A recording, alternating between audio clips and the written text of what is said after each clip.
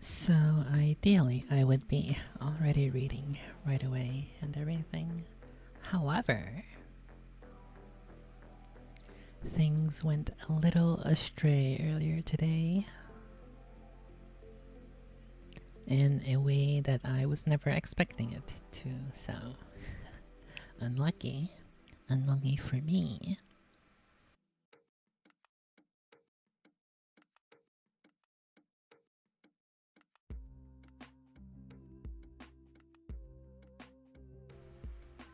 I don't even have all that much food to eat, but well. Unlucky. Unlucky, and it is what it is.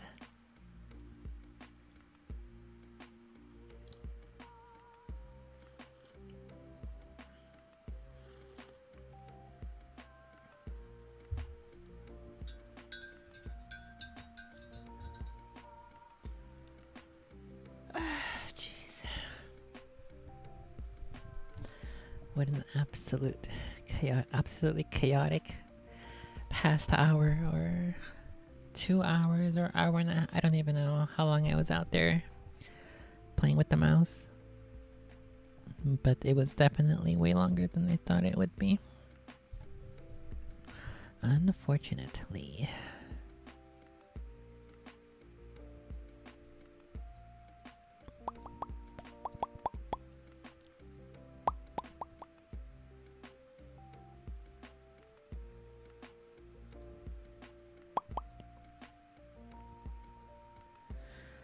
Okay, so I guess since I still have a little bit of food that I should finish quickly, let me go find something I can listen to real quick for a little bit. Just a quick little something.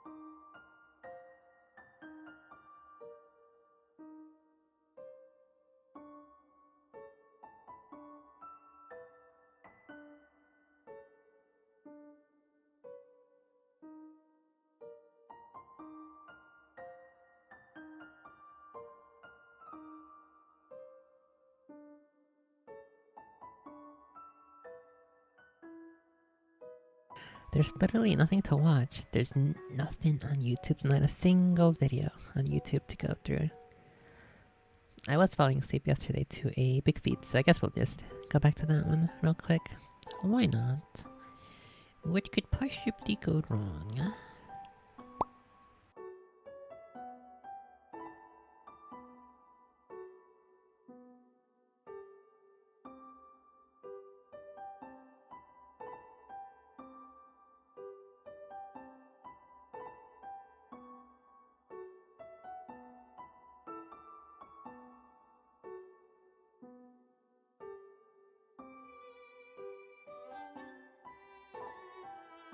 And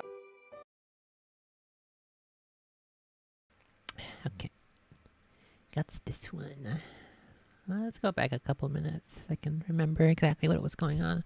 So I think from what I recall, in my sleepings and half awake state, this guy had a cabin out in the middle of the woods, about 2 miles into the woods, and then about 100. He doesn't own the property. He owns the cabin, though, I think, if I recall. But somebody else owns, some other people who are his friends own the property, and they have a mansion that's like 100 yards or something, 100 yards from this cabin. And he went out there with his son and his girlfriend because his wife and his the mother of the child and he are divorced. So the first night he was out there with only his kid, and then there was some spooky happenings, and he got the knives. He stayed up all night because there were some spooky thingies going on, and then eventually he like gathered all these little pieces of evidence where there was apparently a log that isn't actually a log, but it looked like a log, but it doesn't smell like a log. It smells like something else. And so he got that piece of evidence apparently, and it was laid in front of the steps leading up to the cabin, kind of like a gift or something, or a warning, or a marking of territory. And then basically, like over time, he was out there with his girlfriend and his kid as well. And then there was a spooky scream, and he went to investigate, but he didn't see nothing. And he's been unable to find to get any pictures with trail cams. He's been able to get pictures of basically everything else. He puts out some snackses. I think he mentioned like a piece of bread with some kind of seed on it. Maybe like a trail mix kind of thingy. That's not what it was, but something along those lines. And then he put some peanut butter on that. And he left that in front of the trail cams, but apparently they like it. But none of the trail cams ever pick anything up, because of course they don't. And let's see if let's go back to this is at 1 hour or so right here of an hour and 48-minute video interview. I guess this is the third person he's had on in this episode, so it's not actually just an hour long with this one guy. It's multiple other people who he's had shorter calls with. But let's see what's going on. came down and climbed the tree and grabbed two of my cameras and crushed them. And I said, "Oh man, look at this!" So I had a picture of the bear. You see the bear grabbing the kittens they were talking about it, and see blue jays flying by it. Squirrels running around because it didn't have any smell of meat or anything. So it was those things, and there was nothing. There was nothing of the creature, and I'm like fuming. I mean, I said, "How could this happen?" How could this happen? And it takes a picture of me walking up and checking the camera, but there is nothing except the evidence I found on the ground. And I stopped at all the places, and the same thing. The one thing I knew of was, okay, being frustrated and bewildered. How can it take my picture, but not that? It was just upsetting. But at least I have the evidence. Then after watching more of Bigfoot shows and so on, I just try to listen and with people like Native Americans. They were talking about it, and individuals in the mystique about them. And I was listening to one, and she says, if you try using sweets, they like sweets, candies. So, I said, all right, let's try that. When I started using Babe Ruths and Milky Ways, and I was using mini size. I wasn't buying the big bars because I was just putting them up. I had now buy like 10 cameras by then, so I was just sticking them on there all over. They loved it. And the other thing that they love, so if your listeners want to do this, is peanut butter and birdseed. I just, by accident, whatever, just freeze your bread, get it nice and hard, get the peanut butter on it, slap it all around, and stick it in birdseed, and then keep it frozen till you want to hang it out there. They do enjoy that. But you never got them, though, Chris, on camera eating any of those things, correct? Never get. That was the thing. I knew they were there, but never that I got on camera filming that. I did get them on camera by accident. A bear came down and climbed a tree and grabbed two of my cameras and crushed them. And I said, oh, man, look at this. So I had a picture of the bear. You see the bear grabbing the camera and taking it down. So I was able to work one that it worked properly. But it was so cracked that I couldn't keep it out in the elements. What I did was I put it in my porch, in the screen part of my porch, and, pressed it along there so it was facing out. And one day, Wes, I went and checked my camera, and this is one of the videos that I have on YouTube. You just see this creature in the background, like almost like Predator, and with Arnold Schwarzenegger. This was like 7:30 in the morning, so it was daylight, and you see this movement, of this like almost like invisible, but it's there. You can see it moving and going through the bushes and bringing the branches back and forth in the background. You almost can see like a hand, and then all of a sudden you see this creature, the Bigfoot, walking by the camera, but it's just like that Predator when he was like invisible in the trees and it had that type of effect. And I'm looking and seeing the trees are normal, and the bushes are normal, and you can see them, but you see this outline, and it was going by the cabin. So that was one way I was able to get it on the trail camera. Just recently, I was out in. Okay, I finished my food. Now let me try out this battle plan on screen.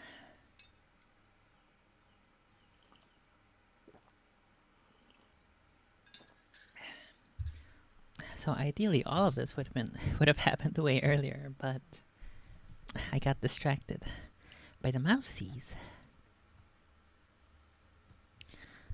Okay, let me grab a new drawing. Why the fuck does it do this to me? Why does it default to the eye burning color? How about you just start in the correct mode instead?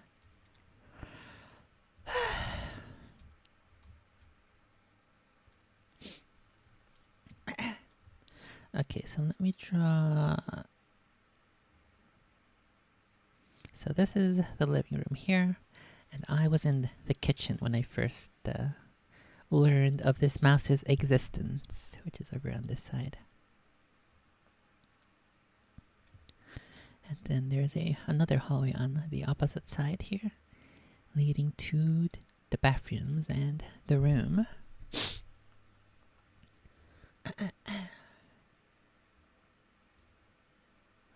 This would probably be better with my tablet, but I don't care. Just a quick little sketch, little battle sketch. So here's the front door. This area. here, it's an open. There's no doorways here. It's just an open walkway that leads from the that connects the living room, the bedrooms, and the kitchens. And so I was over here. I was by the opposite end of the kitchen, furthest away from the living room, and I was about to start making my coffees. My yummy, yummy coffees. So I was over here. Let's put a S for stupid. And then in the living room here, there is a couch. Somewhere around here.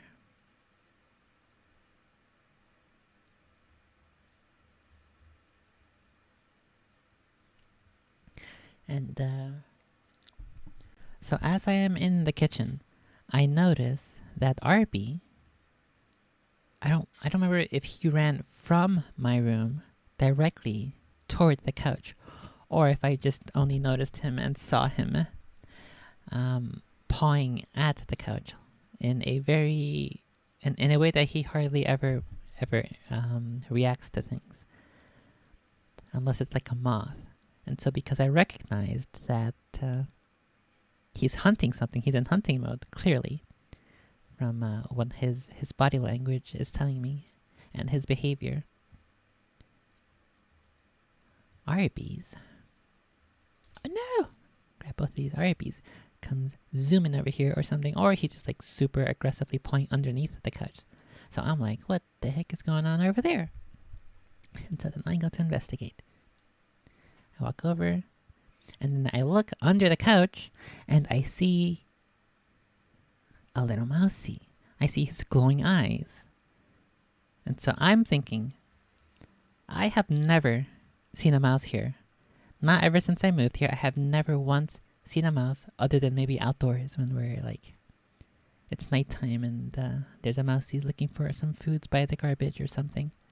That's like the only time I've seen a mouse. I've never seen one indoors. They got a couple of videos. Let me actually see if I can transfer them from my phone here so I can get a couple of shots of it. Stupid.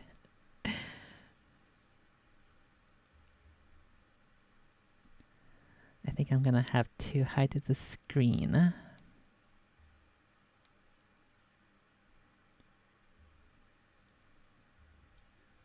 So I can edit out any or blur out anything I don't want. I want revealed on here. So under there I see the mousies. And then I'm not sure if he's real or if he's alive.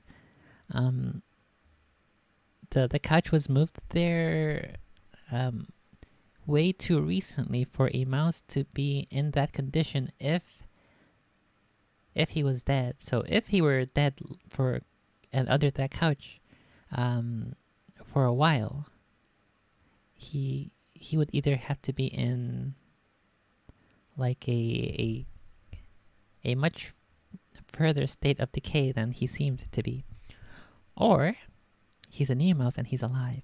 And I couldn't tell because he wasn't moving. He wasn't moving. He wasn't blinking. It didn't look like he was breathing. So I wasn't sure. I was even wondering too, is this one of the kitty's toys? Is it one of the mouse looking toys? But there's no way. It looked like a fucking real live mouse. And let me go ahead and hide the screen real quick while I do a couple of video extractions here and a little bit of editing.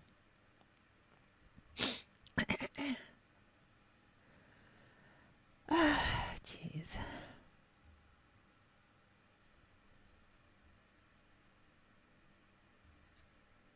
I should probably be like halfway done with the remaining chapters right now, but I was too busy. I was performing the defense duties of the house. I remember also even back in New York when the handful of times that we got mouses indoors, I tried to to like block off little areas to try to corner the mouse. I did eventually corner them, but it wasn't in particularly open areas. So like in one corner of the room where there's like the computer and the computer desk, there were so many spots under there to hide and little boxes and crevices. So at one point I had a mouse down there, but there were just way too many places for him to hide, so I could never actually get him. And back then I didn't have any cats, and so in this case it makes it a little bit more different. Okay, let me see which of these videos are the mousy videos.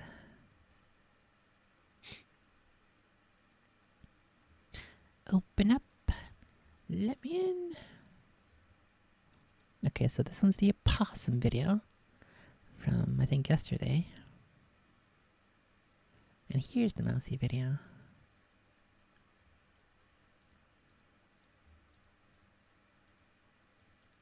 Okay, so this video doesn't look as if there's any... Oh, he is breathing. I can see it now. I couldn't see it. It's because I'm zoomed in on the camera.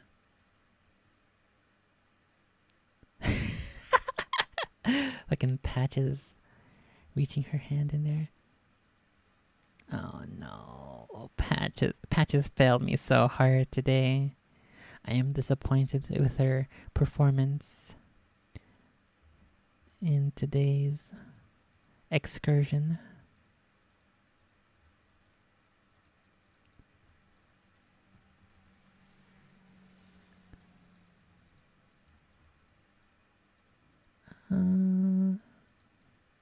Okay, so this one doesn't show anything. Okay, so I can post and share this entire video here. Let me just move them over onto my pewter. Ah, jeez.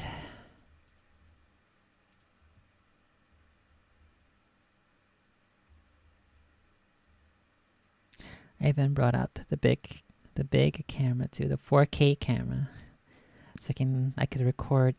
What the Christ! So I could record and capture the kitty's first mouse huntings and mouse killing. But it was not meant to be this time, unfortunately. Okay, let me pull up this video and just kill that audio real quick. I will reveal the audio later on Discord when I republish this video with some little edits to hide stuff that you guys do not need to see.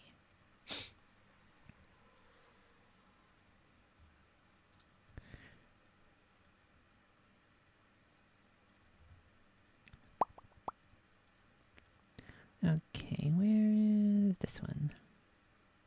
Okay, so here is the video. So this is basically the perspective where Arby is here on this battle map, looking straight underneath on the couch.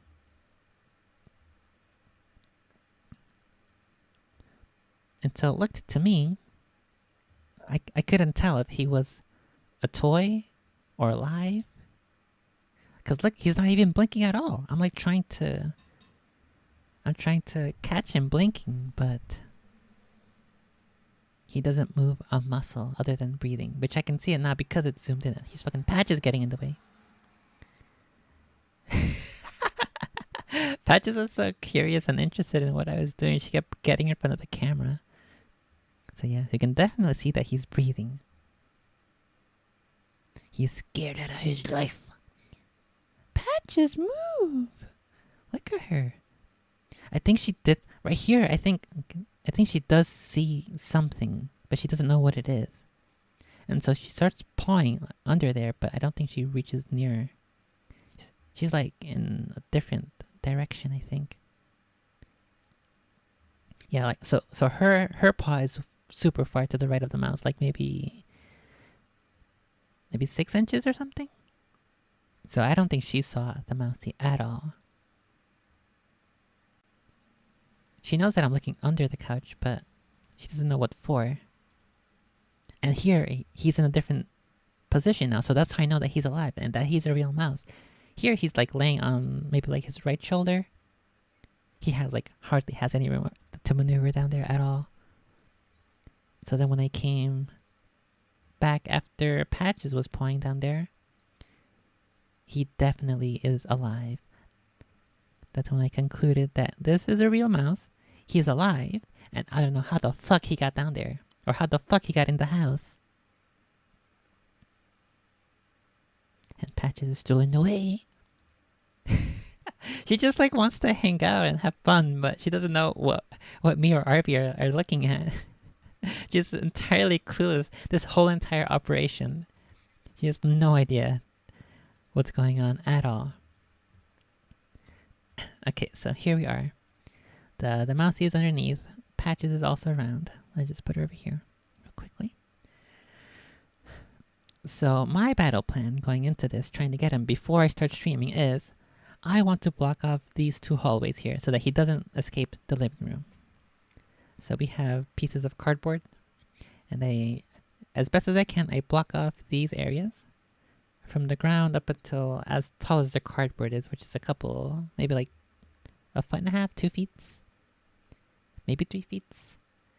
But I have to like compact them close so that otherwise it'll like expand and they can the mousey can squeeze through.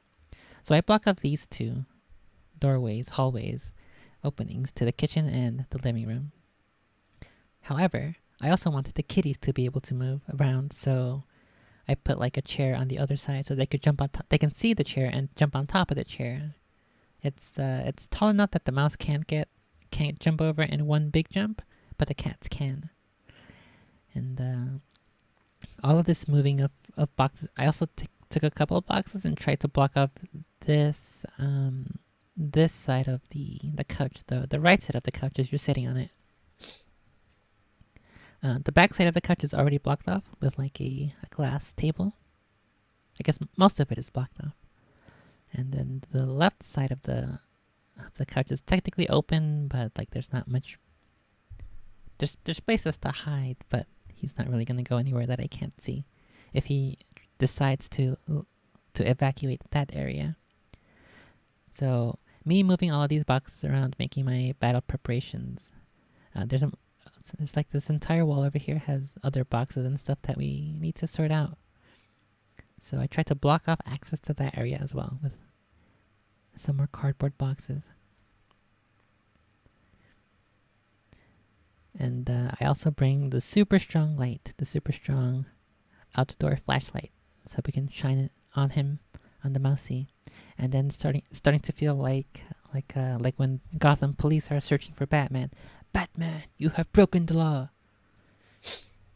And they're trying to catch him, so it kind of seems like a police search from from my perspective. And so then once I've blocked off these two openings, and once I've put these boxes over here to try to flush them out into the opening of the living room rather than the back side of the couch, RB is too spooked, so he is no longer interested because I made too much noise and moved way too many boxes. So he unfortunately fucks off, which he is my strongest ally here in trying to capture this mouse. So he is no longer interested because I scared him. Unfortunate. So I just have Patches with me. So I pick up a stick. We have a stick nearby, so I pick up that stick. And I try to get Patches interested in the stick to know that to get her to know that it's playtime. That we're gonna go ahead and play. And she's gotta go use her claws and she's gotta bite. So I move it around near her and she starts playing with it. She starts pawing at it. And then I start getting closer to the edge of the couch underneath it. She's still playing with it, pawing with it. And then I start poking the mouse with the stick, and she's still going for the stick. Okay, good. This should work out, right? This should work out. And then I poke the mouse, and he does like a semicircle. He runs out from under the couch and then right back in underneath the couch. But Patches doesn't notice him at all. At all. She doesn't see him. She's still too focused on the stick. Oh my goodness. What a disaster. She was so oblivious. However, I am glad that I blocked off the right side of the couch because I could see that the mouse was trying to escape that way. He ran in that direction toward the right side of the mouse. Those areas are blocked off, so all good. All good. Everything is going according to plan. They have barred the gates. They have taken the bridge. They are coming. Drums, drums in the deep. And so he's still trapped there. And I go investigate the sides, and I can see his little nose poking out in that corner between the boxes on the right side and the glass table on the back side of the couch. And so I can see him there, and so I get like some pieces of paper to snuff it in there, so he can't break through there, unless he works super hard and diligently at biting that paper to pieces. Okay, so perfect. He's still under the couch, and Patches is still there. She's still interested. She's still on high alert. So I take the stick, and from this back right corner of the couch, I start poking and prodding in that direction. Bonk, bonk, bonk, bonk. And Patches is like, she's basically where that mouse ran out and ran back in. She's still in front of the couch. She's still on the ground. She is in the perfect, literally the textbook perfect position to get the mouse to run out and to get munched on by the kitty. Okay, all good. Literally, the stars are aligned. So I poke and poke and poke, and then he fucking runs out. Jump! And Patches sees the mouse. He's zooming. She paws at the mouse, but I'm pretty sure this is the first time ever that she has seen the mouse right now. This is the first time she's acknowledged in her little kitty brain that there's a mouse around and that he's gonna run out. So she like paws at him as if it's a toy. She doesn't use her claws. She doesn't go instantly into attack mode. She goes into play mode. And so he runs this way. He encounters the boxes that I put there. He's like, oh no. Then he does another little loop around this way. Unfortunately, I should have put more paper there because he found a way to squeeze through here. And Patches was just like, huh? What? Her brain was just overloaded. She could not compute what the heck was going on. Unlucky. If RB was here, he would have been ready. He was 100 billion%. He was using 100% of his kitty brain power, whereas Patches was using only 10% because she was still in play mode. She was not aware that there was a mouse, an alive creature here that she could kill and eat. Unlucky.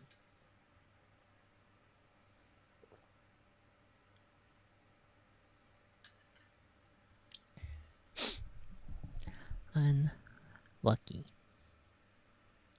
So the mouse escapes. He squeezes past these. It's such a tiny hole. I am surprised he managed to find it. I knew if he really wanted to, he could squeeze in through there, and I guess he really wanted it much more than Patches really wanted to eat the mouse. Much more than Patches knew there was a mouse to begin with.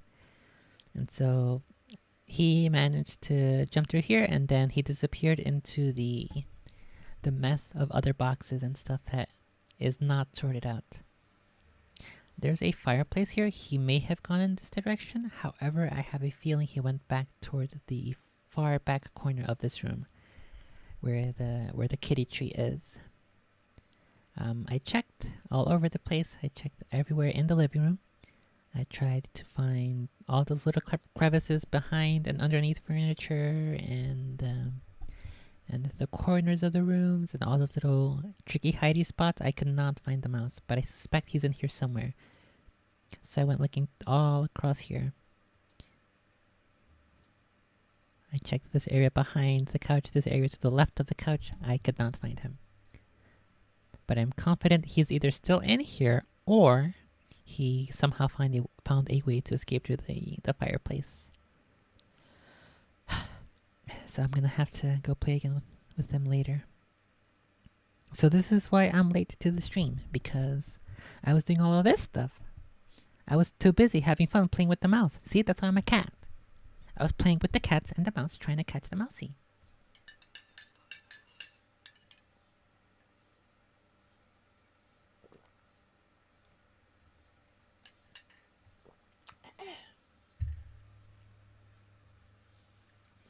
And so I think the battle plan will basically remain the same. Gonna block off these 2 hallways here, try to keep him in the living room.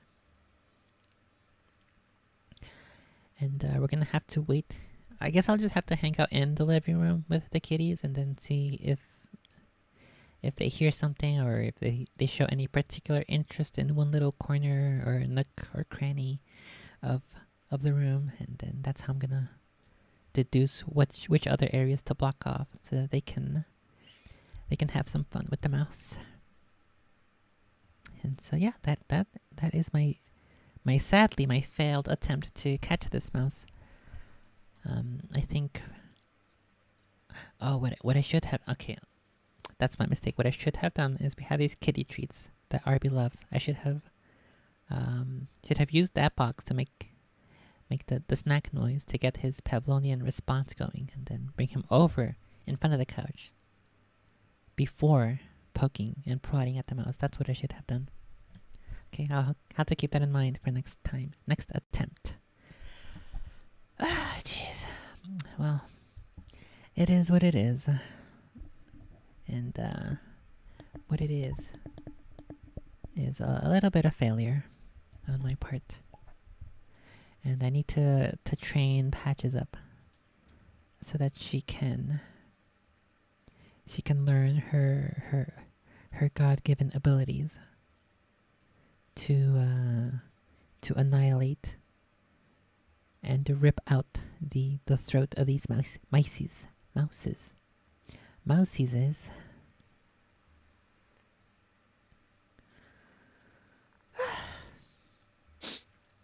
Okay. I still have some coffees and stuff, so I guess I'll drink that while I am reading. Let me go ahead and pull up Open Library, and then we'll get started.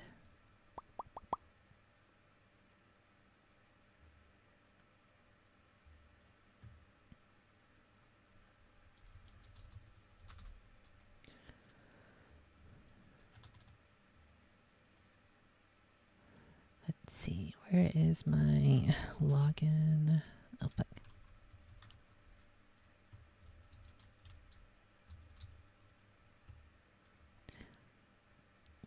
Dismiss.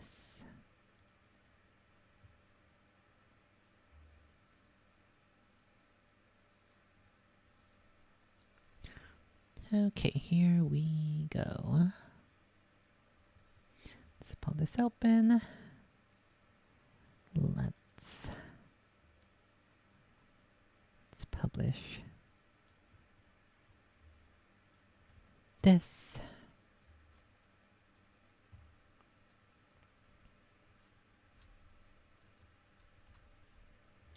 Up 11, okay. Table of contents. I wish there were maybe I'll see if I can get hired to do this. Just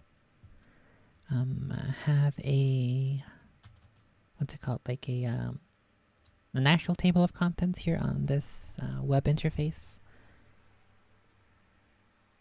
There are bookmarks, which is fine.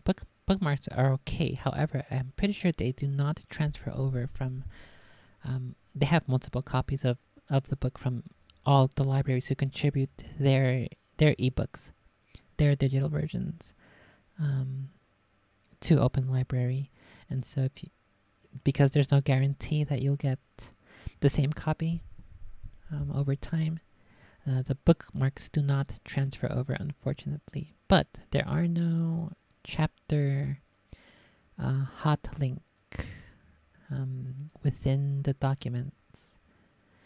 So that makes it a little weird, but I'll see if I can. I guess maybe I'll even volunteer for a little bit. And then hopefully maybe they'll get me, they'll pay me a little bit per each book. That'd be a nice little pastime. And that'll contribute toward a good cause. Okay, we have finished Chapter 12, Mirror of Edizet, Chapter 13, Nicholas Flamel, Chapter 14, Norbert the Norwegian Ridgeback. The final 3 chapters remaining are 15, The Forbidden Forest, 16, Through the Trapdoor, 17, The Man with Two Faces.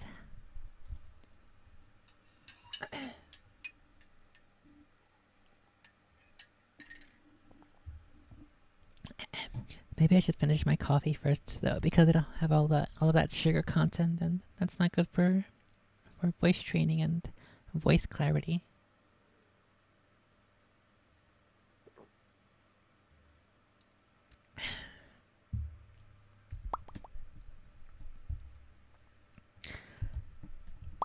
Let's see. So, Forbidden Forest is page 242.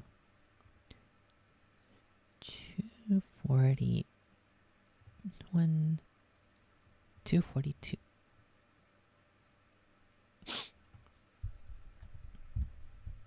Oh yeah, also I have a couple pictures of farming stuff. Let me go ahead and post that while I finish my my thingies. Oh fuck, that's also on my phone though. Pretty sure.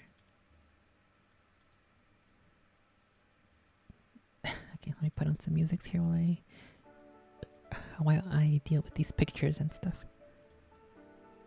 I got some tomato pictures.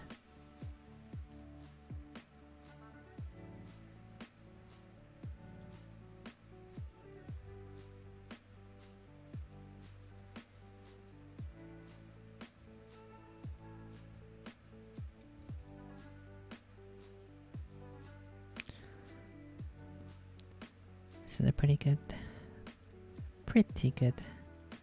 tomatoes pictures. This is from, what date was this? This was the 13th. Today is the 16th, so this was Tuesday. And today is Friday. Oh my god, there's a good clump here in this picture of 5 tomatoes, 5 baby tomatoes.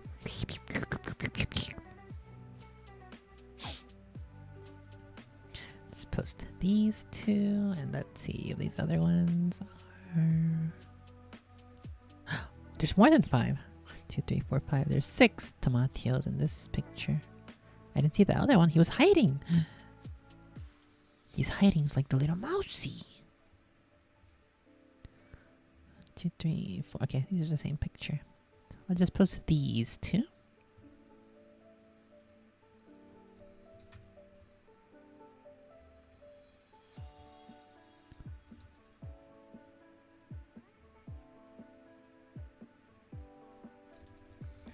Okay, let's put this one in the farmlands.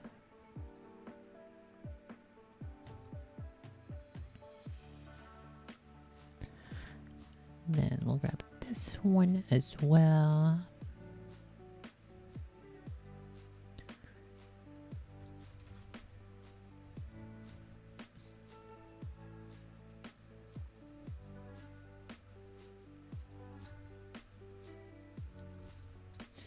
Type baby tomatoes. Baby tomates. That's what we'll put. Baby tomates.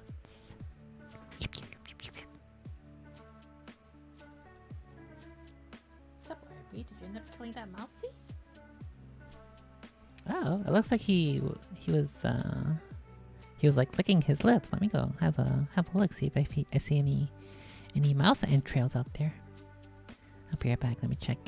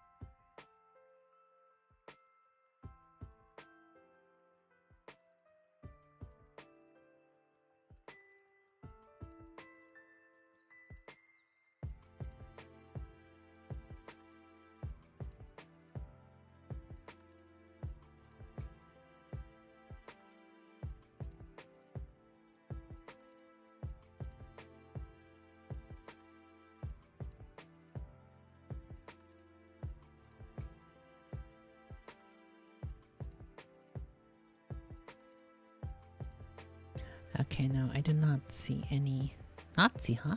I do not see any signs of dead mousies.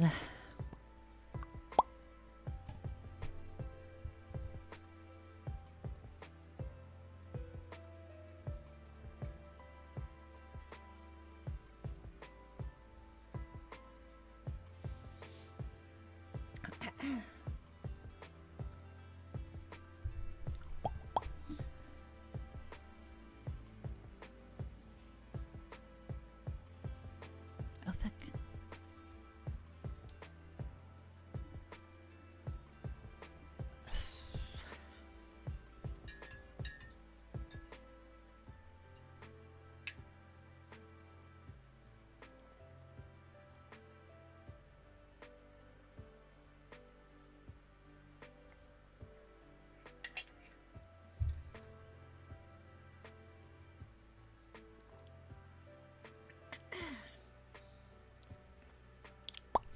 Okay, that is the end of the copies.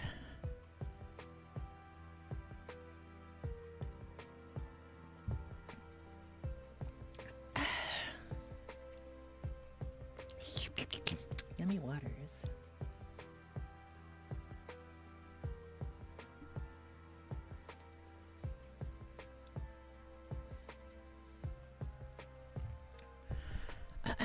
Okay. Kill the music.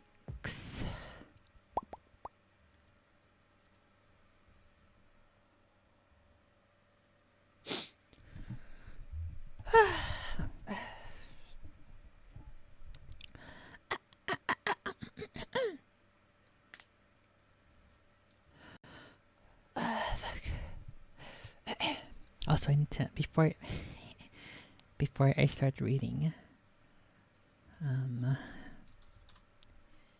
Before I start reading Galo, I think I should practice my Master Chief voice. See if I can go pull up a couple of reference lines.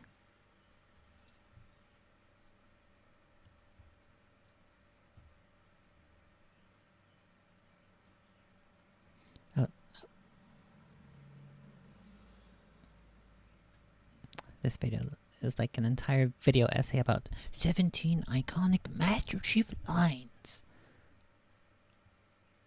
Here we go. Just give me the voice lines. Perfect. That's exactly what I want. You're not. She stayed behind. Likewise, ma'am. What about Halo? The rings will kill us all. Green. Sir, does he usually mention me? Worse. Cortana? Cortana! Wait. Leave her alone. On Halo, you tried to kill Cortana. You tried to kill me. It's just a message. I'll find Cortana's solution. Maybe what I could also do, maybe, just maybe. Hey, Arby's. Maybe I could do the Master Chief voice from Arby the Chief. I could do that one too. And I'll bring it back. Sir. Yes, sir. That's our galaxy. I would have to practice quite a bit to try to nail this voice down as best as I can. I think I could do it, but I'll have to definitely. We're beyond the rim. What is this place? This is the Ark? That's a first. Can you tell me where we are exactly? I think maybe the only actual line I could do properly is "Boo." That one.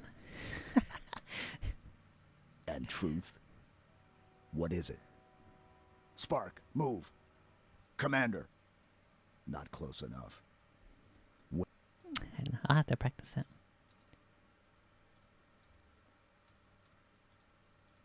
We'll have to do like a couple of meme readings, like the one where this General Hood, Commander Hood, Admiral Hood. He says, "Chief, mind telling me what you're doing on that ship?" And then Chief says, "Sir, finishing this Big Mac. Sir, giving the Covenant back their bomb." Or what's the other one?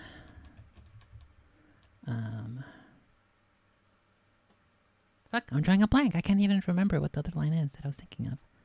There's that one, that main one, as well as...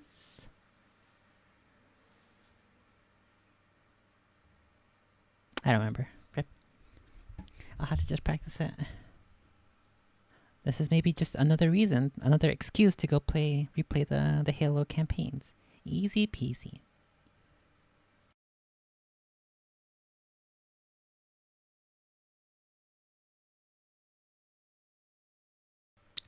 Okay, one last sip of water and then we'll get going.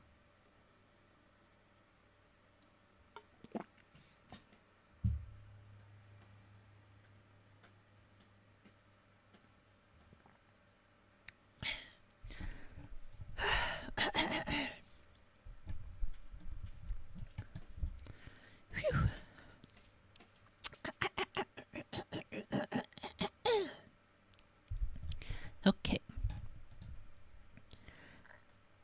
Harry Potter and the Sorcerer's Stone, Chapter 15, Burger King Fiddler, The Forbidden Forest. Okay, I guess we should really quickly just reread that last little bit, where they have sent Norbert off with Charlie, Ron's cousin, and his friends, and then they were so happy and excited because Malfoy was in attention and everything. And then they went back down the tower because they were up super high up on the tower to get the dragon sent off. And then because they're so happy and elated that everything went so smoothly and so well, they were going down the tower, but they forgot their invisibility cloak. And at the foot of the stairs, as they're walking down, they slipped back down the spiral staircase, their hearts as light as their hands. Now that Norbert was off them, no more dragon, Malfoy in detention. What could spoil their happiness? The answer to that was waiting at the foot of the stairs. As they stepped into the corridor, Filch's face loomed suddenly out of the darkness. "Well, well, well," he whispered. "We are in trouble." They'd left the invisibility cloak on top of the tower. Which leads us into Chapter 15, The Forbidden Forest. And the chapter artwork is a kind of metrosexual looking centaur.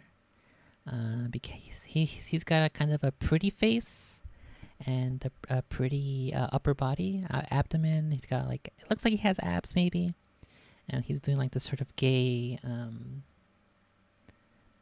stand with his upper body, with his hands, his human half. He's doing like this sort of gay stance where he's like, let's say he's presenting his beauty to somebody. But the artwork is a little too abstract and undetailed, and so it looks like his eyes are just black circles. Kind of reminds me of the other mother in Caroline, and so that's what his face and his human half looks like. And then below his belly button, it turns into the body of a horse, a veiny horse. And it looks like he's sort of, like the front half of him looks like he's sort of doing a sort of bow, I guess. And then the back half, he's just standing regularly. "Oh, hey, at Echo Airy. When did you get in here?" There's two. According to Twitch, you're lying. Let's do hey at Echo Airy. That should work. "Oh, hey, at Echo Airy. When did you get in here?" What were you doing today? Looks like you showed up just in time to start the end of Evangelion. I mean, the end of Harry Potter. Although I do think you missed the battle plan of the Mousy. I tried to, and there was a Mousy in the house, and I tried to get him, but I was unsuccessful. And so now that I have spent all that time, I should have started reading earlier. However, the mouse took up a lot of my time, and so now we're gonna read a bunch of different games. Some Medieval 2 and Fallout 3 and League. What the heck? You're playing 3 games in one day? That reminds me, I do need to do another Medieval 2 campaign. I'll definitely... I remember... I think it's when we were playing a campaign together on Rome 2. I was listening to some Dr. Peterson lectures. I think I'm gonna do that with Medieval 2. Try to get a campaign going and while listening to my articles. The Scots? What? You're playing as a blue ant? But meow meow. I need to practice my Flake voice. He is a very interesting Scotsman, and he's got a very interesting voice. But yeah, Medieval 2. I've definitely been. I started that Russian campaign. I just completely forgot about it. Oops. I just had to restart it and make a new Scottish one. You can compare scores. Oh my goodness, all these ads. Yeah, I think I've only played short campaigns, so I'm gonna have to go ahead and do a long campaign this time.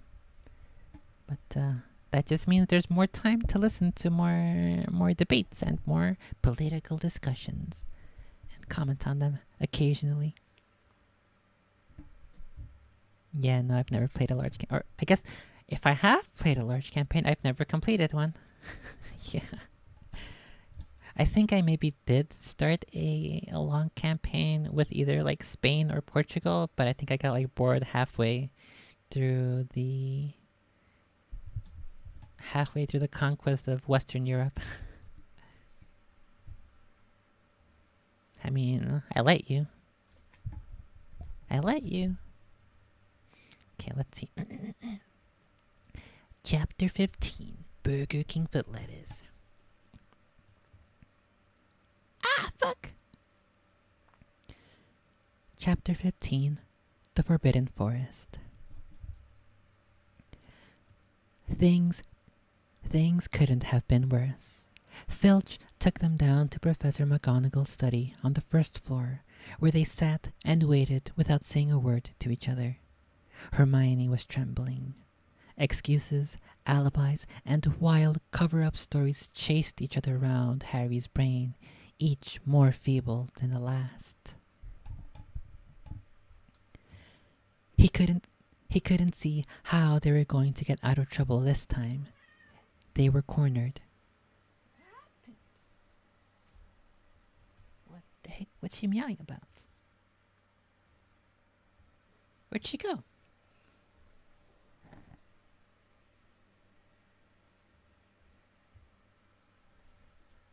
I don't know where she started meowing randomly.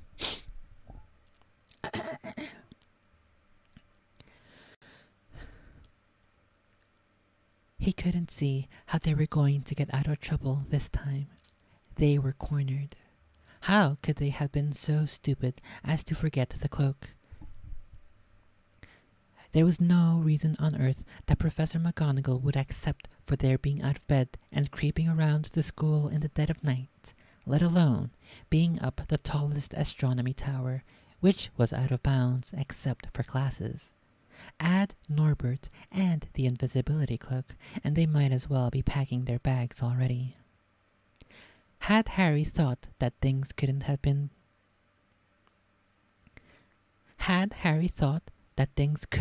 worse? He was wrong. When Professor McGonagall appeared, she was leading Neville. "Harry!" Neville burst out the moment he saw the other two. "I was trying to find you to warn you. I heard Malfoy saying he was going to catch you.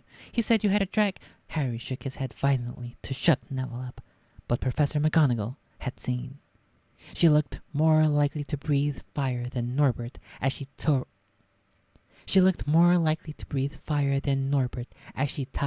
over the three of them. What the heck? She's about to perform some... It's like that one meme with the Pepe. He's down on the ground. Or he's looking up, and then you can just see the shadow of the Dami Mommy or the big round voluptuous feminine curves. That's what that reminds me of. That description there. She's towering over the three of them.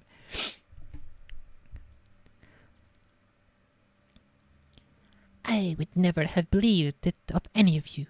Mr. Filch says you were up in the astronomy tower. It's 1 o'clock in the morning. Explain yourselves.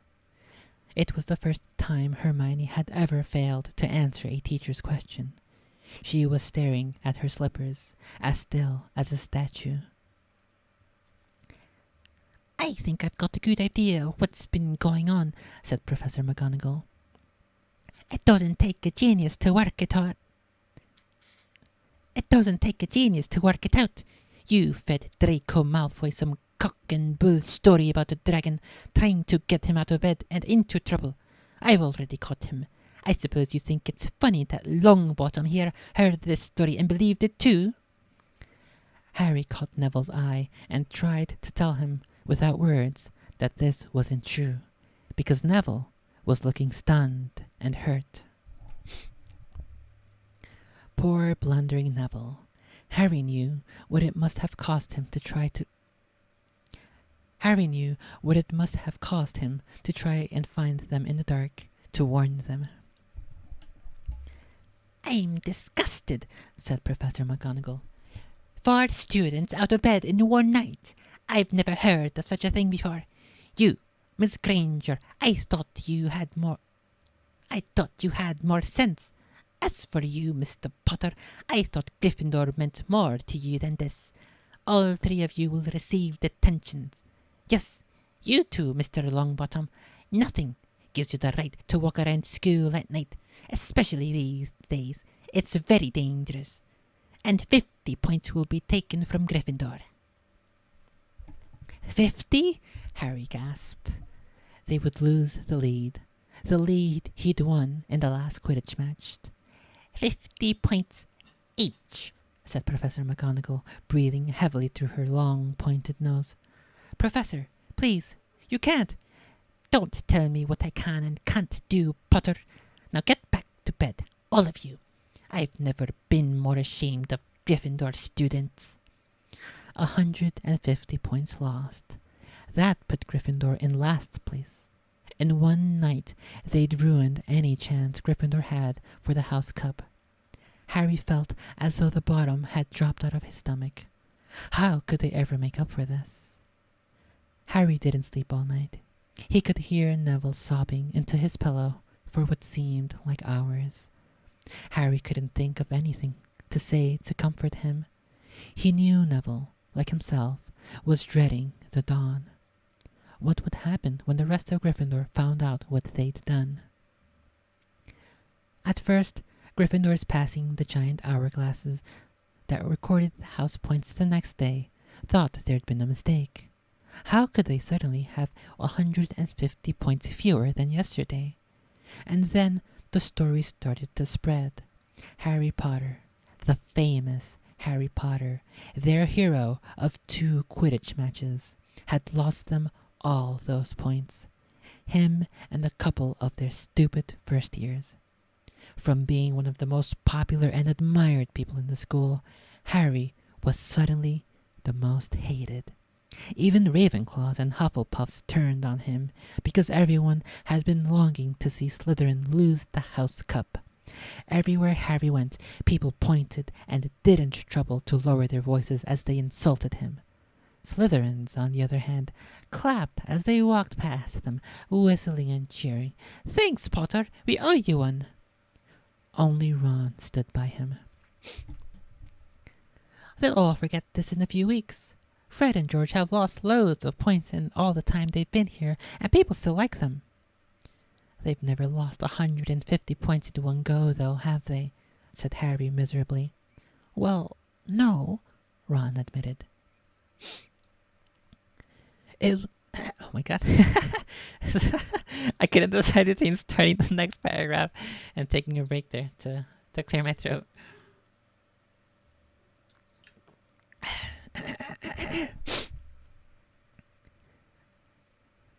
It was a bit late to repair the damage. But Harry swore to himself not to meddle in things that weren't his business from now on. He'd had it with sneaking around and spying. He felt so ashamed of himself that he went to Wood and offered to resign from the Quidditch team. Resign? Wood thundered. What good'll that do? How are we going to get any points back if we can't win at Quidditch? But even Quidditch had lost its fun. The rest of the team wouldn't speak to Harry during practice, and if they had to speak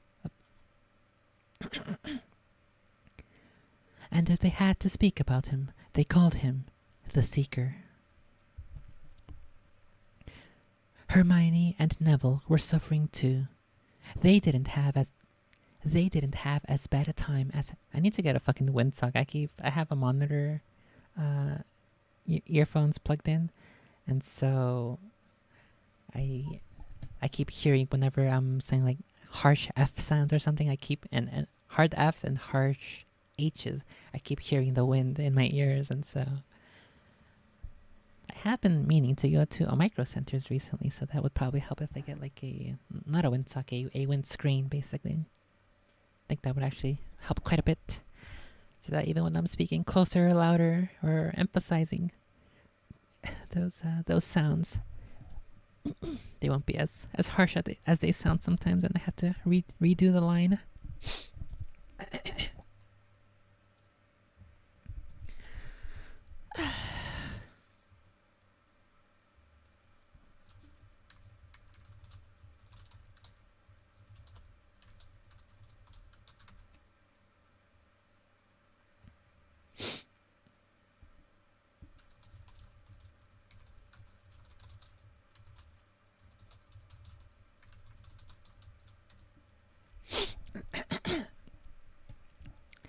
Okay, so they called him the Seeker, and then I guess I'll just redo this entire paragraph here.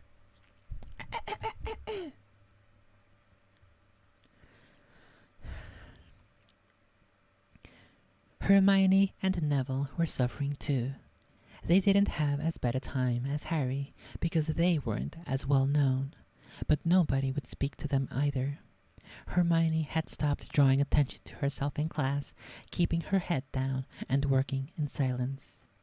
Harry was almost glad that the exams weren't far away. All the studying he had to do kept his mind off his misery.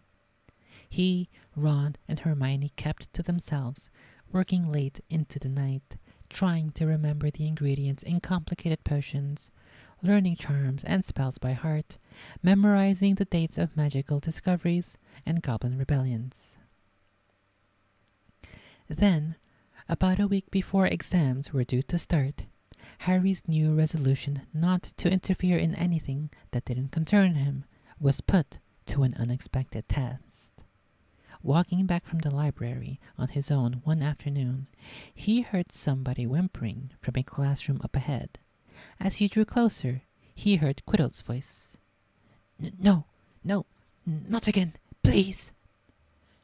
It sounded as though someone was threatening him. Harry moved closer. All right, he heard Quirrell sob. Next second, Quirrell came hurrying out of the classroom, straightening his turban. He was pale and looked as though he was about to cry. He strode out of sight. Harry didn't think Quirrell had even noticed him. He waited until Quirrell's footsteps had disappeared, then peered into the classroom. It was empty, but a door stood ajar at the other end.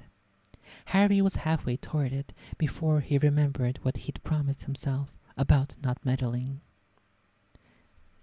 He's one of those stinking meddling kids. Quirrell was almost about to get away with it if it weren't for those meddling kids.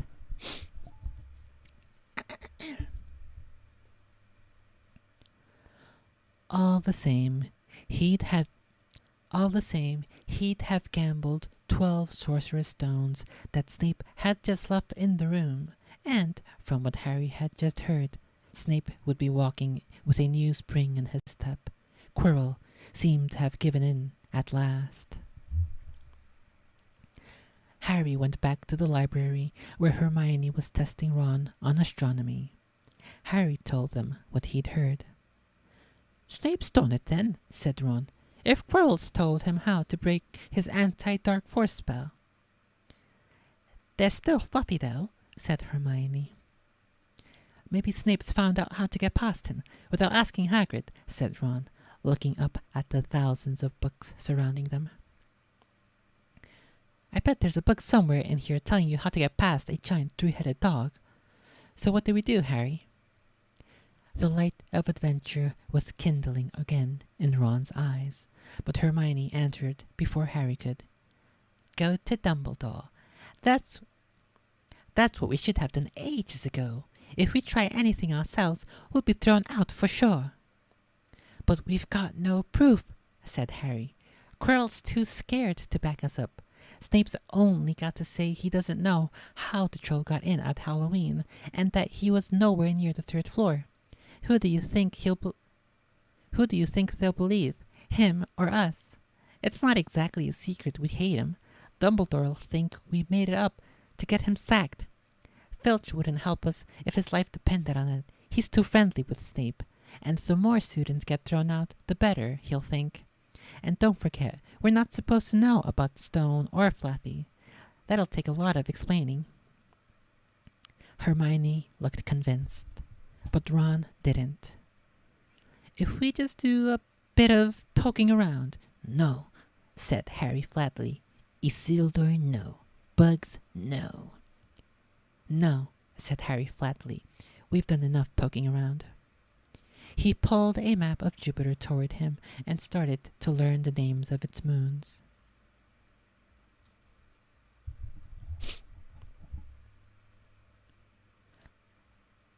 The following morning, notes were delivered to Harry, Hermione, and Neville at the breakfast table. They were all the same. "Your detention will take place at 11 o'clock tonight. Meet Mr. Filch in the entrance hall. Professor McGonagall."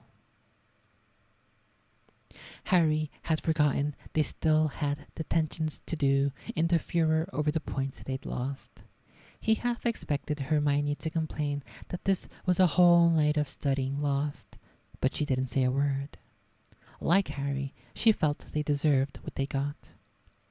At 11 o'clock that night, they said goodbye to Ron in the common room and went down to the entrance hall with Neville. Filch was already there, and so was Malfoy. Harry had also forgotten that Malfoy had gotten detention too. "Follow me," said Filch, lighting a lamp and leading them outside.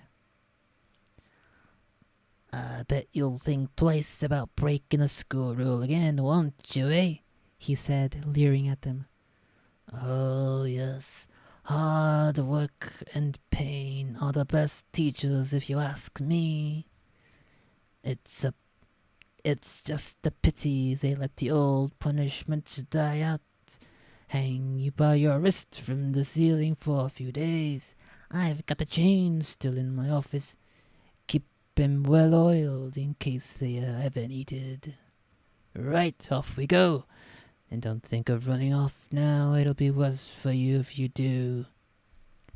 They marched off across the dark grounds.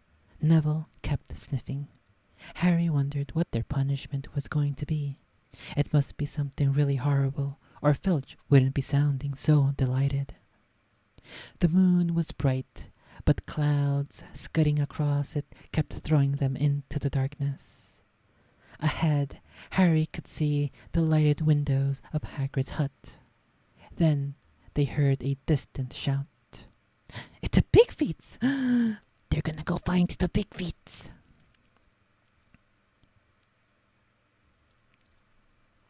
"Is that you, Filch? Hurry up, I want to get started." Harry's heart rose. If they were going to be working with Hagrid, it wouldn't be so bad. His relief must have shown in his face, because Filch said, "I suppose you think you'll be enjoying yourselves with that oaf? Well, think again, boy. It's into the forest you're going, And I'm much mistaken if you'll all come out in one piece. Why the fuck? I've been experiencing that thing recently where you keep hearing or noticing a certain pattern or words recently, like over the past month or so. And in this case, it's a One Piece. Why the fuck does everybody keep showing interest in One Piece? Is that fucking manga and anime still going on? It's like 5 bajillion episodes now? What the heck?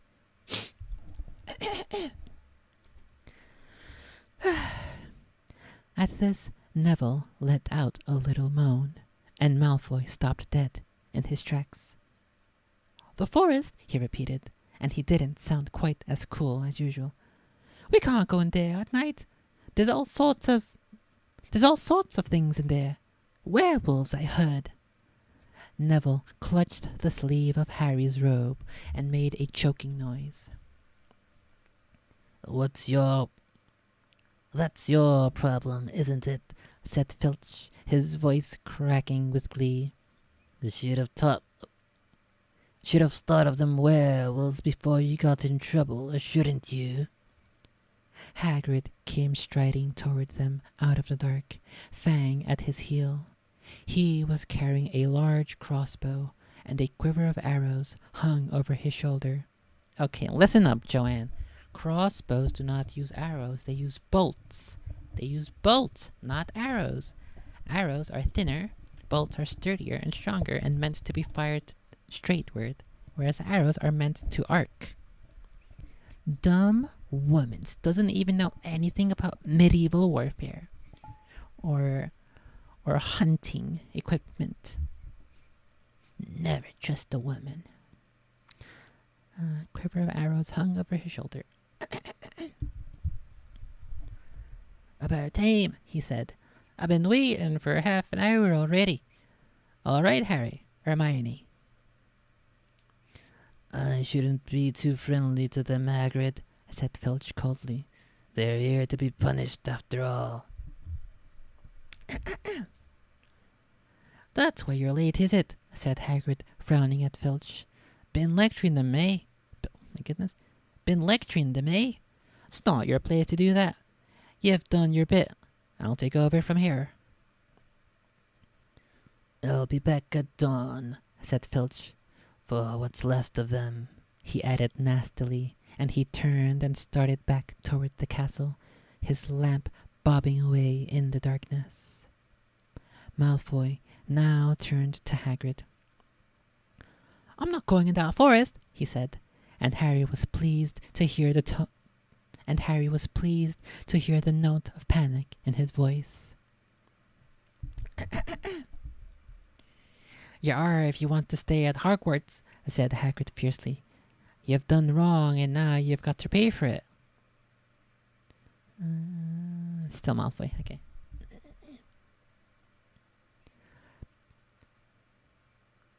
Fuck. I'm trying to pinpoint his voice again. But this is servant stuff. It's not for students to do. I thought we'd be copying lines or something. If my father knew I was doing this, he'd tell you. Fuck. It's kind of hard quickly going between two voices without knowing who's going to say the next line or preparing for it. Fuck. I try to go too fast. Hagrid, okay. Tell her that's how it is at Hogwarts, Hagrid growled. Copying lines? What good's that to anyone?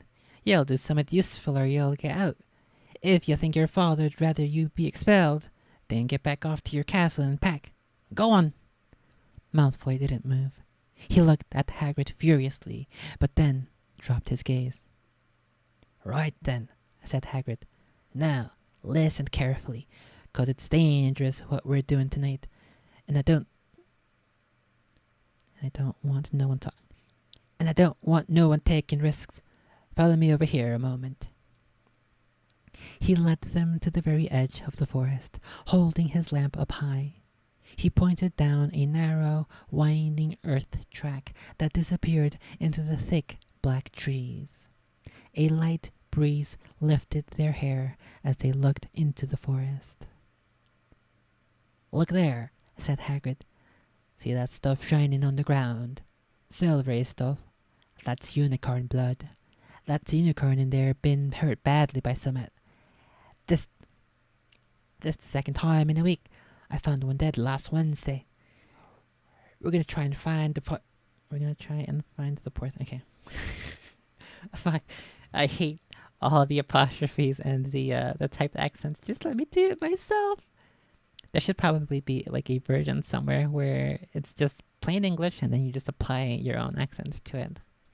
I think that's probably the version I should go look up for next one. I remember. Let me pull out Grapes of Wrath.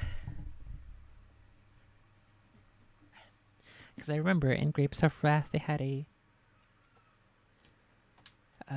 Steinbeck does a similar thing, but it's for like a southern accent.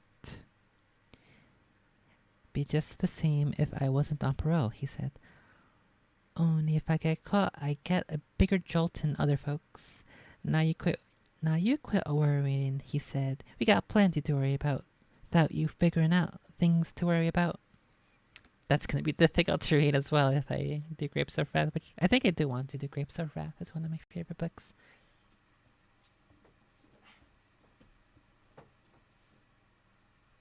I don't know, maybe it's just one of those things where I just gotta take it slow and read the line ahead of time to get an idea of how to read it aloud.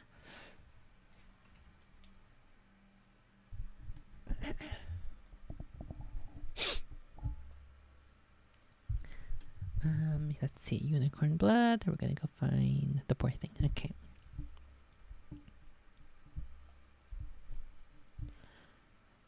That's the second time in a week. I found one dead last Wednesday. We're gonna try and find the poor thing. I just fucked up the accent so hard. What the heck? That was like Malfoy, more Malfoy posh accent. That's not the Hagrid accent. That's not the Hagrid voice.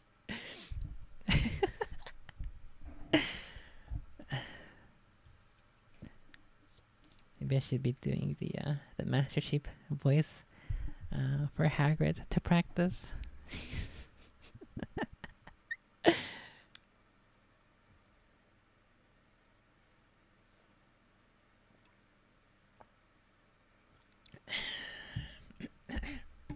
What's up, Arby's? Oh fuck! I think he's hungry. So I picked up the food so that the mousey wouldn't get it.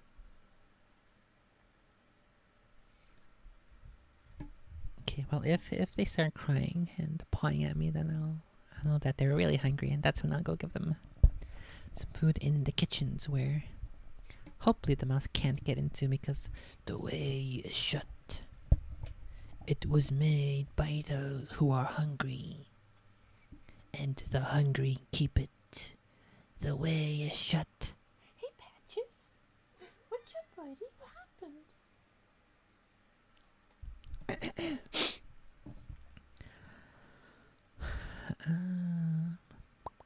Okay. Hagrid. Think Hagrid. Think Hagrid. Not Slytherin. Not Slytherin. Not Slytherin, eh? What, you are hungry? Okay, I'm gonna go give some food to the kitties. I'll be right back.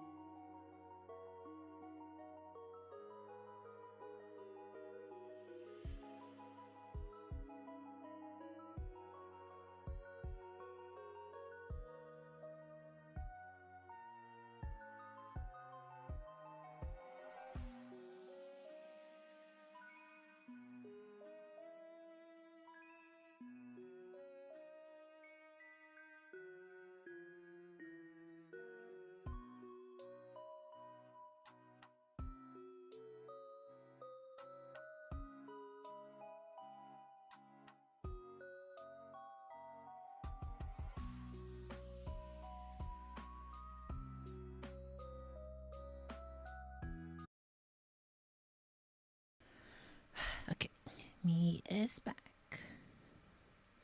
I had to sort of reconstruct my build the walls out there because it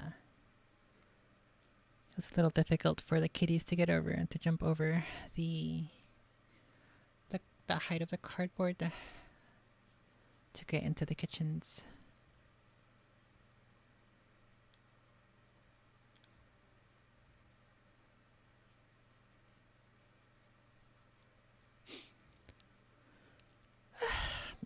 Okay.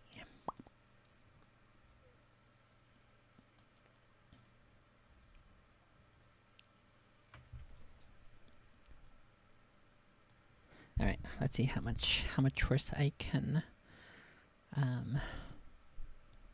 demolish and do ill justice to this Hagrid voice before the end of the book.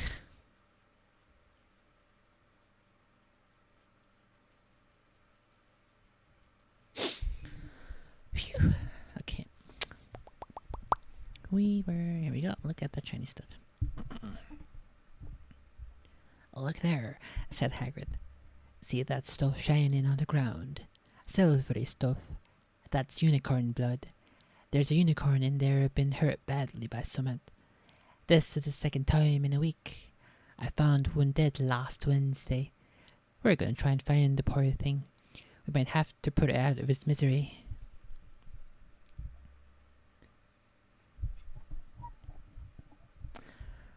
Malfoy next.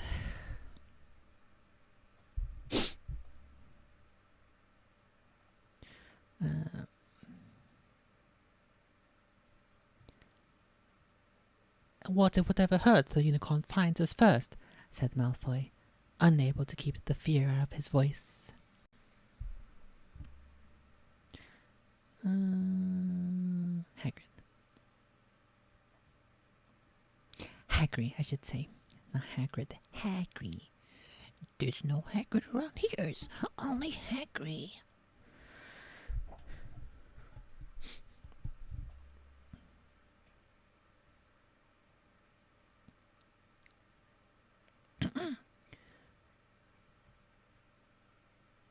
There's nothing that lives in the forest that'll hurt you if you're with me or Fang, said Hagrid. And keep to the path. Right, now we're gonna split into two parties and follow the trail in different directions. There's blood all over the place. Must have been staggering around since last night at least. I want Fang, said Malfoy quickly, looking at Fang's long tooth. All right, but I warn you, he's a coward, said Hagrid.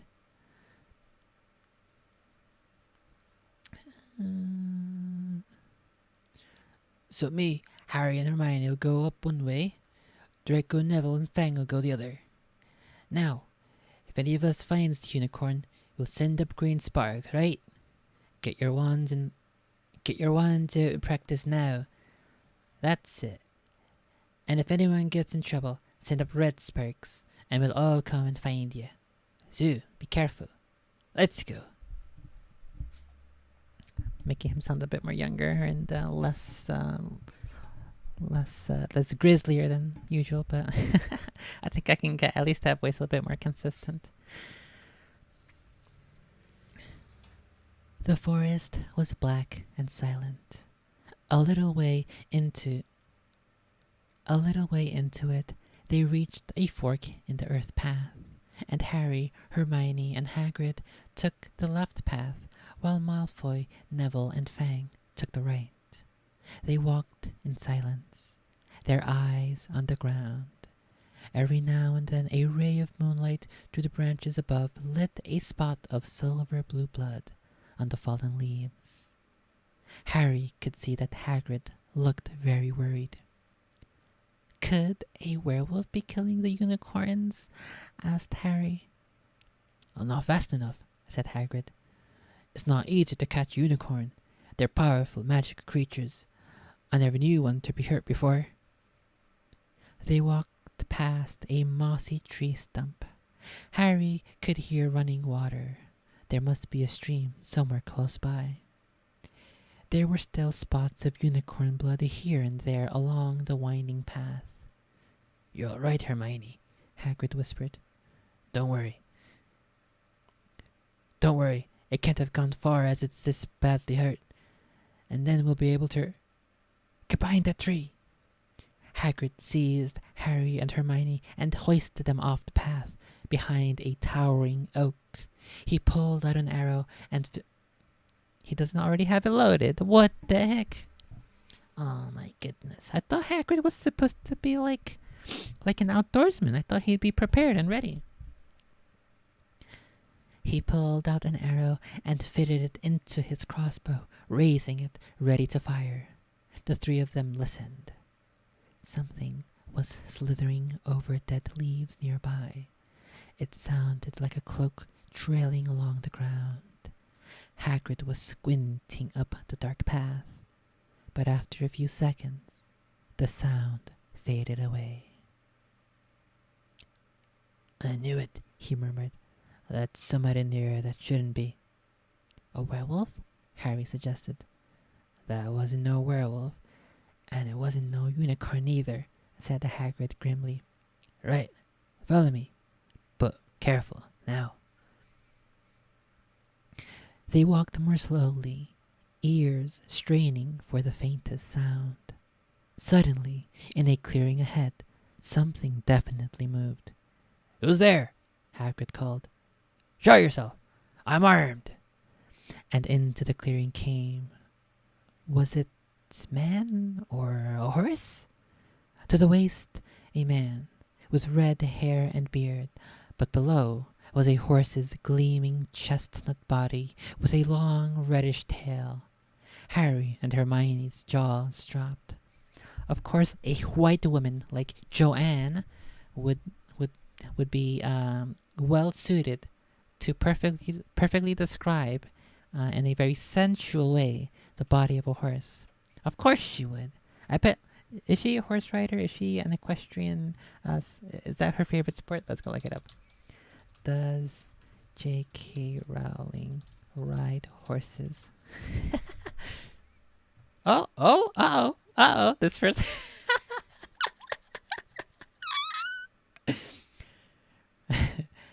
13th of May, 2018. Residents uproar over J.K. Rowling's Equestrian Center construction job.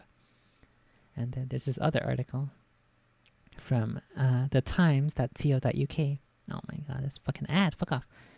J.K. Rowling's Edinburgh horse riding school loses its magic touch as locals complain of the area being turned into a battlefield. So she is definitely into horse riding. That's not surprising. I don't know. Somehow I knew it. I don't know. I can't quite put my finger on how I knew that information, but I just knew. Oh my goodness.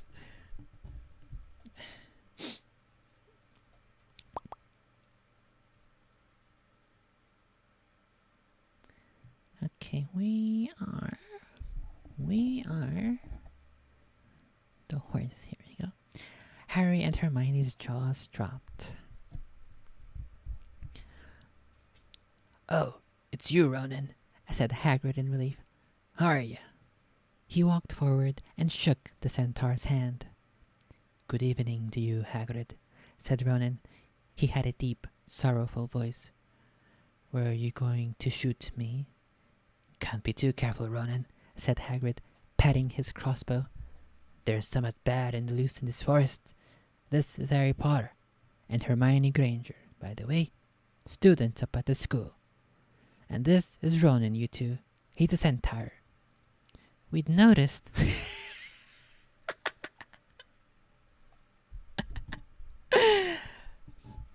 "We'd noticed," said Hermione faintly. She sees something that she likes. This is the Hermione is just a self-insert. The J.K. Rowling self-insert. That's why she's an obnoxious, annoying know-it-all, and she's into horses too. Oh my goodness. I shouldn't have read this again. This is...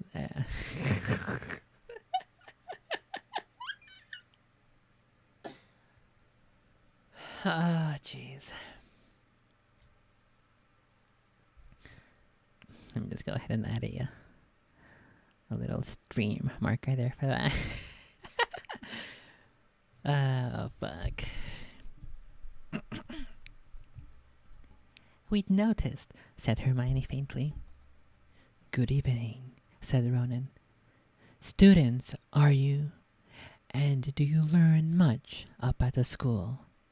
A bit, said Hermione timidly. Timidly? A bit. Well, that's something, Ronan sighed. He flung back his head and stared at the sky. Mars is bright tonight. Yeah, said Hagrid, glancing up too. Listen, I'm glad we've run into you, Ronan, 'cause there's a unicorn been hurt. You seen anything? Ronan didn't answer immediately. He stared unblinkingly upward, then sighed again. Always the innocent are the victims first, he said. So it has been for ages past, so it is now. Yeah, said Hagrid. But have you seen anything, Ronan? Anything unusual? Mars is bright tonight, Ronan repeated, while Hagrid watched him impatiently. Unusually bright.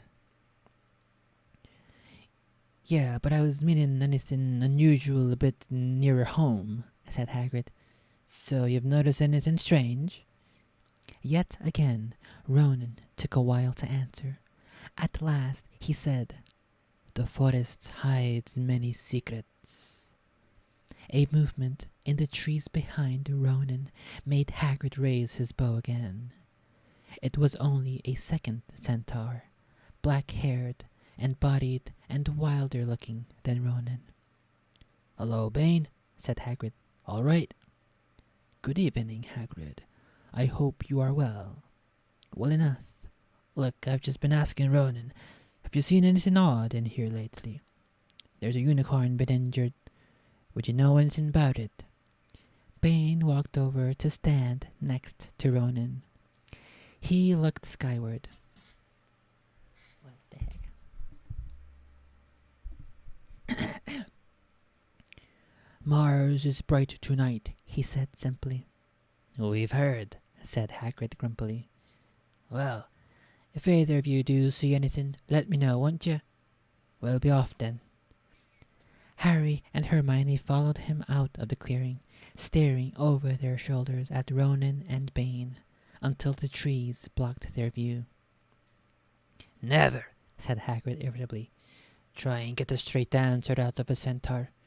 Ruddy stargazers, not interested in anything closer in the moon. Are there many of them in here? Asked Hermione. Oh, a few. Oh, a fair few. Keep themselves to themselves mostly. But they're good enough about turning up if I ever want a word. They're deep-minded creatures. Oh, oops, that's not creatures. They're deep-minded centaurs. They know things. Just don't let on much. Do you think there's a centaur Do you think that was a centaur we heard earlier? Said Harry. Did that sound like hooves to you?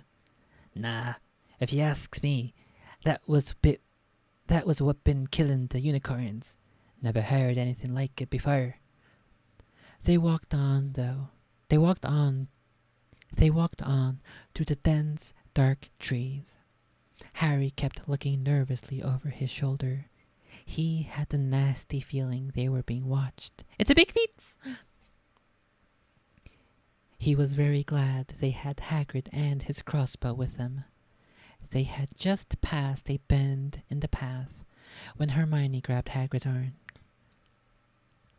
Hagrid, look! Red sparks!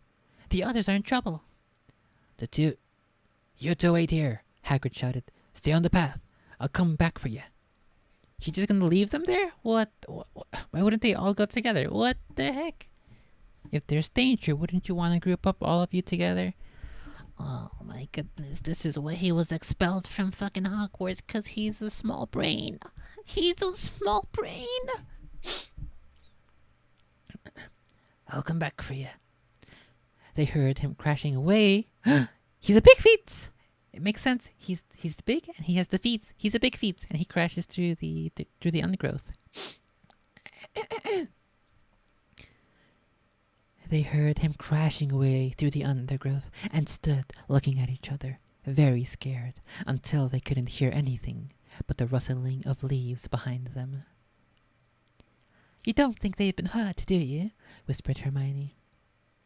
I don't care if Malfoy has, but if something's got Neville, it's our fault he's in here in the first place. The minutes dragged on. Their ears seemed sharper than usual. Harry seemed to be picking up every... Nigh? Where did that nigh? There's a sigh right there, that's why. Why did I say nigh? Their ears seemed sharper than usual. Harry's seemed to be picking up every sigh of the wind, every quacking. Quacking? Oh my goodness. Harry's seemed to be picking up every sigh of wind, every Okay, I know why I said quacking, because the words are cracking twig, and my brain is putting the W from twig and replacing the R in cracking. That's what's going on. Quacking trig.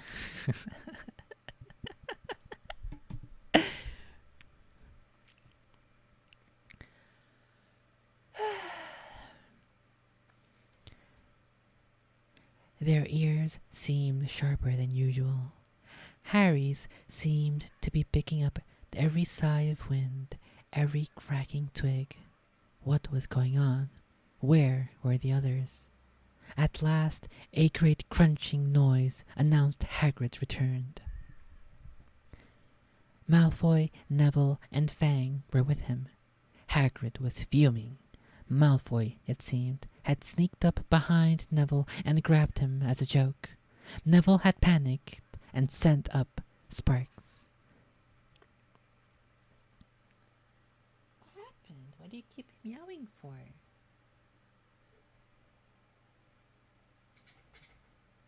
She's like trying to hunt Arby, but might be because she saw the I put the circular laser toy out in the living room, so I guess that's what's helping put her in hunting mode.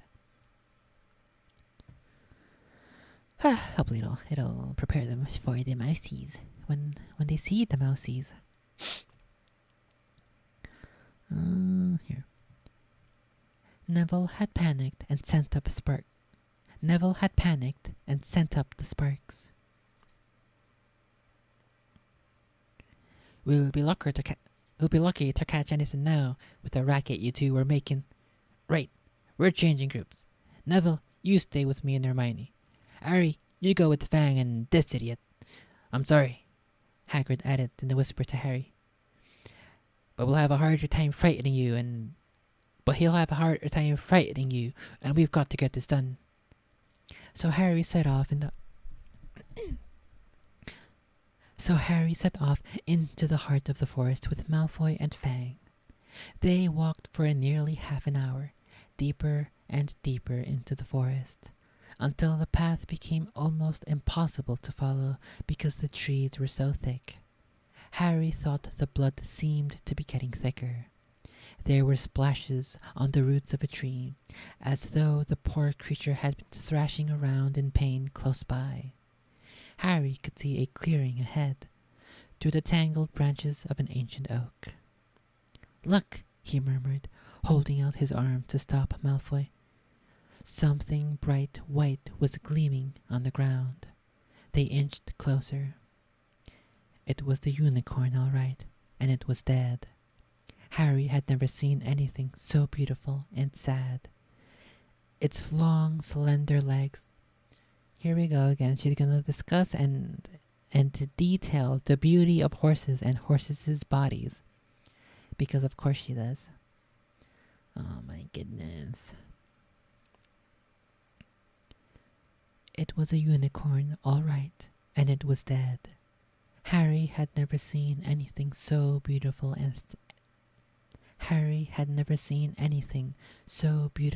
and sad. Its long, slender legs were stuck out at odd angles where it had fallen, and its mane was spread pearly white on the dark leaves. Harry had taken one step toward it when a slithering sound made him freeze where he stood. A bush on the edge of the clearing quivered. Then, out of the shadows, a hooded figure came crawling across the ground like some stalking beast. Harry, Malfoy, and Fang stood transfixed. The cloaked figure reached the unicorn, lowered its head over the wound of the animal's side, and began to drink its blood. Malfoy let out a terrible scream and bolted. So did Fang. The hooded figure raised its head and looked right at Harry. Unicorn blood was dripping down its front. It got to its feet and came swiftly toward Harry. He couldn't move for fear. Then a pain like he'd never felt before pierced his head. It was as though his scar were on fire. Half blinded, he staggered backward. He heard hooves behind him, galloping, and something jumped clean over Harry, charging at the figure. The pain in Harry's head was so bad he fell to his knees. It took a minute or two to pass. When he looked up, the figure had gone. A centaur was standing over him.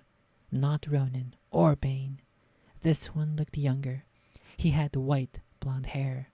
And what the fuck is this word? A palomino? Palomino? He had white blonde hair and a palomino body. "Are you all right?" said the centaur, pulling Harry to his feet. "Yes, thank you." "What was that?" The centaur didn't answer. He had astonishingly blue eyes, like pale sapphires.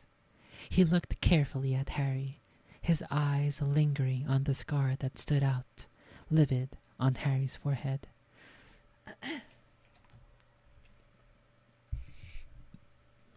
Look, I need more waters.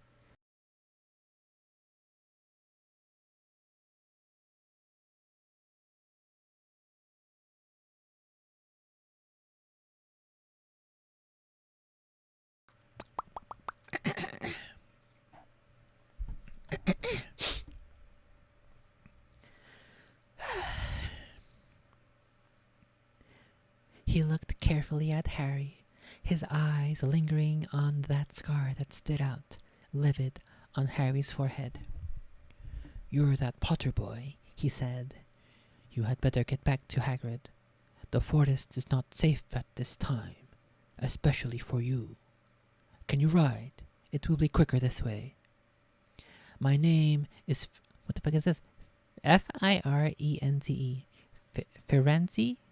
Firenze? I'll just go with Firenze. "My name is Firenze," he added, as he lowered himself onto his front legs so that Harry could clamber onto his back. There was a sudden sound of more galloping from the other side of the clearing. Ronan and Bane came bursting through the trees, their flanks heaving and sweaty. "Firenze," Bane thundered, "what are you doing? You have a human on your back. Have you no shame? Are you a common mule?" "Do you realize who this is?" said Firenze. "This is the Potter boy. The quicker he leaves this forest, the better." "What have you been telling him?" growled Bane. "Remember, Firenze, we are sworn not to set ourselves against the heavens. Have we not read what is to come in the movement? Have we not read what is to come in the movements of the planets?" Ronan pawed at the ground nervously. "I'm sure Firenze thought he was acting for the best," he said in his gloomy voice. Bane kicked his back legs in anger. "Engie! For the best! For the best! What is that to do with us?" Maybe I shouldn't be reading it so quickly. For the best. What is that to do with us? Centaurs are concerned with what has been foretold. It is not our business to run around like donkeys after stray humans in our forest. Ferenzi suddenly reared on his hind legs in anger, so that Harry had to grab his shoulders to stay on. Do you not see that unicorn? Ferenzi bellowed at Bane. Do you not understand why it has killed? Or have the planets not let you in on that secret? I set myself against what is lurking in this forest, Bane. Yes, with humans alongside me if I must. And Ferenzi whisked around, with Harry clutching on as best he could.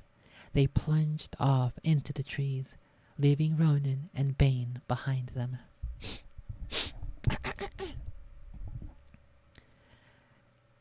Harry didn't have a clue what was going on. Why is Bane so angry? He asked. Anky. What was that thing you saved me from anyway? Ferenzi slowed to a walk, warned Harry to keep his head bowed in case of low-hanging branches, but did not answer Harry's question. They made their way through the trees in silence for so long as Harry thought Ferenzi didn't want to talk to him anymore. They were passing through a particularly dense patch of trees, however, when Ferenzi stopped suddenly. Harry Potter, do you know what unicorn blood is used for? No, said Harry, startled by the odd question. We've only used the horn and tail. Fuck. We've only used the horn and tail hair in potions.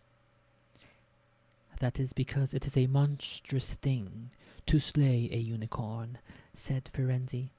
Only one who has nothing to lose and everything to gain would commit such a crime.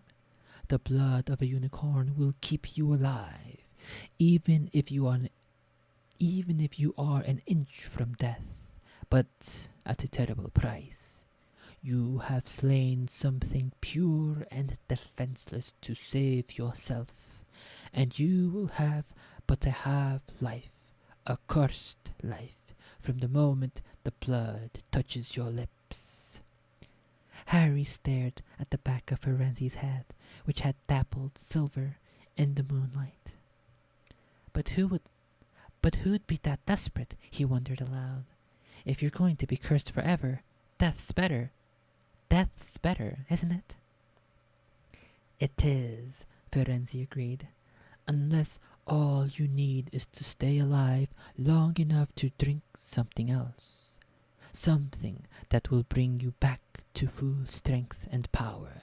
Something that will mean you can never die. Mr. Potter, do you know what is hidden in the school at this very moment? The Sorcerer's Stone! Of course! The elixir of life. But I don't understand. Can you think of nobody who has waited many years to return to power, who has clung to life, awaiting their chance? It was as though an iron fist had clenched suddenly around Harry's heart. Over the rustling of the trees, he seemed to hear once more what Hagrid had told him on that night they met. Some say he died. Some say he died. Carswell up, in my opinion. Don't know if he had enough human left in him to die. Do you mean? Harry croaked. Was that full? Harry! Harry, are you all right? Hermione was running toward them down the path, Hagrid puffing along behind her. I'm fine, said... Oh my god, it's getting cold. What the heck? I gotta go turn off the fan. It's spookily cold. Like if a big feet or a ghost was nearby.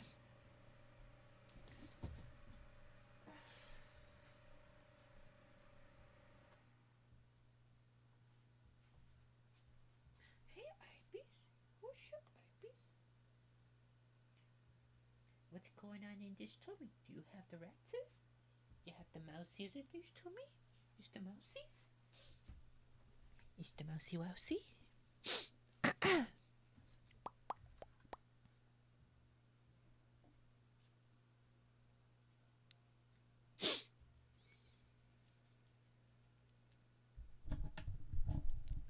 Fuck.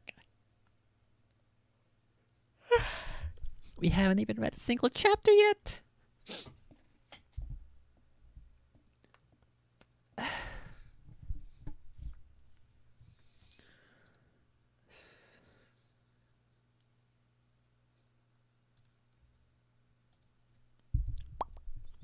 Okay. God's Wallop, in my opinion.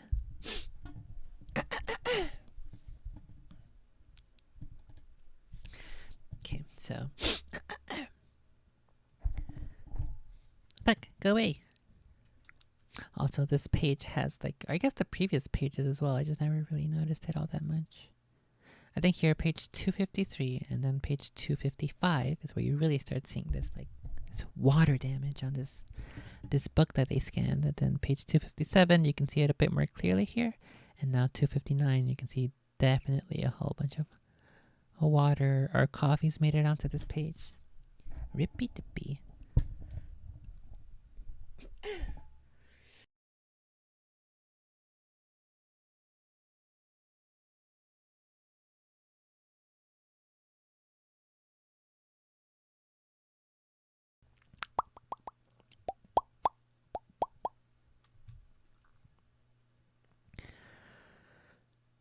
Okay.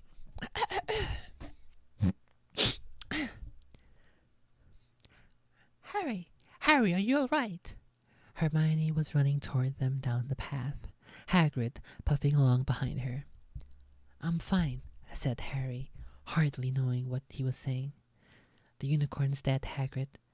It's in that clearing back there. This is where I leave you, Firenze murmured.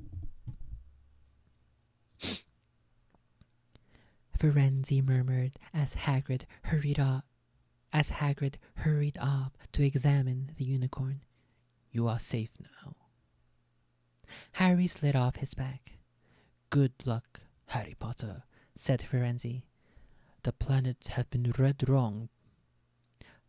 The planets have been read wrongly before now, even by centaurs. I hope this is one of those times. He turned and cantered back into the depths of the forests, leaving Harry shivering behind him.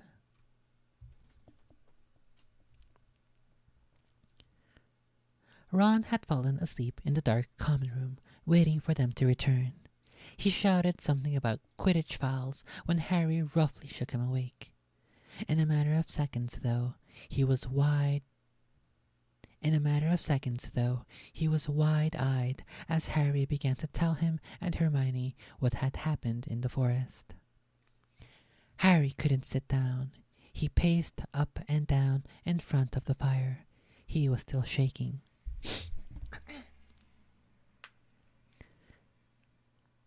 Snape wants the stone for Voldemort.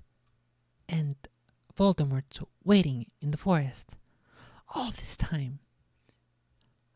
time, we thought Snape just wanted to get rich. Stop saying his name, said Ron in a terrified whisper, as if he thought Voldemort could hear them. Harry wasn't listening. Firenze saved me, and he shouldn't have... Firenze saved me, but he shouldn't have done so. Bane was furious. He was talking about interfering with what the planets say is going to happen. They must show that Voldemort's coming back. Bane thinks Firenze should let... Fuck. Bane thinks Firenze should have let Voldemort kill me. I suppose that's written in the stars as well. Will you stop saying his name? Ron hissed. So all I've got to wait for now is Snape to steal the stone, Harry went on feverishly. Then Voldemort will be able to come and finish me off. Well, I suppose Bane will be happy. Hermione looked very frightened, but she had a word of comfort. What the heck is the temperature? Why is it so cold all of a sudden?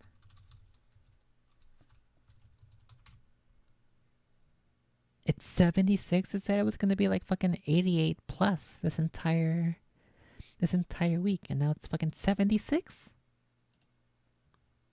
Unfortunate.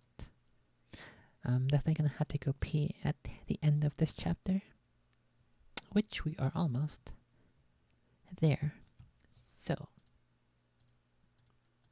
let's go ahead and finish it up.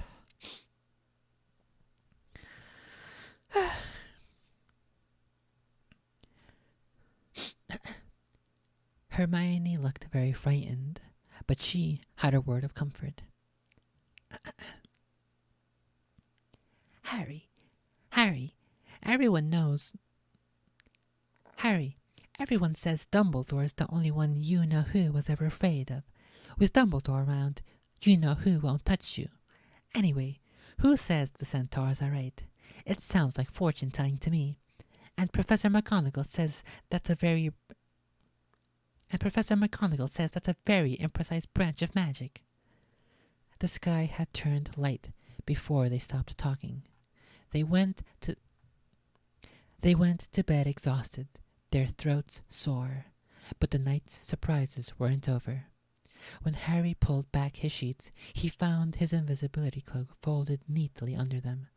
There was a note pinned to it, just in case. And that is the end of chapter 15.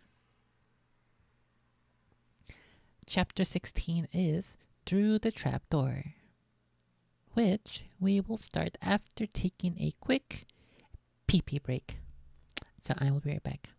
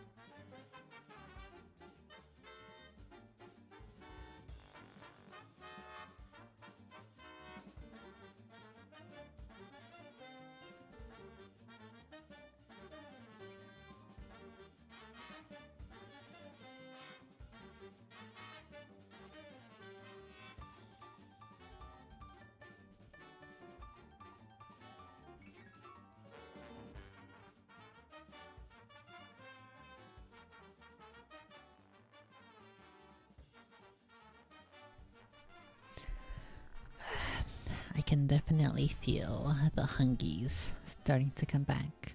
So, what I'll try to do is I'll try to finish reading this book, and then I'll see if I can get some yummies. And then for the rest of the stream, we will chill with some other thingy wingies.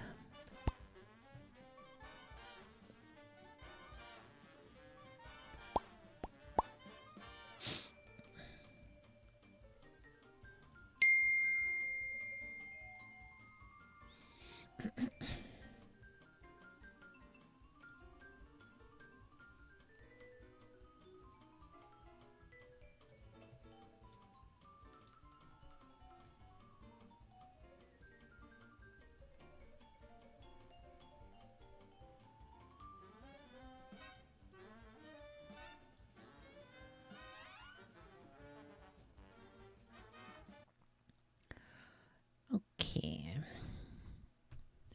Just get some more water here.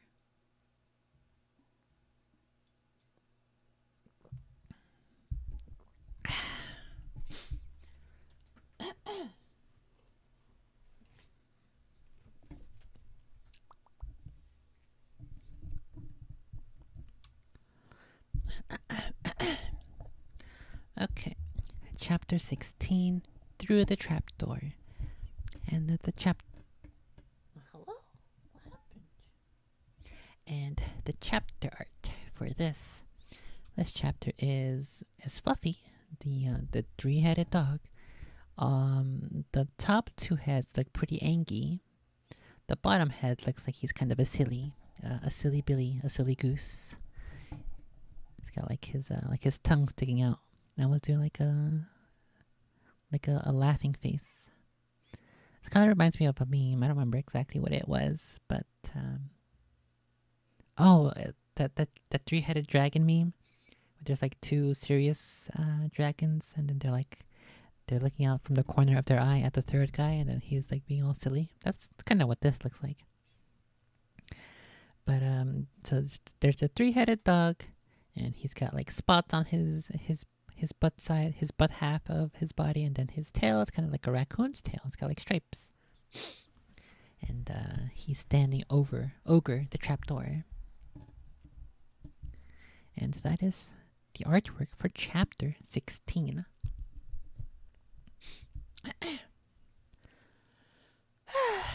Okay, here we go. Hey, what happened? Did you go eat? I put food for you. I'm gonna have to go check to make sure RB ate. Give me a sec.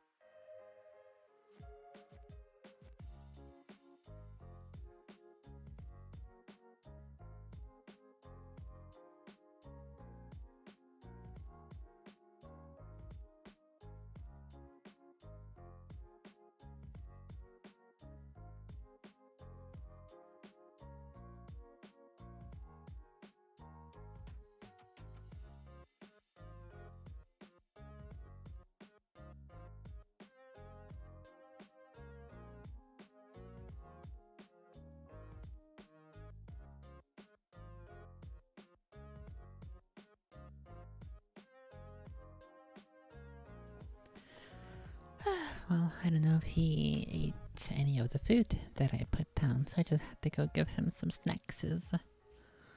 Hopefully that's enough to fill his tummy for a little bit until I finish reading, so I can go make sure he eats and maybe give him one of those tube foods that the kitties like. Okay, everything looks good. Oh my god, there's another fucking moth! Why there's so many moths? He's like bonked into my arm. And then he went to fly somewhere behind my monitor. I don't know where he went from there.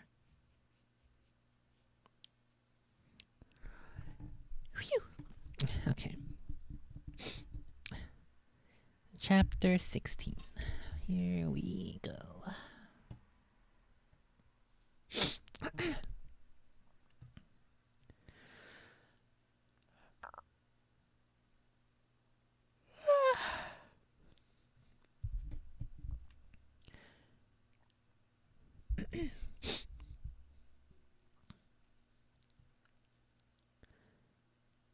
Chapter 16. Through the Trapdoor. In years to come, Harry would never quite remember how he had managed to get through his exams when he half expected Voldemort to come bursting through the door at any moment. Yet the days crept by, and there could be no doubt that Fluffy was still alive and well behind the locked door. It was sweltering hot. I always assumed it would be like swelteringly hot, not sweltering hot. That's how I assumed that word is used. Okay, alright then, I suppose if that's the proper way to do it. Maybe it's just the British way, and therefore the incorrect way. It was sweltering hot, especially in the large classroom where they did their written papers. They had been given special new quills for the exams, which had been bewitched with an anti-cheating spell. They had practical exams as well. Professor Flitwick called them one by one into his class to see if they could make a pineapple tap dance across a desk.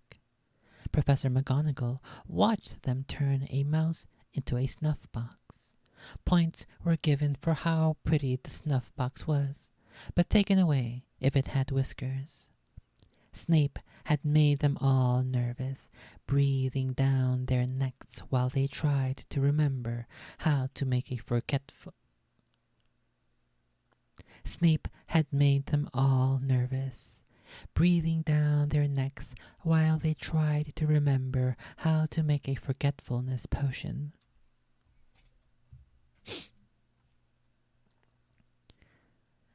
Harry did the best he could, trying to ignore the stabbing pains in his forehead, which had been bothering him ever since his trip into the forest. Neville thought Harry had a bad case of exam nerves because Harry couldn't sleep, but the truth was that Harry kept being woken by his old nightmare, except that it was now worse than ever because there was a hooded figure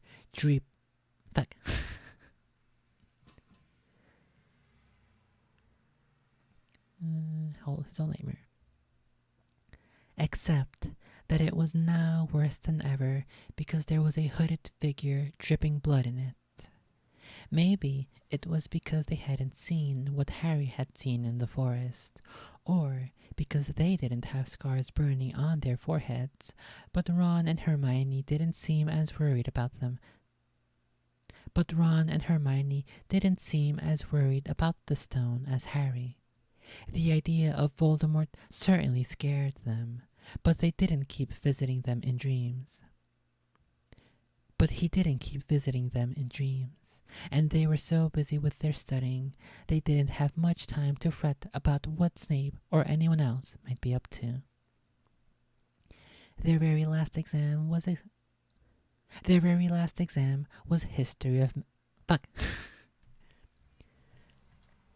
Their very last exam was history of magic. 1 hour of answering questions about batty old wizards who'd invented self-stirring cauldrons, and they'd be free. Free for a whole wonderful week until their exam results came. Free for a whole wonderful week what the Christ? This is like a magical fucking moth or something. He came out from behind my monitor. He hugged my monitor, flew all the way down, and then he's just circling my monitor directly on it. Oh my god. I'm gonna have to kill this moth before I continue, I think. Or otherwise he's gonna fly into my mouth as I'm reading. this guy.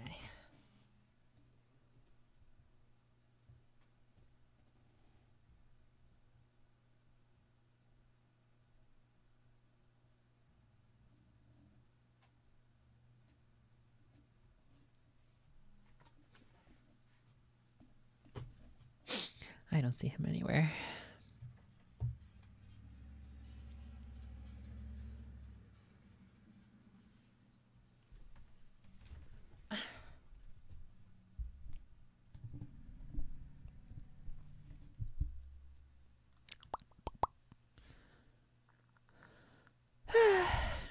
Okay. Where were we? History of magic. Their test exam results came back. Okay, here we go. The very last exam.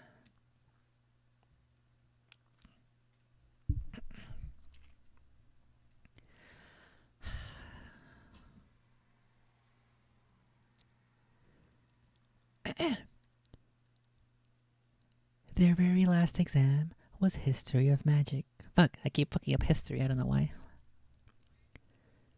Their very last exam was history of magic. 1 hour of answering questions about batty old wizards who'd invented self-stirring cauldrons, and they'd be free. Free for a whole wonderful week until their exam results came out. When the ghost of Professor Binns told them to put down their quills and roll up their parchment, Harry couldn't help cheering with the rest. "That was far easier than I thought it would be," said Hermione as they joined the crowd flocking out onto the sunny grounds. I needn't have learned about I needn't have learned about the 1637 werewolf code of conduct or the uprising of Elfric the Eager. Hermione always liked to go through their exam papers afterward, but Ron said this made him feel ill, so they wandered down to the lake and flopped under a tree. The Weasley twins and Lee Jordan were tickling the tentacles of a giant squid, which was basking in the warm shallows. "No more studying," Ron said. "No more studying," Ron sighed happily, stretching out the grass. "You could be more... could be..." I thought the Harry here was Harry said, so it was Harry speaking, but it's not. It lied to me. "You could be more cheerful, Harry. We've got a week before we find out how badly we've done. There's no need to worry yet." Harry was rubbing his forehead. I wish I knew what this means," he burst out angrily. "My scar keeps hurting. It's happened before, but never as often as this." "Go to Madame Pomfrey," Hermione suggested. "I'm not ill," said Harry. "I think it's a warning. It means danger's coming." Ron couldn't get worked up. It was too hot. "Harry, relax. Hermione's right. The stone's safe as long as Dumbledore's around. Anyway, we've never had any proof Snape found out how to get past Fluffy. He's nearly had his leg ripped off once. He's not going to try again in a hurry.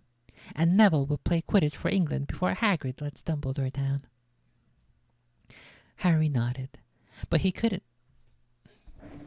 Fuck, where'd all these extra kitty hairs at the mic come from? Here we go. Neville will play Quidditch for England before Hagrid lets Dumbledore down. Harry nodded, but he couldn't shake off a lurking feeling that there was something he'd forgotten to do, something important. When he tried to explain this, Hermione said, That's just the exams. I woke up last night and was halfway through my transfiguration notes before I remembered we'd done that one." Harry was quite sure the unsettled feeling didn't have anything to do with work, though. He watched an owl flutter toward the school across the bright blue sky, a note clamped in his mouth. Hagrid was the only one who ever sent him letters. Hagrid would never betray Dumbledore. Hagrid would never tell anyone how to get past Fluffy. Never. But... Harry suddenly jumped to his feet. "Where are you going?" said Ron sleepily. "I've just thought of something," said Harry. He had turned white. "We've got to go and see Hagrid, now." "Why?" panted Hermione, hurrying to keep up. "Don't you think it's a bit odd," said Harry, scrambling up the grassy slope, "that what Hagrid wants more than anything else is a dragon, and a stranger turns up who just happens to have an egg in his pocket? How many people wander around with dragon eggs if it's against the wizard's law?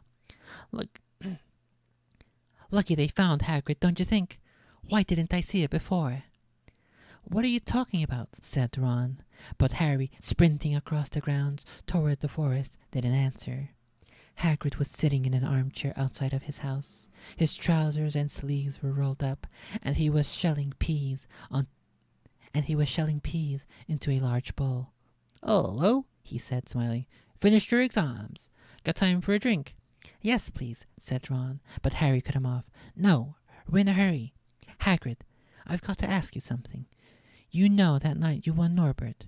What did the stranger you were playing cards with look like?" "Dunno," said Hagrid casually. "He wouldn't take off his cloak." He saw the three of them looked stunned and raised his eyebrows. It's not that unusual. You get a lot of funny folk in the Hogshead. That's one of the pubs down in the village. Might have been a dragon dealer, mightn't be. I never saw his face. He kept his hood up." Harry sank down next to the bowl of peas. "What did you talk to him about, Hagrid? Did you mention Hogwarts at all?" "Might have come up," said Hagrid, frowning as he tried remembering. "Yeah. He asked what I did, and I told him I was gamekeeper here. He asked a bit about the sort of creatures I look after, so I told him, and I said I'd always really wanted a dragon, and then I can't remember too well, 'cause he kept buying me drinks. Let's see.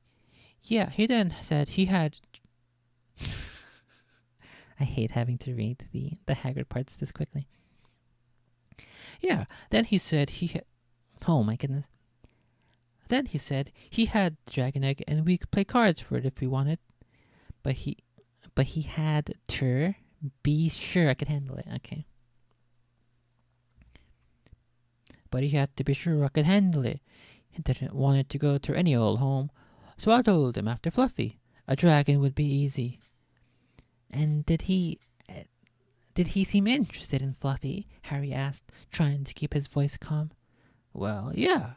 How many three-headed dogs do you meet, even around Hogwarts? So I told him, Fluffy's a piece of cake, if you know how to calm him down. Just play him a bit of music and he'll go straight to sleep." Hagrid suddenly looked horrified. "I shouldn't have told you that," he blurted out. "Forget I said it. Hey, where are you going?" Harry, Ron, and Hermione didn't speak to each other at all until they came to a halt in the entrance of the hall. Fuck. It was almost perfect, but not quite. Harry, Ron, and Hermione didn't speak to each other at all until they came to a halt at the entrance hall, which seemed very cold and gloomy after the grounds. "We've got to tell Dumbledore," said Harry. "Hagrid told that stranger how to get past Fluffy, and it was either Snape or Voldemort under that cloak. It must have been easy, once he'd got Hagrid drunk. I hope Dumbledore believes us. Firenze might back us up if Bane doesn't stop him. Where's Dumbledore's office?" They looked around, as if hoping to see a sign pointing them in the right direction. They had never been told where Dumbledore lived, nor did they know anyone who had been sent to see him. "We'll just have to..." Harry began, but a voice suddenly rang across the hall. "What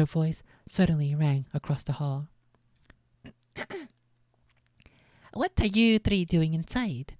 It was Professor McGonagall, carrying a large pile of books.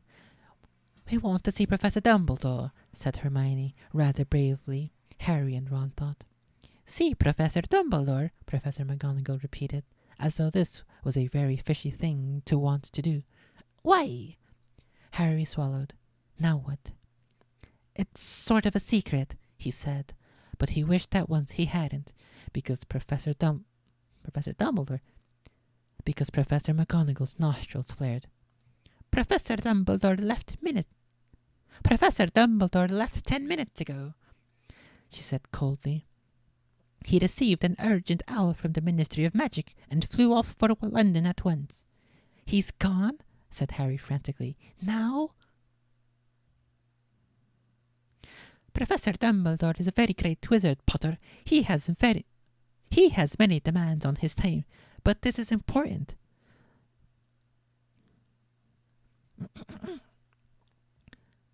Something you have to say is more important than the Ministry of Magic, Potter. Look, said Harry, throwing caution to the winds. Professor, it's about the Sorcerer's Stone. Whatever Professor McGonagall had expected, it wasn't that. The books she was carrying tumbled out of her arms, but she didn't pick them up. How do you know? She sputtered. Professor, I know that someone's going to try to steal the stone. I've got to talk to Professor Dumbledore. She eyed him with a mixture of shock and suspicion. Professor Dumbledore will be back tomorrow, she said finally. I don't know how you found out about the stone, but rest assured, no one can possibly... Possibly? But rest assured, no one can possibly... Is it again? What the heck? But rest assured, no one can possibly steal it. It's too well protected. But Professor Potter, I know what I'm talking about, she said shortly.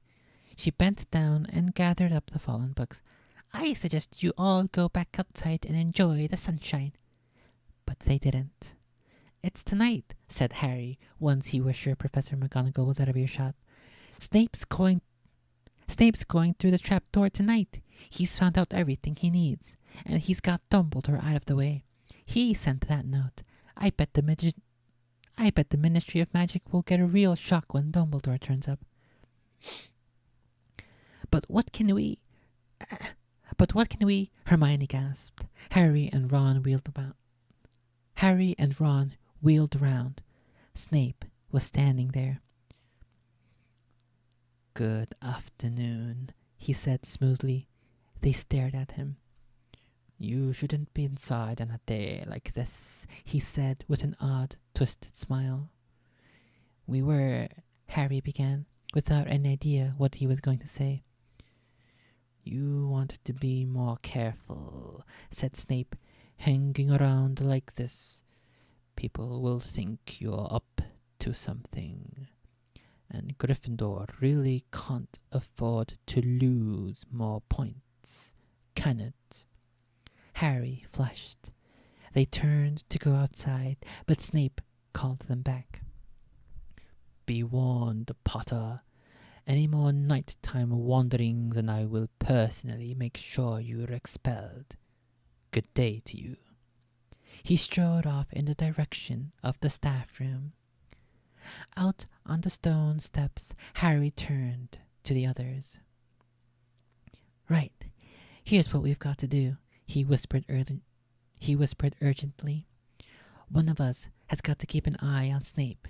Wait outside the staff room and follow him if he leaves it. Hermione, you'd better do that. Why me? It's obvious, said Ron. You can pretend to be waiting for Professor Flitwick, you know.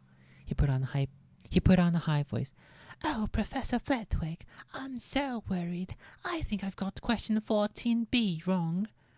Oh, shut up, said Hermione. But she agreed to go and watch out for Snape.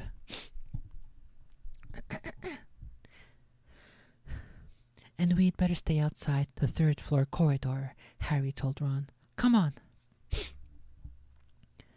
But that part of the plan didn't work. No sooner had they reached the door separating Fluffy from the rest of the school than Professor McGonagall turned up around, and this time she lost her temper. I suppose you think I suppose you think you're harder to get past than a pack of enchantments, she stormed. Enough of this nonsense.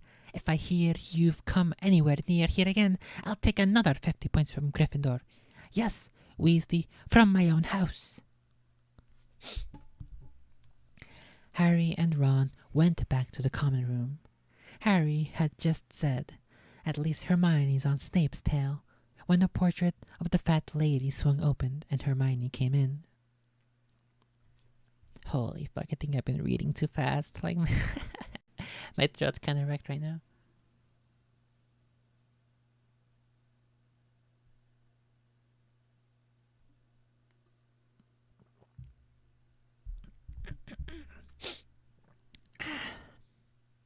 Every time I go up to this part of the top part of the page, it resets my zoom level, which is not what I want.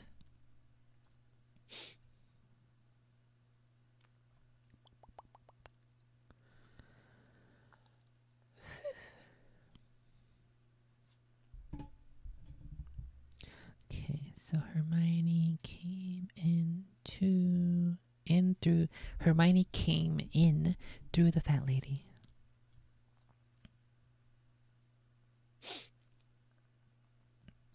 "I'm sorry, Harry," she wailed. "Snape came out and asked me what I was doing, so I said I was waiting for Flitwick, and Snape went to get him, and I've only just got away. I don't know where Snape went." "Well, that's it then, isn't it?" Harry said. The other two stared at him. He was pale, and his eyes were glittering.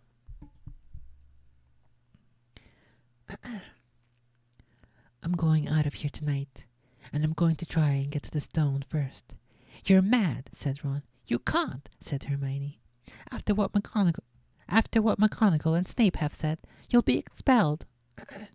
"So what?" Harry shouted. "Don't you understand? If Snape gets hold of the stone, Voldemort's coming back. Haven't you heard what it was like when he was trying to take over? There won't be any Hogwarts to get expelled from. He'll flatten it or turn it into a school for the dark arts. Losing points doesn't matter anymore. Can't you see? Do you think he'll leave you and your families alone if Gryffindor wins the House Cup?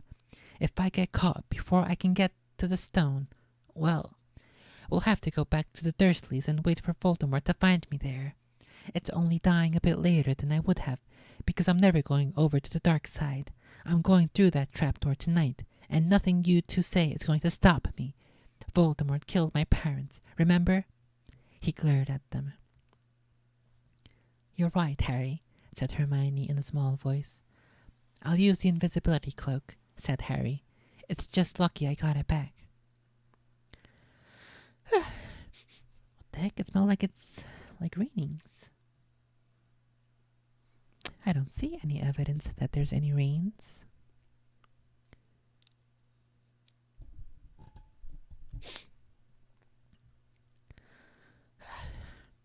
"I'll use the invisibility cloak," said Harry. "It's just lucky I got it back." "But will it cover all three of us?" said Ron. All three of us?" "Oh, come off it. You don't think we'd let you go alone?" "Of course not," said Hermione briskly. "How do you think you'd get to the stone without us? I'd better go and look through my books. There might be something useful." "But if we get caught, you two will be expelled too." "Not if I can help it," said Hermione grimly. Flitwick told me in secret that I got 112% on his exam. They're not throwing me out after that."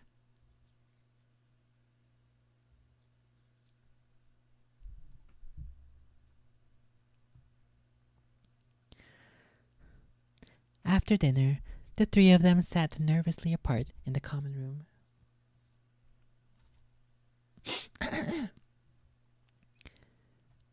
After dinner, the three of them sat nervously apart in the common room. Nobody bothered them. None of the Gryffindors had anything to say to Harry anymore, after all. This was the first night he hadn't been upset by it. Hermione was skimming through all her notes, hoping to come across one of the enchantments they were about to try to break. Harry and Ron didn't talk much. Both of them were thinking about what they were about to do. Slowly, the room emptied as people drifted off to bed. "Better get the cloak," Ron muttered as Lee Jordan finally left, stretching and yawning. Harry ran upstairs to the dark dormitory. He pulled out the cloak, and then his eyes fell on the flute Hagrid had given him for Christmas. He pocketed it to use it on Fluffy. He didn't feel much like singing. He ran back down to the common room.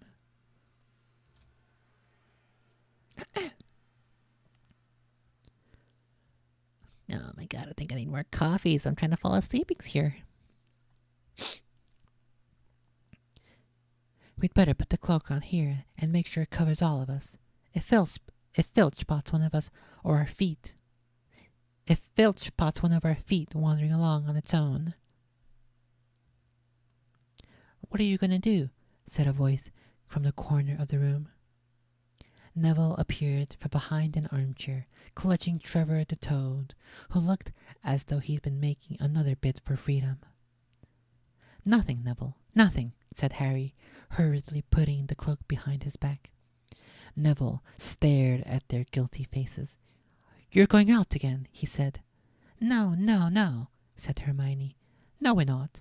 Why don't you go to bed, Neville?" Harry looked at the grandfather clock by the door. They couldn't afford to waste any more time. Snape might even now be playing Fluffy to sleep. "You can't go out," said Neville. "You'll be caught again.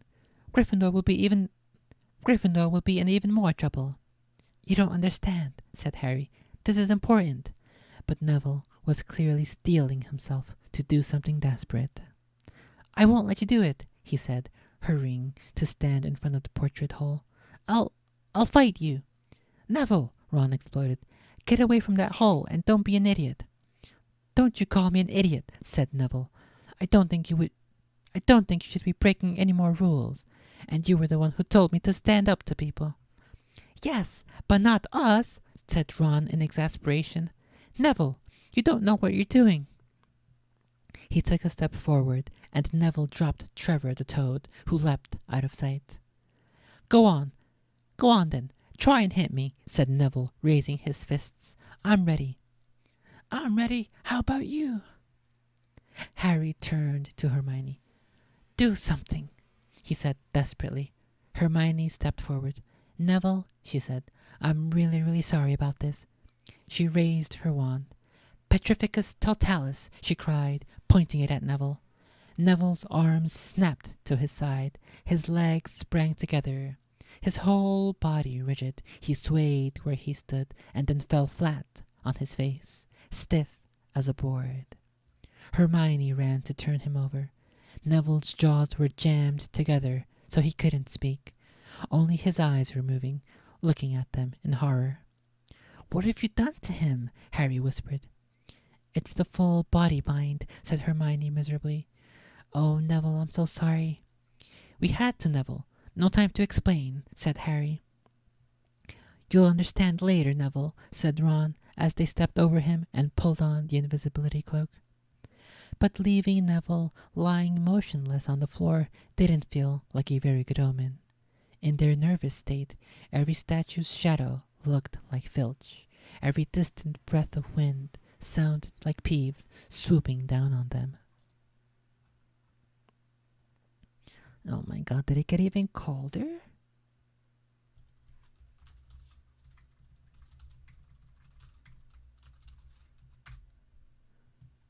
It did get colder. It was 76, now it's 73. Oh my goodness. Why they gotta do this to me? Why does God hate me? I better... Fuck, I'm getting hungry too. I don't know if I'm gonna be able to finish this before I get super duper hungry to the point where my tummy starts coming in through the mic. Let's see.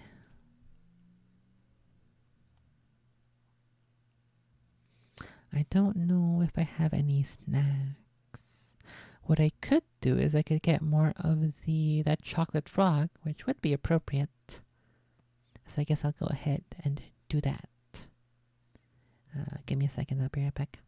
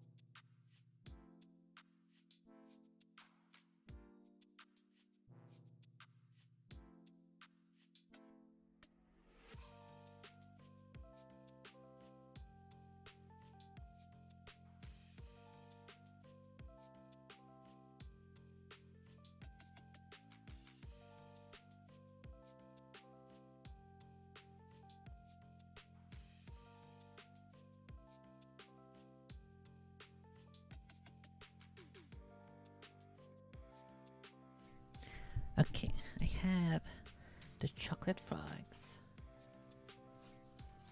This guy's almost dead. I wonder if I haven't taken a bite yet of the heart that says "totally yours." I imagine it might have a slightly different taste. The red covered chocolates,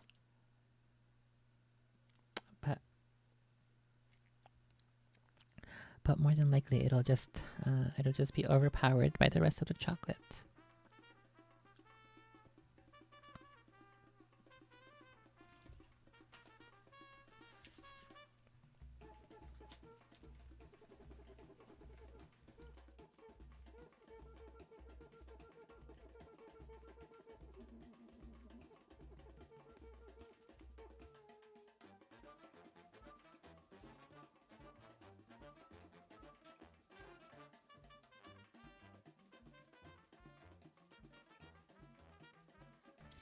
It's really not that bad. I actually really like this this chocolate frog. It's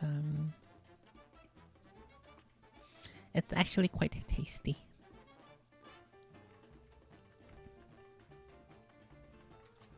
I definitely appreciate this chocolate more than some others, that's for sure. 100 billion% sure.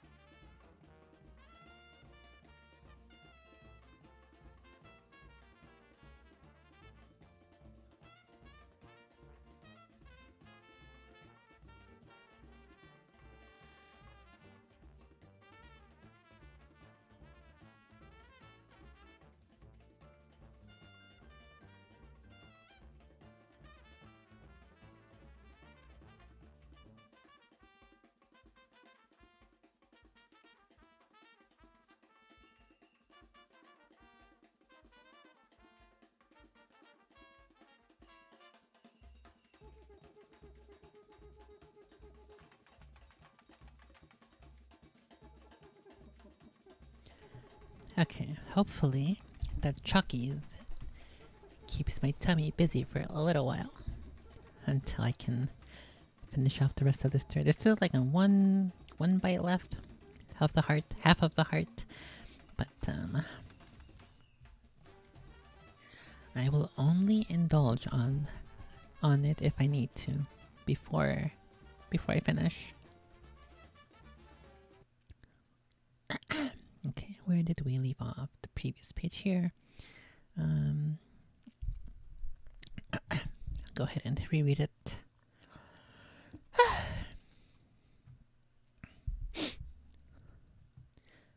You'll understand later, Neville, said Ron as they stepped over him and pulled on the invisibility cloak.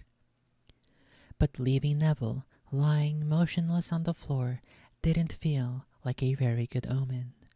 In their nervous state, every statue's shadow looked like Filch. Every distant breath of wind sounded like Peeves swooping down on them. At the foot of the first set of stairs, they spotted Mrs. Norris skulking near the top. "Oh, let's kick her, just this once," Ron whispered. Ron whispered in Harry's ear, but Harry shook his head. As they climbed carefully around her, Mrs. Norris turned her lamp-like eyes on them, but didn't do anything. They didn't meet anyone else until they reached the staircase up to the third floor. Peeves was bobbing halfway up, loosening the carpet so that people would trip. "Who's there?" he said suddenly as they climbed toward him. He narrowed his wicked black eyes.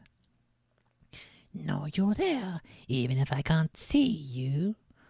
Are you ghouly or ghosty, or wee student beastie?" He rose up in the air and floated there, squinting at them. "Should I call Filch? I should, if something's a-creeping around unseen." Harry had a sudden idea. "Peeves," he said in a hoarse voice. In a hoarse whisper. Why does she keep mentioning horses? Yee-hee-hee. She likes feeding horses. That must be it.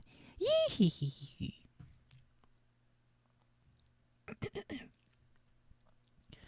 "Peeves," he said in a hoarse whisper. "The Bloody Baron has his own reasons for being invisible." Peeves almost fell out of the air in shock. He caught himself in time and hovered about a foot off the stairs. So sorry, your bloodiness, Mr. Baron, sir," he said greasily. My mistake. I didn't see you. Of course I didn't. You're invisible. Forgive old Peevesy his little joke, sir." "I have business here, Peeves," croaked Harry. "Stay away from this place tonight."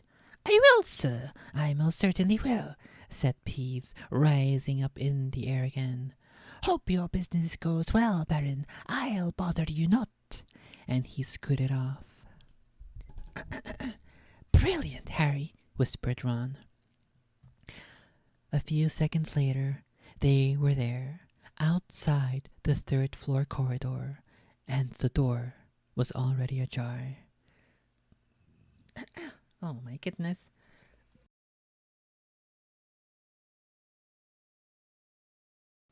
That Chucky is just trying to escape.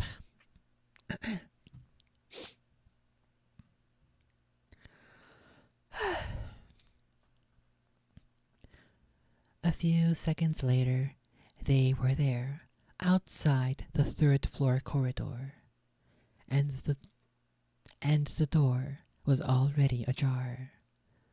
"Well, there you are," Harry said quietly. "Snape's already got past Fluffy." Seeing the open door somehow seemed to impress upon all three of them what was facing them. Underneath the cloak, Harry turned to the other two. "If you want to go back, I won't blame you," he said. "You can take the cloak. I won't need it now." "Don't be stupid," said Ron. "We're coming," said Hermione. "She's coming, huh?" Harry pushed the door open. As the door creaked, low grumbling As the door creaked, low rumbling growls met their ears. All three of the dogs' noses sniffed madly in their direction, even though it couldn't see them. "What's that at its feet?" Hermione whispered. "Looks like a harp," said Ron. "Snape must have left it there. It must wake up the moment you stop playing," said Harry. "Well, here goes." He put Hagrid's flute on his lips and blew. It wasn't really a tune, but from the first note, the beast's eyes began to droop. Harry hardly drew breath. Slowly, the dog's growls ceased. It tottered on its paws and fell to its knees. Then it slumped to the ground, fast asleepings. "Keep playing," Ron warned Harry as they slipped out of the cloak and crept toward the trapdoor. They could feel the dog's hot, smelly breath as they approached the giant heads. "I think we'll be able to pull the door open," said Ron, peering over the dog's back. "Want me to go first, Hermione?" "No, I don't."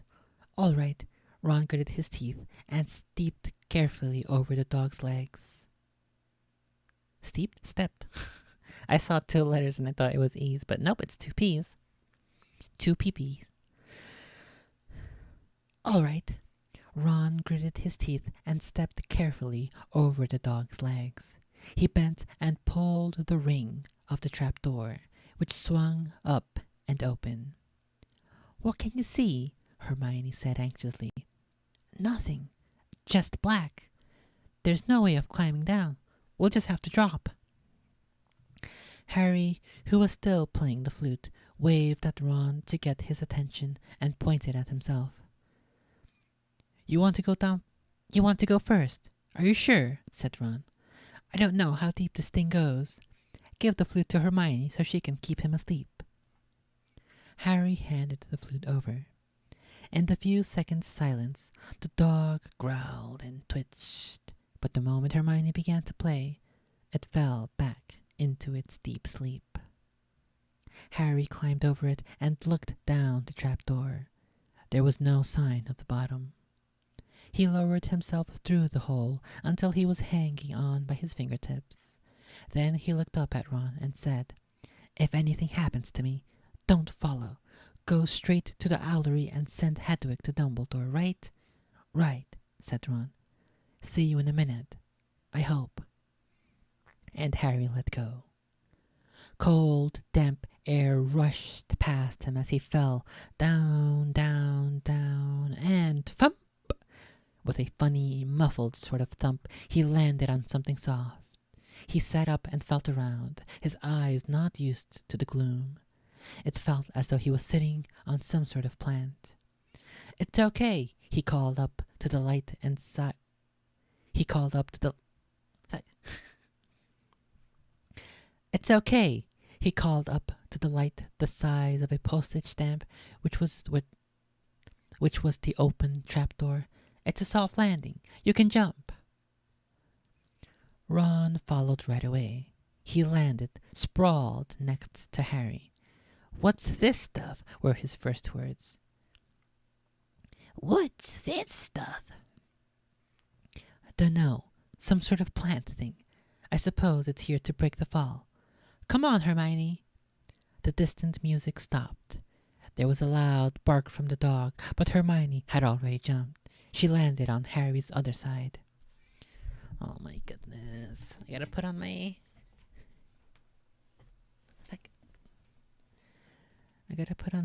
my thingy. My flannel shirts. That's how cold it is now.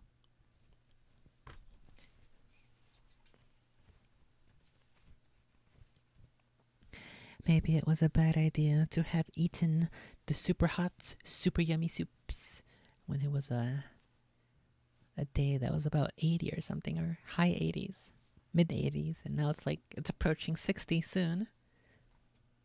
69 at least. That's what it's approaching. Seemingly. This stream is now a Harry Potter reading stream and a temperature update stream. Yeah, oh.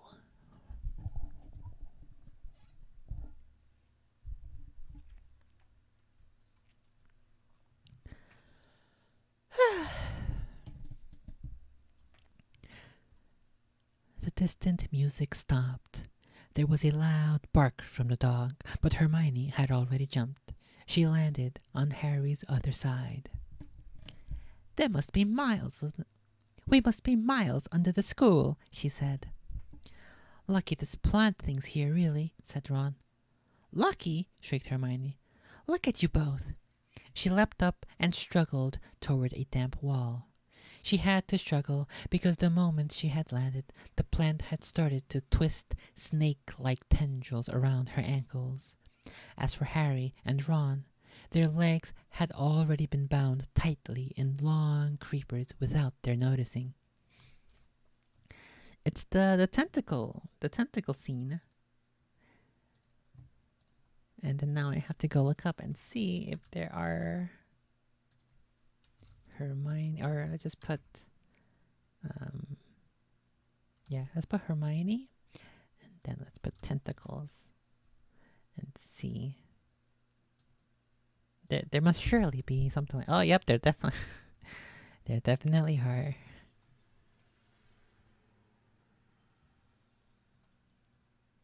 Oh, this is a pretty cool. There's like a bunch of magic witches from all different sorts of. At least I think. This one looks like Dark Magician Girl. This one looks like Raven. Yep, it's definitely Raven. This is a pretty cool one. Let's see if I can send this one out later. But yeah, there's definitely this thing.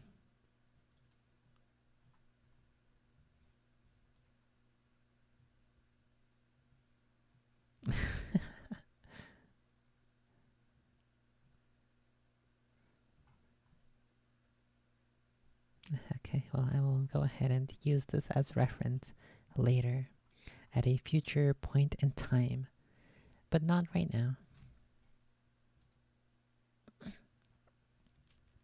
And that the temperature still reads 73 here in my area. So we'll see if that continues to drop.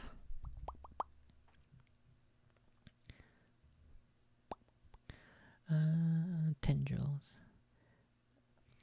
As for Harry? As for Harry and Ron, their legs had already been bound tightly in long, thin... As for Harry and Ron, their legs had already been bound tightly in long creepers without their noticing. Hermione had managed to free herself before the plant got a firm grip on her. Oh my goodness. Hermione had managed to free herself before the plant got a firm grip on her. Now she watched in horror as the two boys fought to pull the plant off them. But the more they strained against it, the tighter and faster the plant wound around them. Oh my goodness. Tighter and faster. Oh my goodness, dude. I thought this was a kid's book. Stop moving, Hermione ordered them. I know what this is. It's Devil's Snare. Oh, I'm so glad we know what it's called. That's a great help, snarled Ron, leaning back, trying to stop the plant from curling around his neck. Shut up! I'm trying to remember how to kill it, said Hermione. Well, hurry up. I can't breathe. I can't breathe. Well, hurry up. I can't breathe, Harry gasped, wrestling with it as it curled around his chest. Devil's Snare, Devil's Snare. What did Professor Sprout say? It likes the dark and the damp. So light a fire, Harry choked. Yes, of course. But there's no wood, Hermione cried, wringing her hands. Have you gone mad? Ron bellowed. Are you a witch or not? Oh, right, said Hermione, and she whipped out her wand, waved it, muttered something, and set a jet of the same... I thought it said blue ball, but it does not say blue ball. "All right," said Hermione, and she whipped out her wand, waved it, muttered something, and sent a jet of the same bluebell flames she had used on Snape at the plant. In a matter of seconds, the two boys felt it loosening its grip as it cringed away from the light and warmth. Wriggling and flailing, it unraveled itself from their bodies, and they were able to pull free. "Lucky you pay attention in herbology, Hermione," said Harry, as he joined her by the wall, wiping a sweat off his face. "Yeah," said Ron, "and lucky Harry doesn't lose his head in a crisis. There's no wood, honestly." "This way," said Harry, pointing down a stone passageway, which was the only way forward.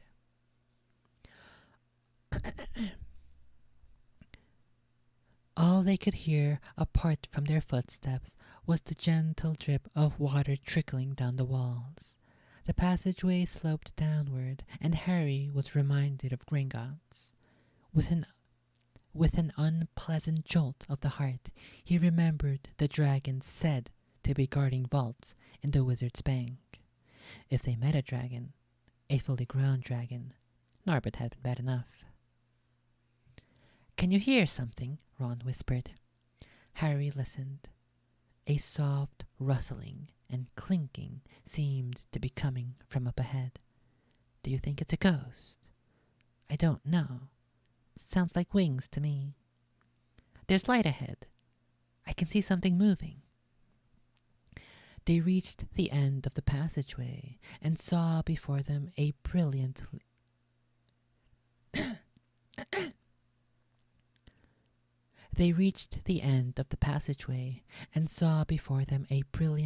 lit chamber, its ceiling arching high above them. It was full of small jewel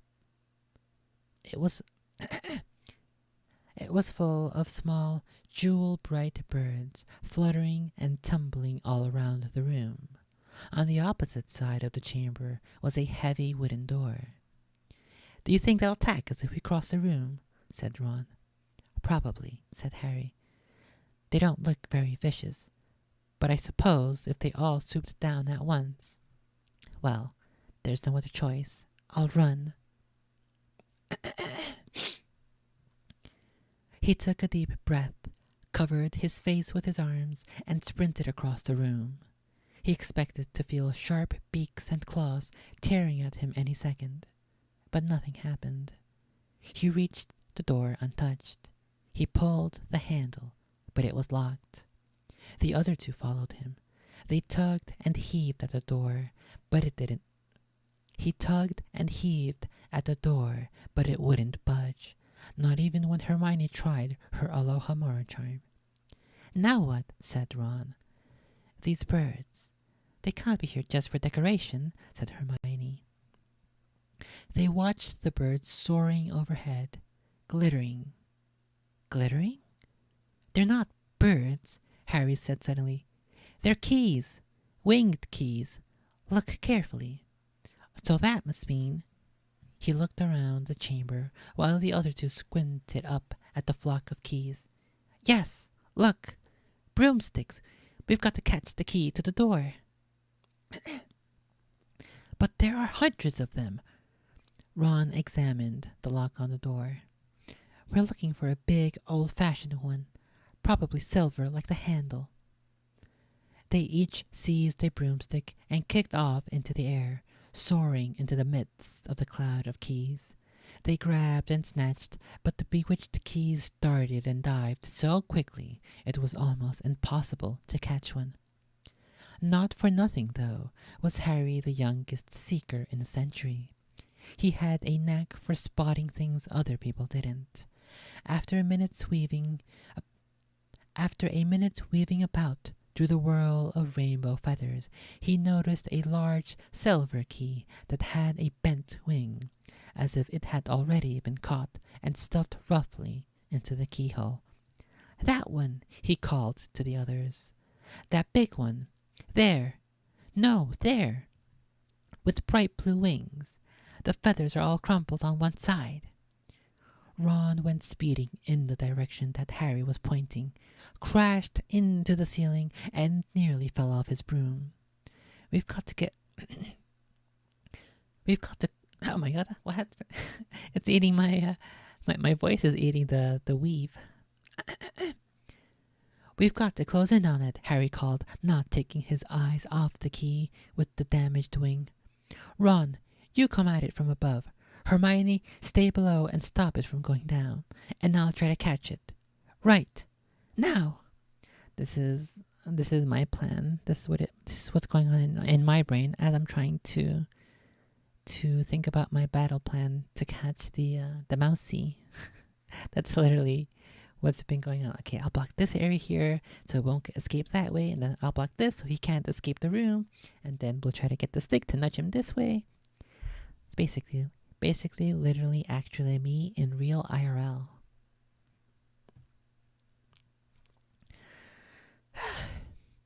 Ron dived. Hermione rocketed upward. The key dodged them both, and Harry streaked after it. It sped toward the wall. Harry leaned forward and with a nasty crunchy noise pinned it against the stone with one hand. Ron and Hermione's cheers echoed around the high chamber. They landed quickly, and Harry ran to the door, the key struggling in its hand. They landed quickly, and Harry ran to the door, the key struggling in his hand. He rammed it into the lock and turned. It worked. The moment the lock had clicked open, the key took flight again, looking very battered now that it had been caught twice. Ready? Harry asked the other two, his hand on the door handle. Ready? Harry asked the other two, his hand on the door handle. They nodded. He pulled the door open. The next chamber was so dark they couldn't see anything at all. But as they stepped into it, light suddenly flooded the room to reveal an astonishing sight. They were standing on the edge of a huge chessboard. Behind the black chessmen, which were all taller than they were and carved from what looked like black stone. Okay, I thought that was like halfway through the sentence, but no, that's the end of the sentence. They were standing on the edge of a huge chessboard behind the black chessmen, which were all taller than they were and carved from what looked like black stone. Facing them, way across the chamber, were the white pieces. Harry, Ron, and Hermione shivered slightly. The towering white chessmen had no faces. Now what do we do? Harry whispered.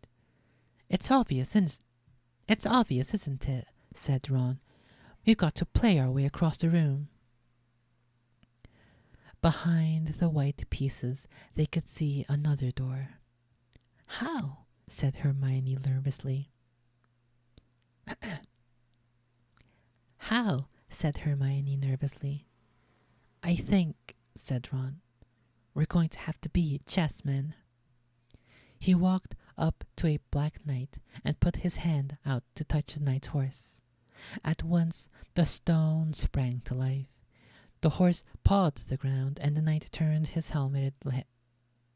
The horse pawed the ground, and the knight turned his helmeted head to look down at Ron. Do we have to join you to get across? The black knight nodded. Ron turned to the other two. This needs thinking about, he said. I suppose we've got to take the place of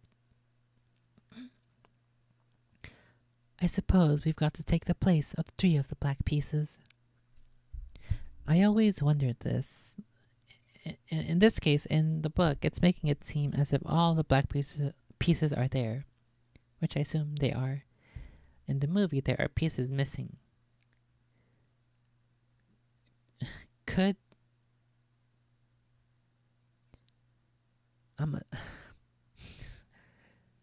So what I'm thinking is, you could also just direct the pieces themselves. You don't actually have to put yourself in danger. But I guess we'll see here if if it specifies that there are already there's already at least one piece missing. In which case, wouldn't you only need one person? I don't know if it makes any sense, because in the movie 3 pieces are missing, and here I think so far all pieces are there. And somehow Quirrell got through by himself, so did he only replace one piece? Were there already 3 pieces missing in the movie? Spooky, spooky. Maybe he summoned 2 ghosts or something. He summoned 2 doggies, and then he told them to stay, and then he told them to move, and then he ended up getting them killed. Maybe. I don't know. I'm just speculating. It's just the witching and wizardry speculation hour.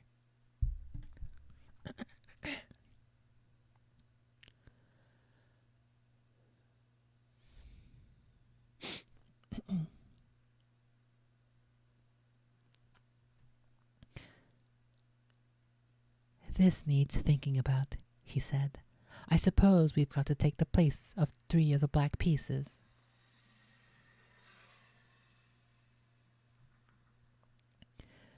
Harry and Hermione stayed quiet, watching Ron think. Finally, he said, Now, don't be offended or anything, but neither you are any... Now, don't be offended or anything, but neither of you are good... But...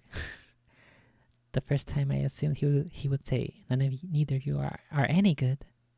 And then this time I thought he was going to say something else, but unlucky. Now, don't be offended or anything, but neither of you are that good at chess. We're not offended, said Harry quickly. Just tell us what to do. Well, Harry, you take the place of that bishop, and Hermione, you go there instead of that castle. What about you?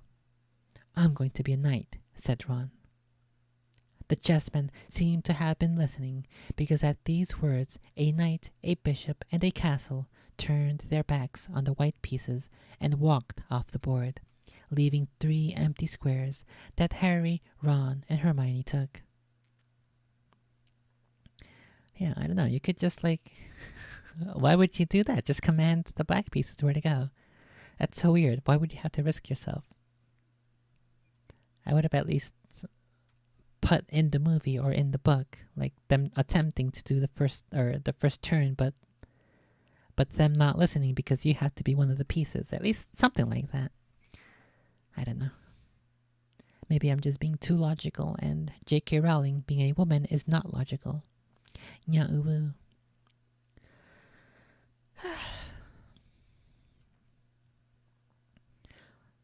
White always plays first in chess, said Ron, peering across the board. Yes, look. A white pawn had moved forward 2 squares. Ron started to direct the black pieces. They moved silently wherever he sent them. Harry's knees were trembling. What if they lost? Harry, move diagonally 4 squares to the right. What the heck? That card lasted so long. Harry, move diagonally 4 squares to the right. Their first real shock came when their other knight was taken. The White Queen smashed him to the White Queen. The White Queen smashed him to the floor and dragged him off the board, where he... The White Queen smashed him to the floor and dragged him off the board, where he lay quite still, face down. Had to let that happen, said Ron, looking shaken. Leaves you free to take that bishop. Hermione, go on. Every time one of their men was lost, the white pieces showed no mercy. Soon there was a huddle of limp black players slumped along the wall. Twice, Ron only just noticed in time that Harry and Hermione were in danger. He himself darted around the board, taking almost as many white pieces as they had lost black ones. "We're nearly there," he muttered suddenly. Let me think. The White Queen turned her blank face toward him. "Yes," said Ron softly. "It's the only way. I've got to be taken." "No!" Harry and Hermione shouted. "That's chess," snapped Ron. "You've got to make some sacrifices. I'll make my move, and she'll take... she'll take me? She'll know me." "That's chess," snapped Ron. "You've got to make sacrifices. I'll make my move, and she'll take me. That leaves you free to checkmate the king, Harry. But do you want to stop Snape or not? Ron, look, if you don't hurry up, he'll have to... Look, if you don't hurry up, he'll already have the stone." There was no alternative. "Ready?" Ron called, his face pale but determined. "Here I go. Now, don't hang around once you've won." He stepped forward, and the White Queen... The White Queen pounced.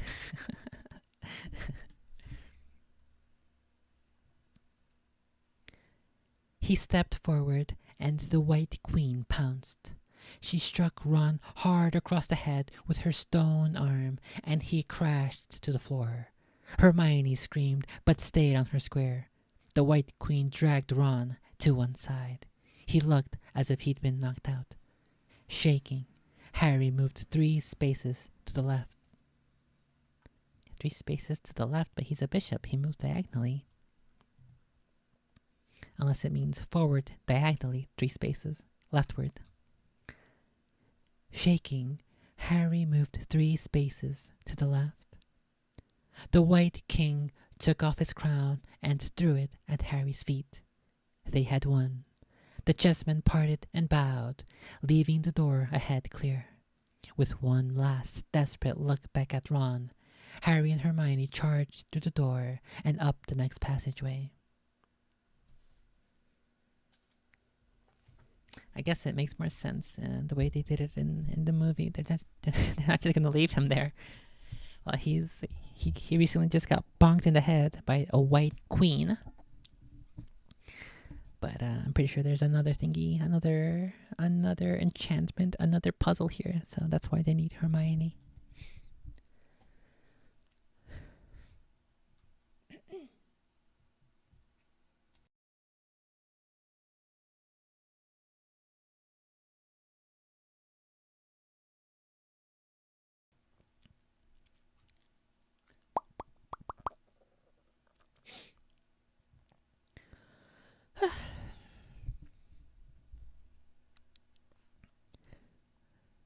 With one...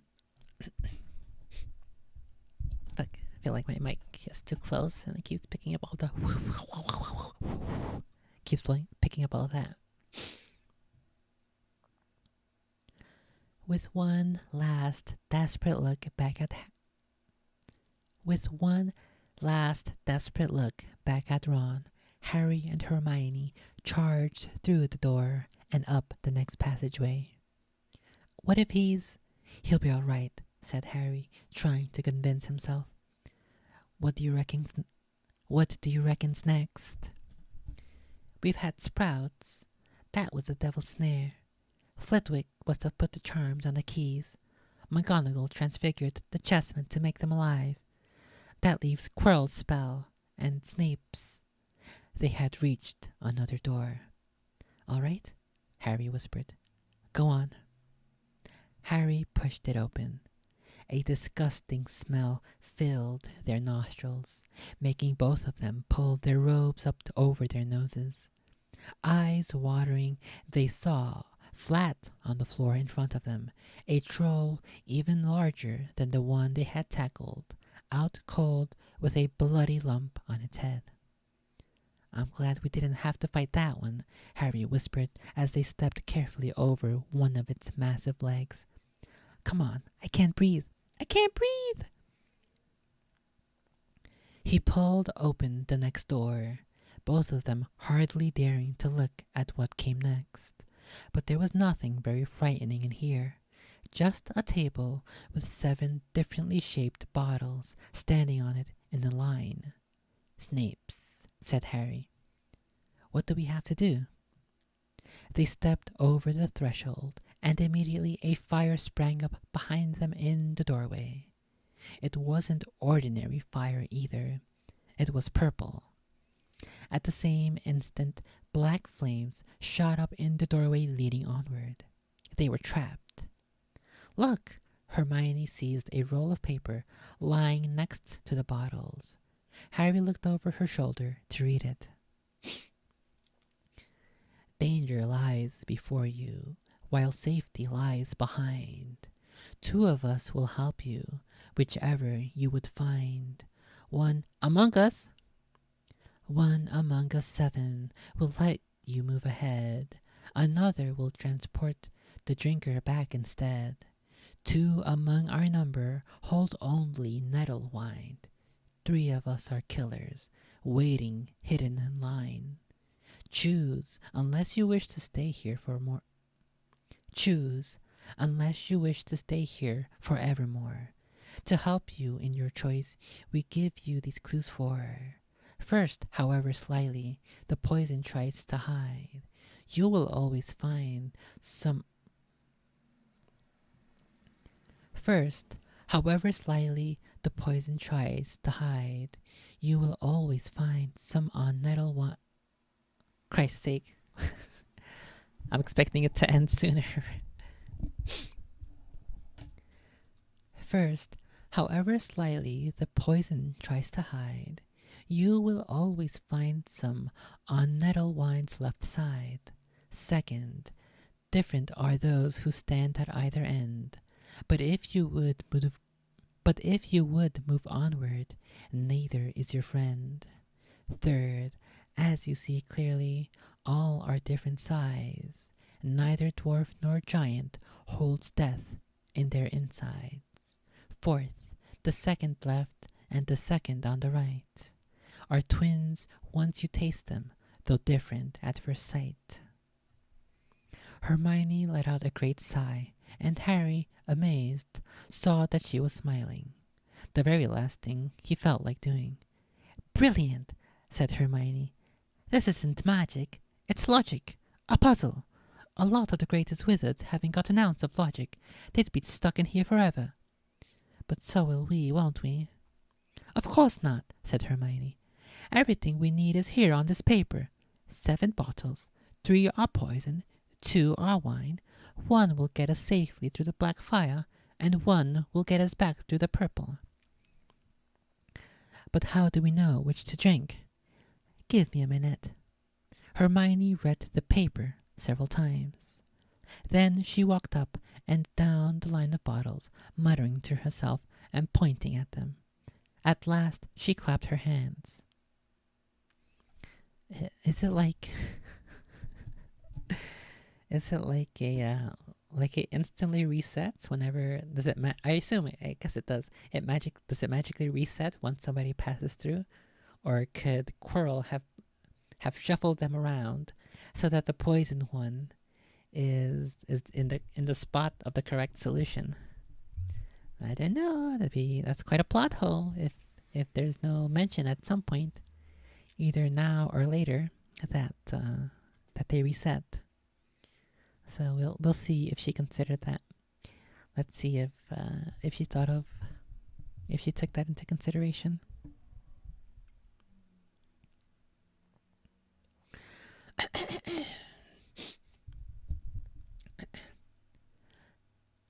At last she clapped her hands. "Got it," she said. The smallest bottle will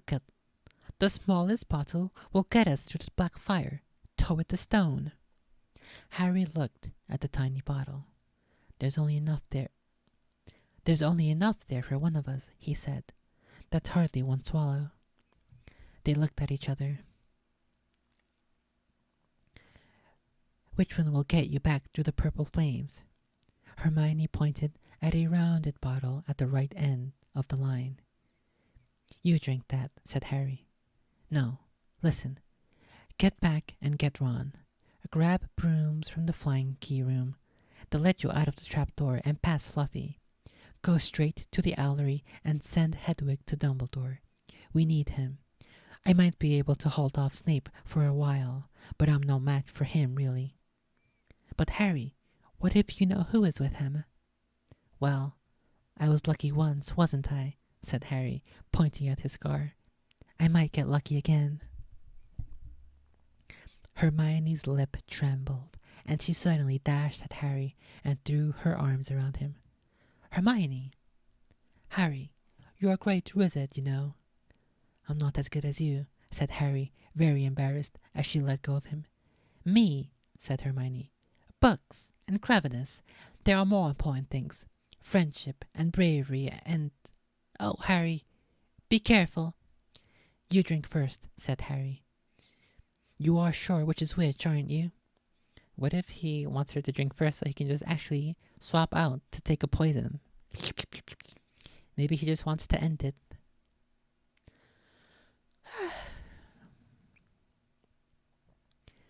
You drink first, said Harry. You are sure which is which, aren't you? Positive, said Hermione. She took a long drink from the round bottle at the end and shuddered. It's not poison, said Harry anxiously. No, but it's like ice. Quick, go before it wears off. Good luck. Take care. Go! Hermione turned and walked straight through the purple fire. Harry took a deep breath and picked up the smallest bottle. He turned to face the black flames. Here I come, he said, and he drained the little bottle in one gulp. It was indeed as though ice was flooding his body. He put the bottle down and walked forward. He braced himself. Oh my god. I had to cough there.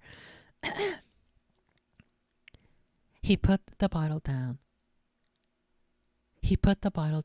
And walked forward.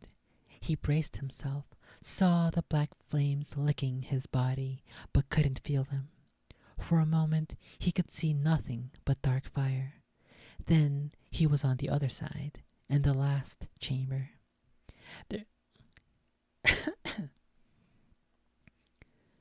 There was already someone there, but it wasn't Snape. It wasn't even Voldemort.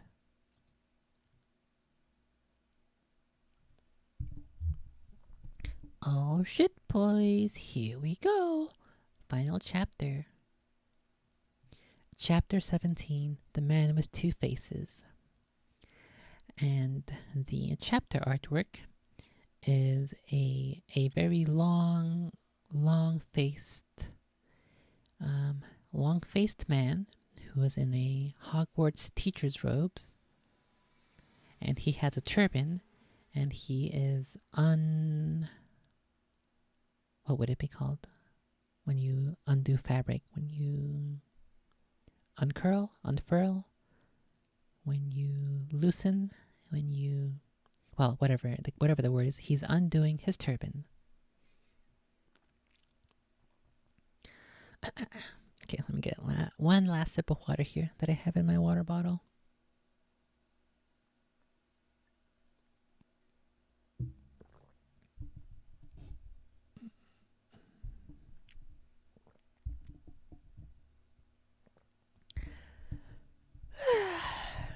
Okay, here we go. Let's go. Chapter 17. The Man with Two Faces. It was Quirrell. You! Gasped Harry. Quirrell smiled. His face wasn't twitching at all. Me, he said calmly. I wondered whether I'd be meeting you here, Potter. But I thought... Snape! Severus? Quirrell laughed, and it wasn't his usual quivering treble either, but cold and sharp. Yes, Severus does seem the type, doesn't he? So useful to him. So useful to have him swooping around like an overgrown bat. Next to him, who would suspect Professor Quirrell? Harry couldn't take it in. This couldn't be true. It couldn't. But Snape tried to kill me. No, no, no. I tried to kill you. Your friend Miss Granger accidentally knocked me over as she rushed to set fire to Snape at the Quidditch match. She broke my eye contact with you. Another few seconds and I'd have caught you off that broom. I'd have managed it before then if Snape hadn't been muttering a counter curse trying to save you.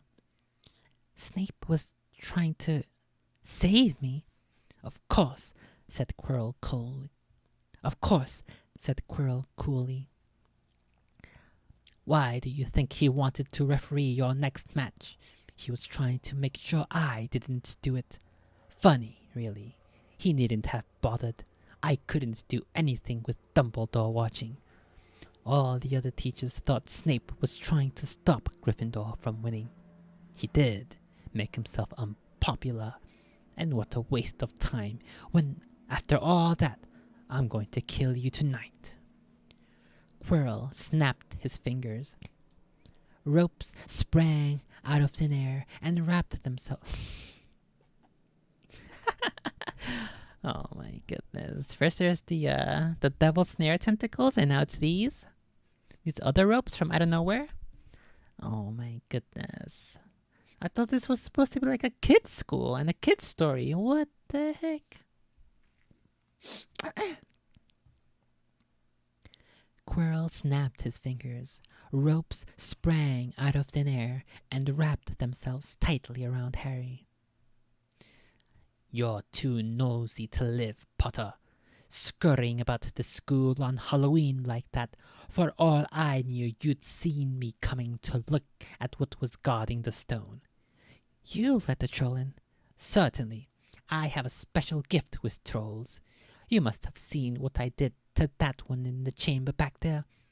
Unfortunately, while everyone else was running around looking for it, Snape, who had already suspected me, went straight to the 3rd floor to head me off. And not only did my troll fail to beat you to death, that 3-headed dog did. Oh my goodness. I'm trying to do too many rolling R's and trying to focus on it. And not only did my troll fail to beat you to death, that 3-headed dog didn't even manage to bite Snape's leg off properly. Now, wait quietly, Potter. I need to examine this interesting mirror. It was only then that Harry realized what was standing behind Quirrell. It was the mirror of Erised. This mirror is the key to finding the stone, Quirrell murmured. What? No! I went all the way back, a whole bunch of pages. Page 270.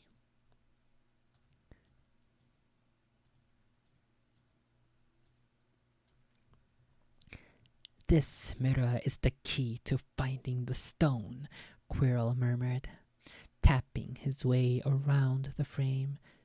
Trust Dumbledore to come up with something like this. But he's in London. I'll be far away by the time he gets back. All Harry could think of doing was to keep Quirrell talking and stop him from concentrating on the mirror. I saw you and Snape in the forest, he blurted out. Yes, said Quirrell idly, walking around the mirror to look at the back. He was on to me by that time, trying to find out how far I'd got. He suspected me all along, tried to frighten me, as though he could, when I had Lord Voldemort on my side. Quirrell came back out from behind the mirror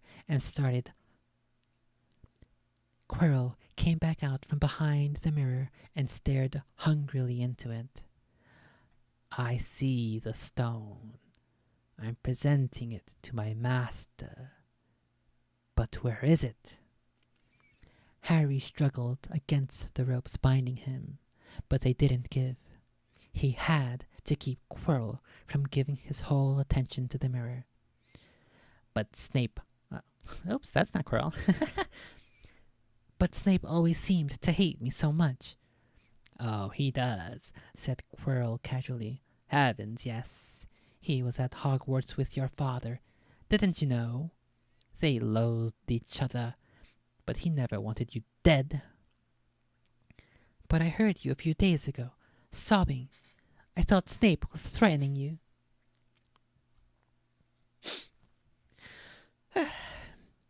For the first time, a spasm of fear flitted across Quirrell's face. Sometimes, he said, I find it hard to follow my master's instructions. He is a great wizard, and I am weak. You mean he was there in the classroom with you? Harry gasped. He is with me wherever I go, said Quirrell quietly. I met him when I traveled around the world. A foolish young man I was then, full of ridiculous ideas about good and evil. Lord Voldemort showed me how strong I was. There is no good and evil. There is only power, and those too weak to seek it. Since then, I have served him faithfully, although I have let him down many times. He has had to be very hard on me. Quirrell shivered suddenly. He does not forgive mistakes easily. When I failed to steal the stone from Gringotts, he was most displeased. He punished me, decided he would have to keep a closer watch on me. Quirrell's voice trailed off. Harry was remembering his trip to Diagon Alley. How could he have been so stupid? He'd seen Quirrell there that very same day, shaken hands with him in the leaky cauldron. Wait a second, did they? I thought the idea was that he couldn't touch Harry, and that's why he was spooked. Did they shake hands? What the great... We have to go back right this very now. Which chapter is Diagon Alley? Right this very now. So Diagon Alley is 61. And it's probably like halfway through there. So let's go to page 63. 5 Knuts. Doris Crockford. Where is Professor Quirrell? Professor Quirrell, said Hagrid. What sort of magic do you teach? But the others wouldn't let Professor Quirrell keep Harry to himself. It took almost 10 minutes to get away from them all. Let's go back. Harry shook hands again and again. Doris Crockford kept coming back for more. A pale young man made his way forward very nervously. One of his eyes was twitching. Professor Quirrell, said Hagrid. Harry, Professor Quirrell will be one of your teachers at Hogwarts. Potter, stammered Professor Quirrell, grasping Harry's hand. Oh, he did. Okay, they did shake hands. Interesting. In the movie, they made a point to focus on the fact that he pulled his hand away. No spoilers. Okay, let's go back over here. Quirrell's voice trailed off. Harry was remembering his trip to Diagon Alley. How could he have been so stupid? He'd seen Quirrell there that very day, shaken hands with him in the leaky cauldron. Quirrell cursed under his breath. I don't understand. Is the stone inside the mirror? Should I break it? Harry's mind was racing. What I want more than anything else in the world at the moment, he thought, is to find the stone before Quirrell does. So if I look in the mirror, I should see myself finding it, which means I'll see where it's hidden. But how can I look without Quirrell realizing what I'm up to? He tried to edge to the left, to get in front of the glass without Quirrell noticing, but the ropes around his ankles were too tight. He tripped and fell over. Quirrell ignored him. He was still talking to himself. What does the mirror do? How does it work? Help me, master. Master? What the heck? I made him fucking Scottish now for like no reason. Oh my god. What does the mirror do? How does it work? Help me, master. And to Harry's horror, a voice answered, and the voice seemed to come from Quirrell himself. Use the boy. Use the boy.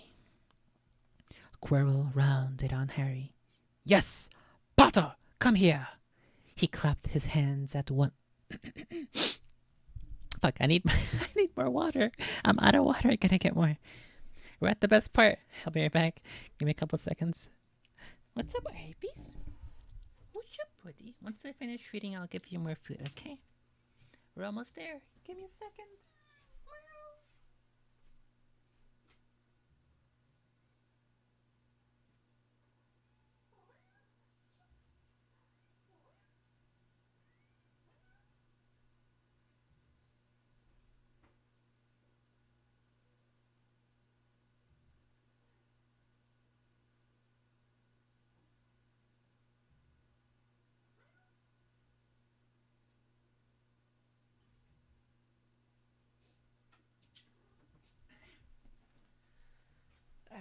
I feel like Patches may have seen the Mousy once or twice because she's like... I put this chair on the other side of the cardboard wall leading into the kitchen, and she's just over there, sitting on that chair looking over the living room. So maybe she saw him. But I'll have to go check. After I finish streamings, I'll have to go check whether or not I see any sign of the mousies. The mousy wousy.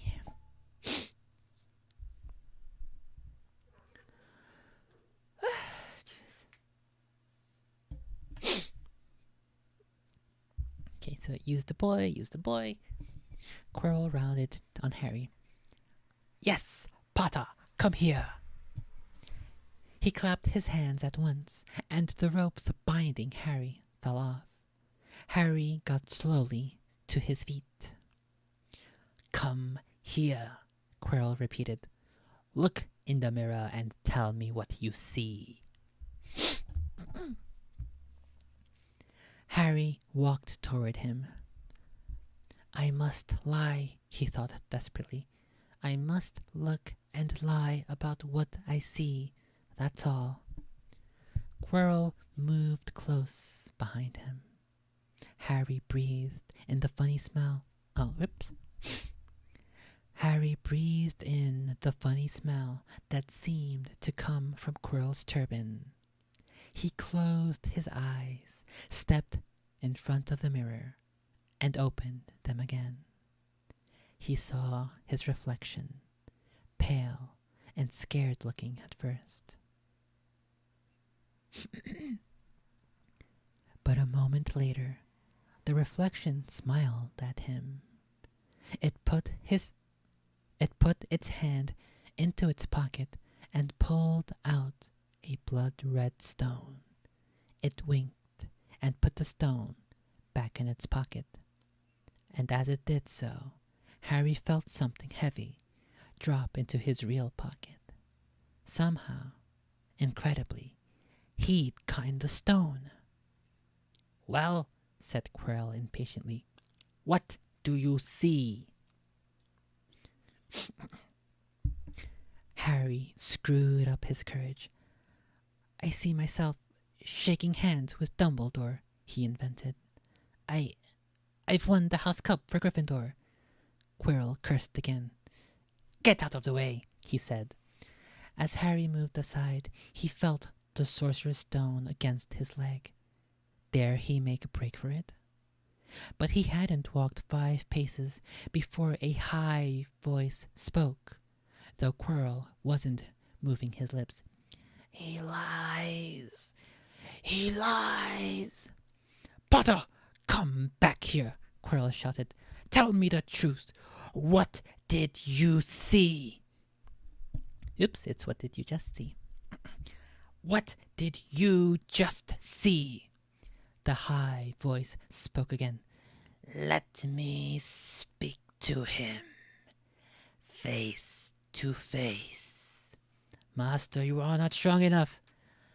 I have strength enough for this. Harry felt as if Devil's Snare was rooting him to the spot.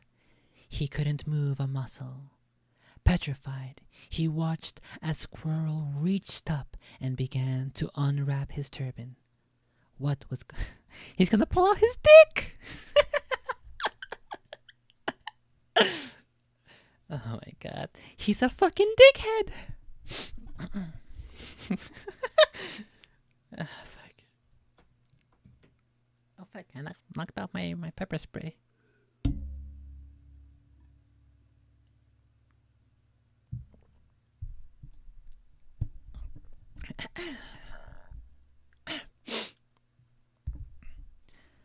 Petrified, he watched as Squirrel reached up and began to unwrap his turban. What was going on? The turban fell away. Squirrel's head looked strangely small without it.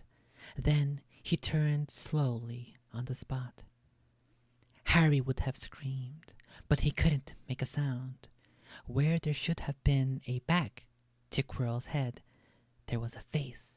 The most terrible face Harry had ever seen. It was chalk white with glaring red eyes and slits for nostrils like a snake. Harry Potter, it whispered. Harry tried to take a step backwards, but his legs wouldn't move.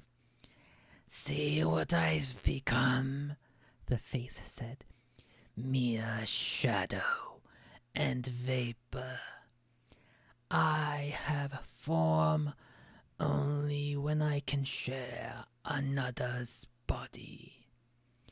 But there have always been those willing to let me into their hearts and minds.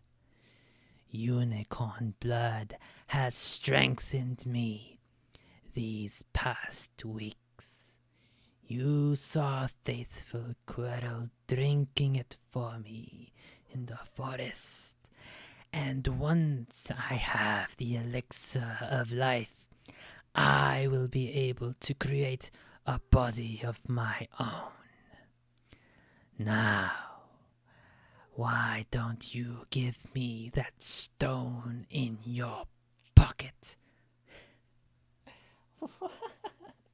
What, are you scared? What happened? Well, you don't like the Voldemort voice? Every time I do a voice that Patches doesn't like or something, she comes to investigate. Then she stands on the bed and puts her front paws on my back and my hairs. And it feels funny because she's tickling me.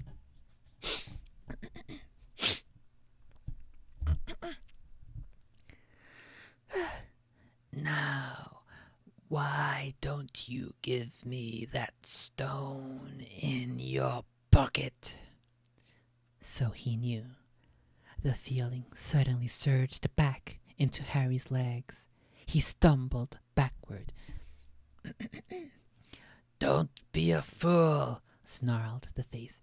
Better save your own life and join me, or you'll meet the same end as your parents.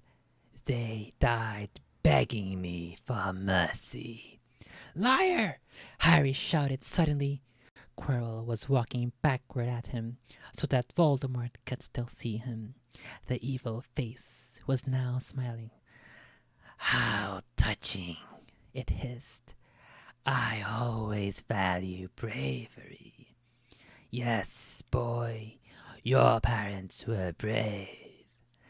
I killed your father first, and he put up a courageous fight. But your mother needn't have died. She was trying to protect you. Now, give me the stone, unless you want her to have died in vain. Never! Harry sprang toward the flame door, but Voldemort screamed, "Seize him!" And the next second, Harry felt Quirrell's hand close on his wrist. Holy fuck, my throat actually hurts after that. Oopsie.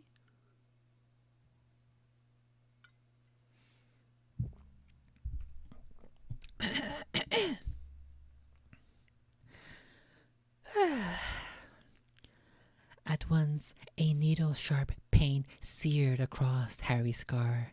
His head felt as though it was about to split in two. He yelled, struggling with all his might, and, to his surprise, Quirrell let go of him. The pain in his head lessened. He looked around wildly to see where Quirrell had gone, and saw him hunched in pain, looking at his fingers. They were blistering before his eyes. "Seize him! Seize him!" shrieked Voldemort again, and Quirrell lunged, knocking Harry clean off his feet, landing on top of him, both hands around Harry's neck. Harry's scar was almost blinding him with pain, yet he could see Quirrell howling in agony. "Master, I cannot! My hands! My hands!" And Quirrell, though pinning Harry to the ground with his knees, let go of his neck and stared, bewildered at his own palms. Harry could see they looked burned, raw, red, and shiny. "Then kill him, fool, and be done!" screeched Voldemort. Quirrell raised his hand to perform a deadly curse, but Harry, by instinct, reached up and grabbed Quirrell's face. "Ah!" How am I gonna do the scream? "Ah!" Something like that, like a spooky monster, like a fuck. What's that sound? Like a brute from Halo. Oh, maybe that's the monster. Maybe that's the screaming sound. The truck passing by. Ah! Quirrell rolled off him, his face blistering too, and then Harry knew. Quirrell couldn't touch his bare skin, not without suffering terrible pain. His only chance was to keep hold of Quirrell, keep him in enough pain to stop him from doing a curse. Harry jumped to his feet. Oh my goodness, there's two C and Q sounds there, so I wasn't sure. Isn't that how they did the sound for Krabby in early episodes of the Pokemon anime? Krabby Pokemon anime. He was like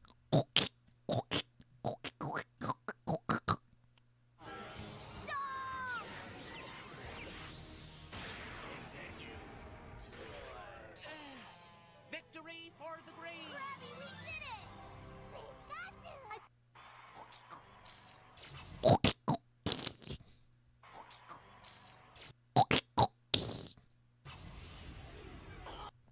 Oh, he's evolving into Kinkler.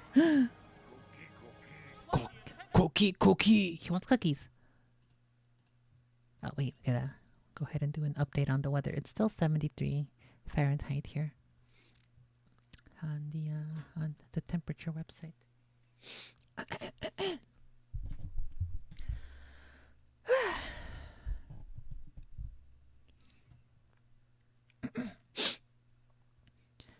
His only chance was to keep hold of Quirrell, keep him in enough pain to stop him from doing a curse.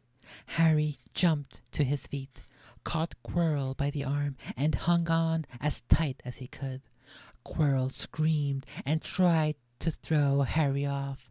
The pain in Harry's head was building. He couldn't see. He could only hear Quirrell's terrible shrieks and Voldemort's yell of, "Kill him! Kill him!" and other voices, maybe in Harry's own head, crying, "Harry! Harry!" He felt Quirrell's arm wrenched from his grasp, knew all was lost, and fell into blackness, down, down, down.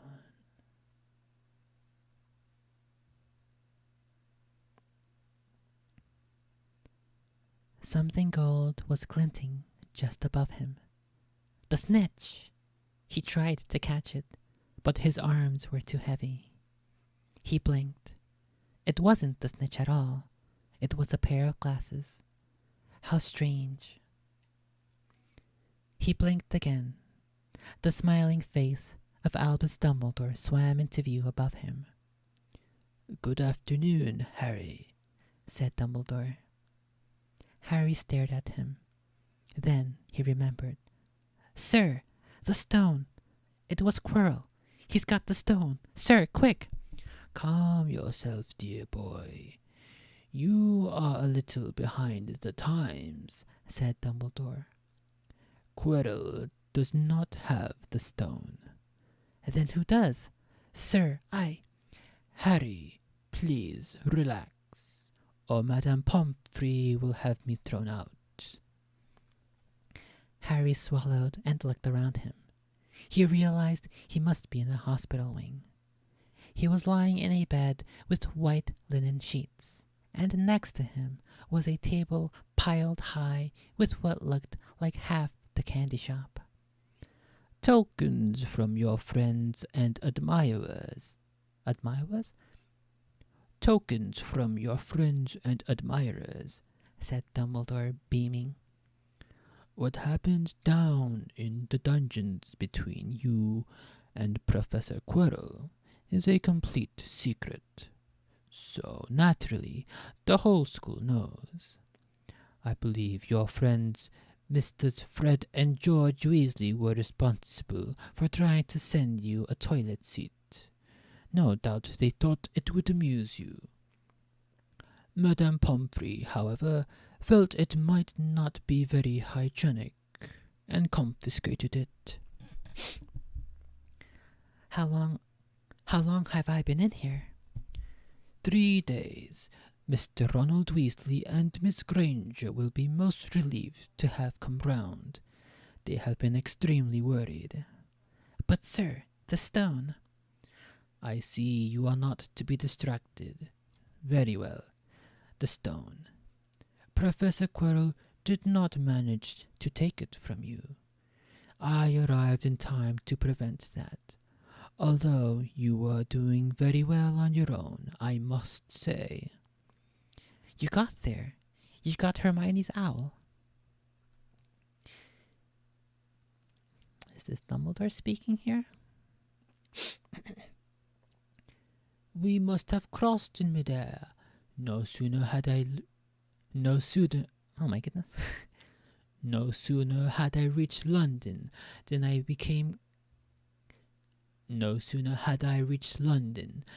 became clear to me that the place I should be was the one I had just left. I arrived just in time to pull Quirrell off you." "It was you." "I feared I might be too late." "You nearly were. I couldn't have kept him off the stone much longer." "Not the stone, boy. You. The effect involved nearly..." The effect involved? What was the other word I said? I don't even know. "Not the stone, boy. You. The effort involved nearly killed you. For one terrible moment there, I was afraid it had. As for the stone, it has been destroyed." "Destroyed?" said Harry blankly. "But your friend, Nicholas Flamel." "Oh, you know about Nicholas," said Dumbledore, sounding quite delighted. "You did do the proper... You did do the thing properly, didn't you? Well, Nicholas and I have had a little chat and agreed it's all for the best. But that means he and his wife will die, won't they? They have enough elixir stored to set their affairs in order, and then, yes, they will die. Dumbledore smiled at the Dumbledore smiled at the look of amazement on Harry's face. To one as young as you, I'm sure it seems incredible. But to Nicholas and... oh my goodness, her name again. Perennially? We'll just go with perennially.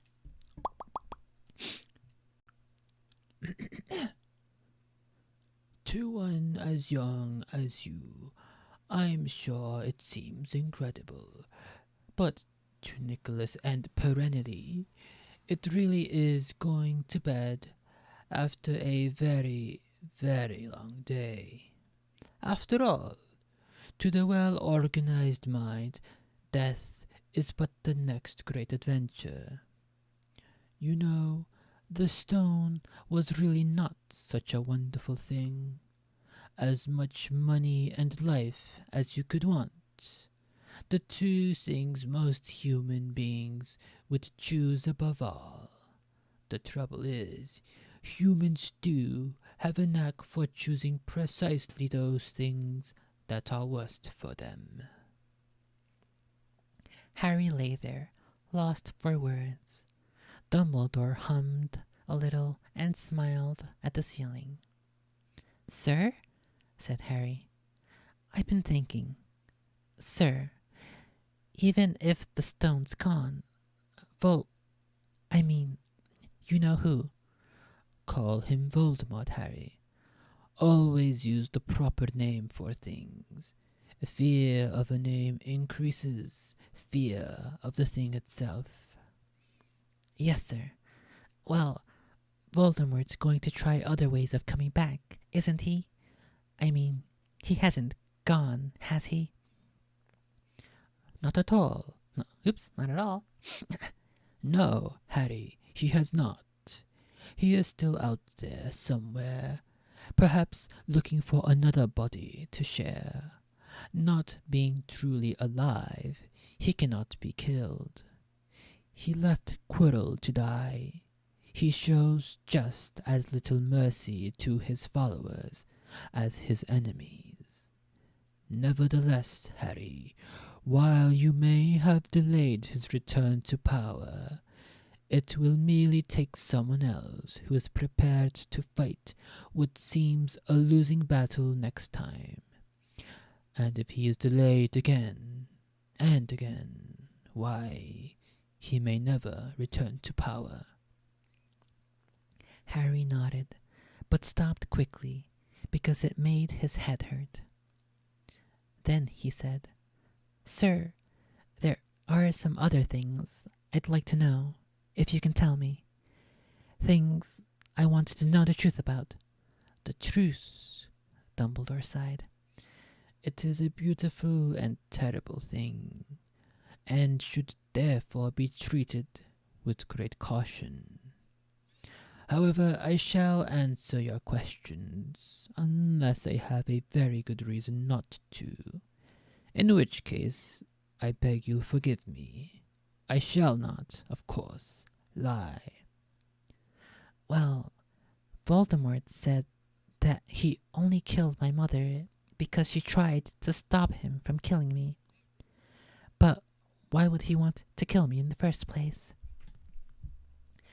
Dumbledore sighed very deeply this time. "Alas, the first thing you ask me, I cannot tell you. Not today. Not now. You will know one day. Put it from your mind for now, Harry. When you are older, I know you hate to hear this. When you are ready, you will know." And Harry knew it would be no good to argue. But why couldn't Quirrell touch me? Your mother died to save you. If there is one thing Voldemort cannot understand, it is love. He didn't realize that love as powerful as your mother's for you leaves its own mark. Not a scar, no visible sign. To have been loved so deeply, even though the person who loved us is gone, will give us some protection forever. It is in your very skin. Quirrell, full of hatred, greed, and ambition, sharing his soul with Voldemort, could not touch you for this reason. It was agony to touch a person marked by something so good. Dumbledore now became very interested in a bird out on the windowsill, which gave Harry time to dry his eyes on the sheet. When he had found his voice again, Harry said, "And the invisibility cloak, do you know who sent it to me?" Ah, your father happened to leave it in my possession, and I thought you might like it. Dumbledore's eyes twinkled. Useful things. Your father used it mainly for sneaking off to the kitchen to steal food when he was here. And wait, is this still Harry? Or is this still Dumbledore? Okay, this is Harry. Useful things. Your father used it mainly for sneaking off to the kitchen to steal food when he was here. And there's something else. Fire away. Quirrell and Snape. Professor Snape, Harry. Yes, him. Quirrell said he hates me because he hated my father. Is that true? Well, they did rather detest each other, not unlike yourself and Mr. Malfoy. And then your father did something Snape could never forgive. What? He saved his life. What? Yes, said Dumbledore dreamily. Funny, the way people's minds work, isn't it? Professor Snape couldn't bear being in your father's debt. I do believe he worked so hard to protect you this year because he felt that would make him and your father even. Then he could go back to hating your father's memory in peace. Harry tried to understand this, but it made his head pound, so he stopped. And, sir, there's one more thing. Just the one. How did I get the stone out of the mirror? Ah, now, I'm glad you asked me that. It was one of my more brilliant ideas. And between you and me, that's saying something. You see, only one who wanted to find the stone, find it but not use it, would be able to get it. Otherwise, they'd just see themselves making gold or drinking elixir of life. My brain surprises even me sometimes. Now, enough questions. I suggest you make a start on these sweets. Ah, Bertie bought every flavor beans. I was unfortunate enough in my youth to come across a vomit-flavored one. Just like my vomit-flavored chocolate. A vomit-flavored one.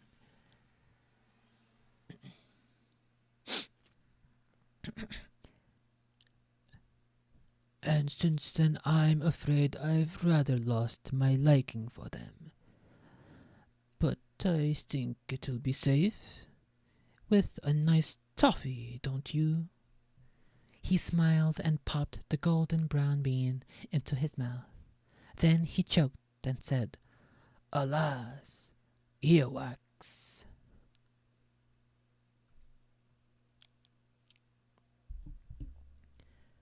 Madame Pomfrey, the nurse, was a nice woman, but very strict. Just 5 minutes, Harry pleaded. Absolutely not! You let Professor Dumbledore in. Well, of course, he was the headmaster. Quite different. You need rest. I am resting. Look, lying down on and everything. Oh, go on, Madame Pomfrey. Oh, very well, she said. But 5 minutes only. And she let Ron and Hermione in. Harry! Hermione looked ready to fling her arms around him again. But Harry was glad she held herself. In? Is that actually properly the way you say that?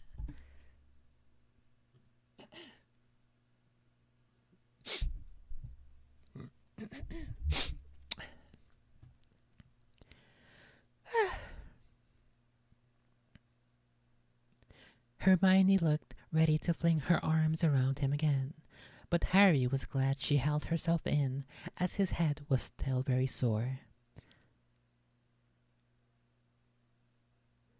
I can't tell who's talking. I assume it's Hermione. Must be. Okay. Oh, Harry, we were sure you were going to... Dumbledore was so worried. The whole school's talking about it, said Ron. What really happened? Or I guess that's a question. What really happened? It was one of those rare occasions when the true story is even more strange and exciting than the wild rumors. Harry told them everything. Quirrell, the mirror, the stone, and Voldemort. Ron and Hermione were a very good audience. They gasped in all the right places, and when Harry told them what was under Quirrell's turban, Hermione screamed out loud. So the stone's gone, said Ron finally. Flamel's just going to die? That's what I said. That's what I said. That's what I said. But Dumbledore thinks that... What was it? To the well-organized mind, death is but the next great adventure. I always said he was off his rocker, said Ron, looking quite impressed at how crazy his hero was. So what happened to you two? Said Harry. Well, I got back all right, said Hermione. I brought Ron round. That took a while, and we were dashing up to the Allery to contact Dumbledore when we met him in the entrance hall. He already knew. He just said, Harry's gone after him, hasn't he? And hurtled off to the 3rd floor. That's always the worst part, trying to do a character who's trying to voice another character. And trying to make it not sound actually like I'm trying to make that voice for the actual character. That's a pretty fun exercise, though, I guess.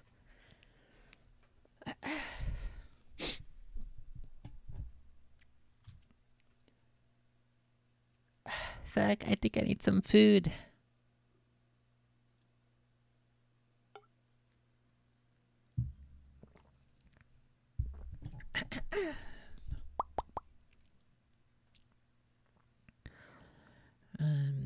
Harry's gone after him, hasn't he? And hurtled off to the 3rd floor.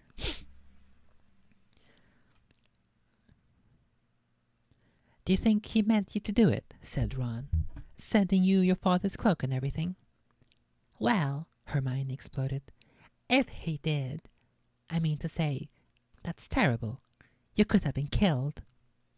No, it isn't, said Harry thoughtfully. He's a funny man, Dumbledore.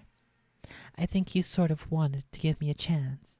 I think he knows more or less everything that goes on in here. You know, I reckon he had a pretty good idea we were going to try, and instead of stopping us, he just taught us enough to help. I don't think it was an accident he let me find out how the mirror worked. It's almost like he thought I had the right to face Voldemort if I could. Yeah, Dumbledore's off his rocker all right, said Ron proudly. Listen, you've got to be up for the end of year feast tomorrow. The points are all in, and Slytherin won, of course. You missed the last Quidditch match. We were steamrolled by Ravenclaw without you. But the food'll be good. At that moment, Madame Pomfrey bustled over. You've had nearly 15 minutes now. Out, she said firmly. After a good night's sleep, Harry felt nearly back to normal. I want to go to the feast, he told Madame Pomfrey as she straightened his many candy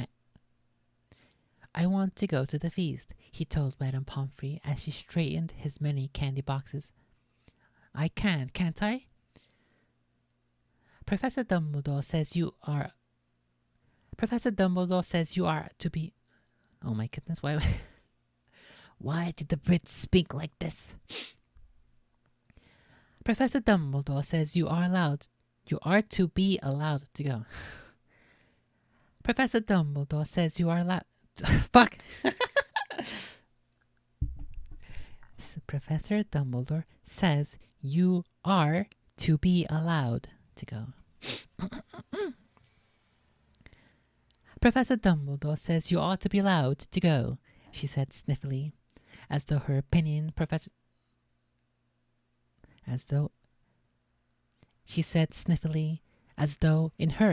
Professor Dumbledore didn't realize how risky feasts could be. And you have another visitor. Oh, good, said Harry. Who is it? No, fuck. I thought we were done, but we're not. Hagrid sidled through the door as he spoke. As usual, when he was indoors, Hagrid looked too big to be allowed. He sat down next to Harry, took one look at him, and burst into tears. It's all my ruddy fault, he sobbed, his face in his hands. Doesn't look like there's too much of Hagrid speaking here. I told the evil kid how to get past Fluffy. I told him. It was the only thing he didn't know, and I told him. You could have died, all for a dragon egg. I'll never drink again. I should be chucked out and made to live as a muggle. Hagrid, said Harry, shocked to see Hagrid shaking with grief and remorse, great tears leaking down into his beard. Hagrid, he'd have found out somehow. This is Voldemort we're talking about. He'd have found out even if you hadn't told him. You could have died, sobbed Hagrid. And don't say the name. Voldemort, Hagrid bellowed. And Hagrid was so shocked he stopped crying. I've met him, and I'm calling him by his name. Please cheer up, Hagrid. We saved the stone. It's gone.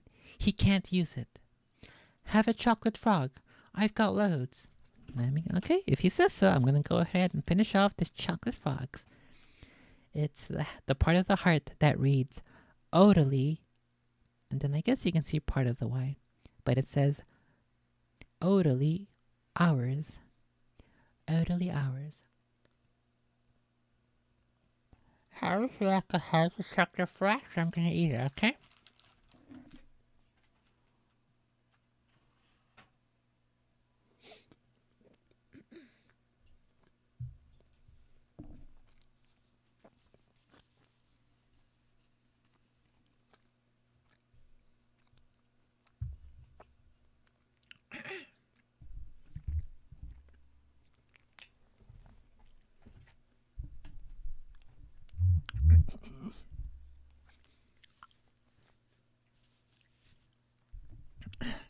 Yummy yummies.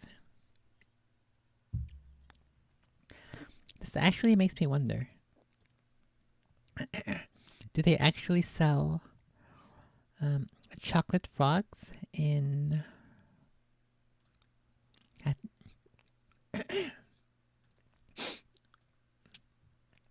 the Harry Potter store, wherever they have all the wands and stuff? Is it universal? Universal Harry Potter theme park. The Wizarding World of Harry Potter.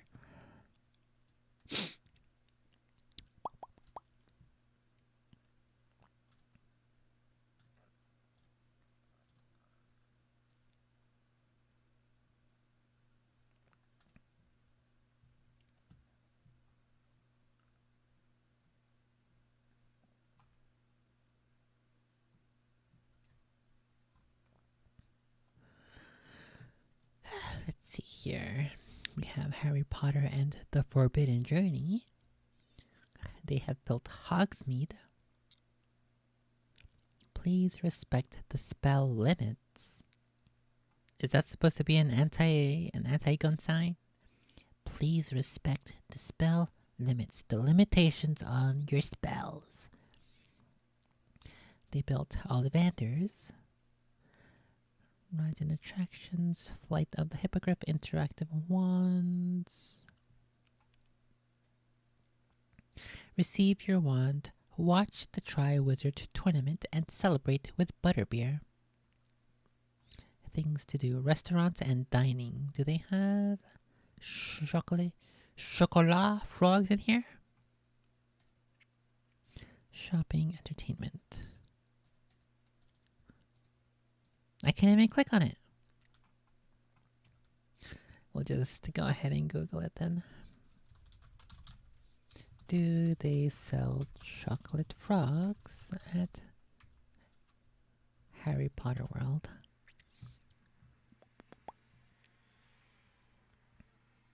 Oh shit, I think there are.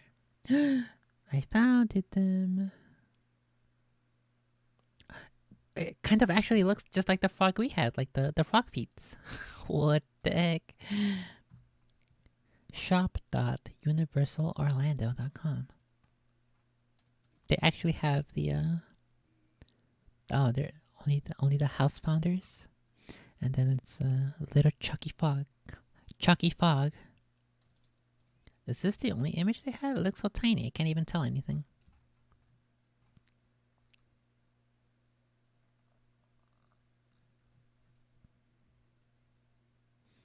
Yeah, this looks sort of kind of like a little bit the feetses of the frog that the Chucky frog Chucky Fogg, the Chucky frog that I had. That's pretty cool. Okay, let's kill this.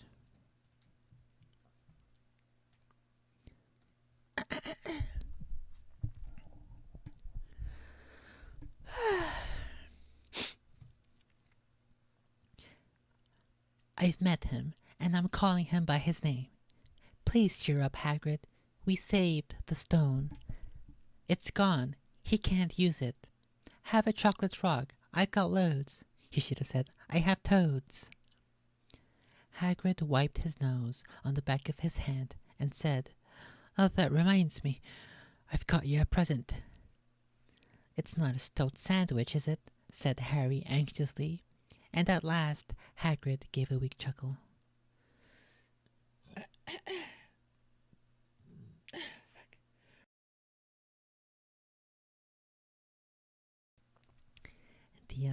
The Chucky Fogg makes me have the burpses.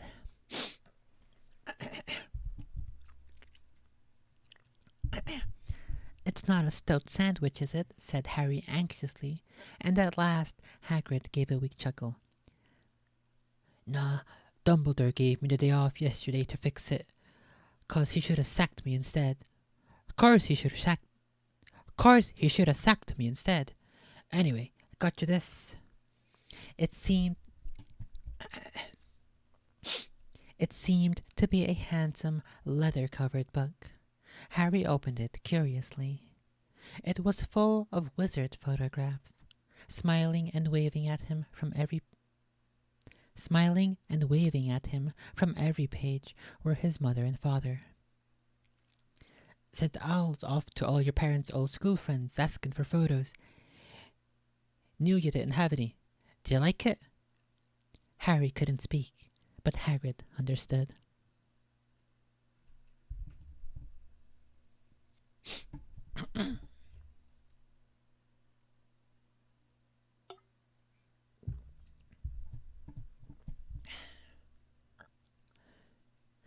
Harry made his way down to the end of year feast alone that night.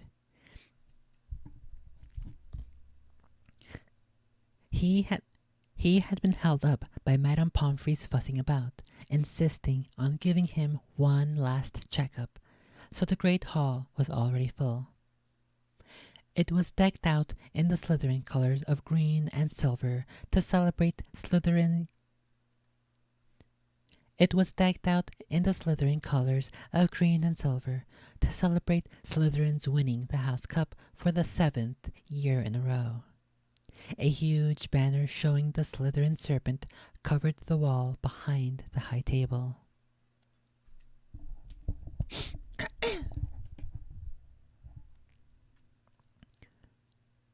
When Harry walked in, there was a shut-in. When Harry walked in, there was a shut-in.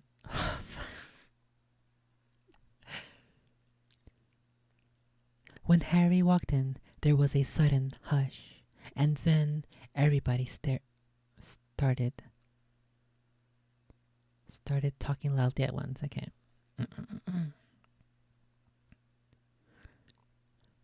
When Harry walked in, there was a sudden hush, and then everybody started talking loudly at once.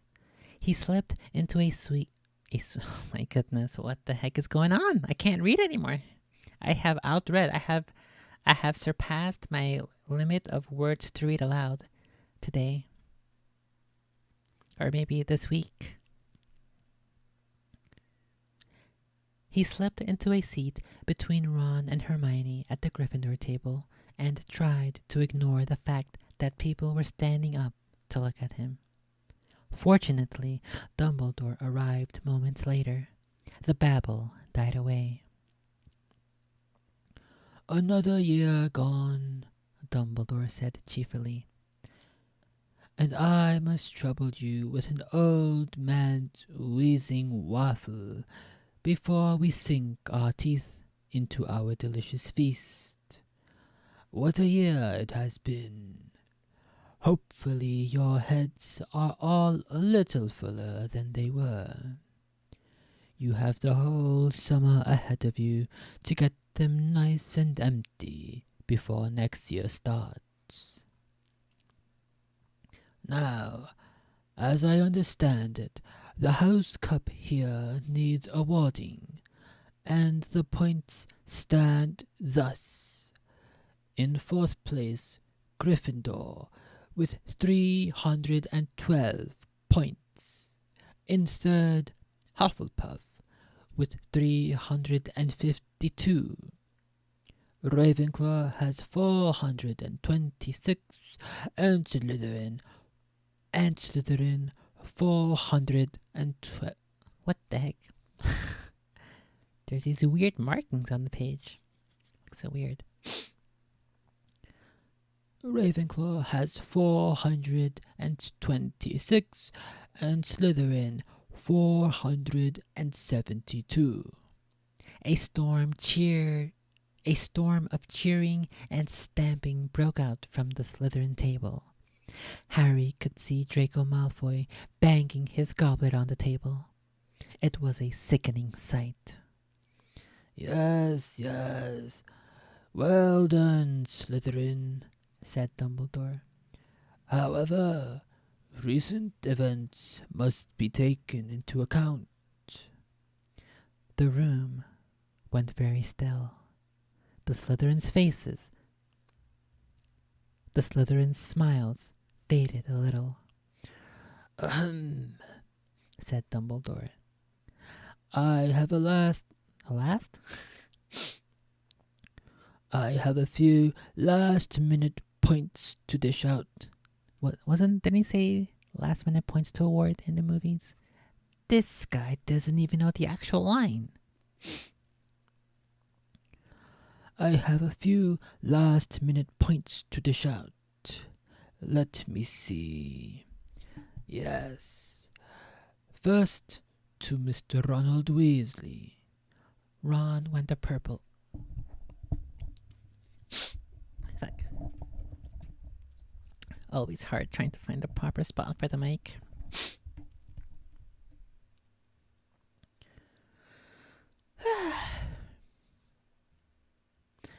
Mr. Ronald Weasley. Here we go.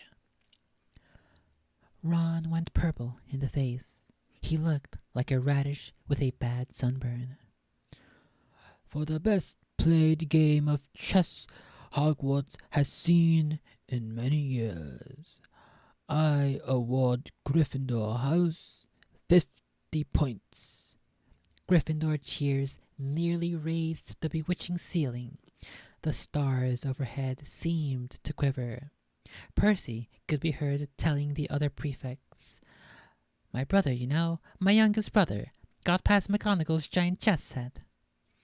At last there was silence again. Second, to Miss Hermione Granger, for the use of cool logic in the face of fire. I award Gryffindor House 50 points. Hermione buried her face in her arms. Harry strongly suspected she had burst into tears.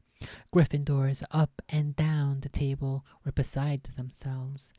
They were 100 points up.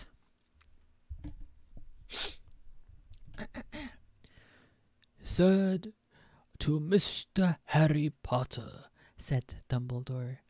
The room went dead quiet. for pure nerve and outstanding courage. I award Gryffindor House 60 points. The din was deafening. Those who could add up while yelling themselves hoarse knew that Gryffindor now had 472 points, exactly the same as Slytherin. They had tied for the House Cup. If only Dumbledore had given Harry just one more point. Dumbledore raised his hand. The room gradually felt silent. The room gradually fell silent. There are all kinds of courage, said Dumbledore, smiling.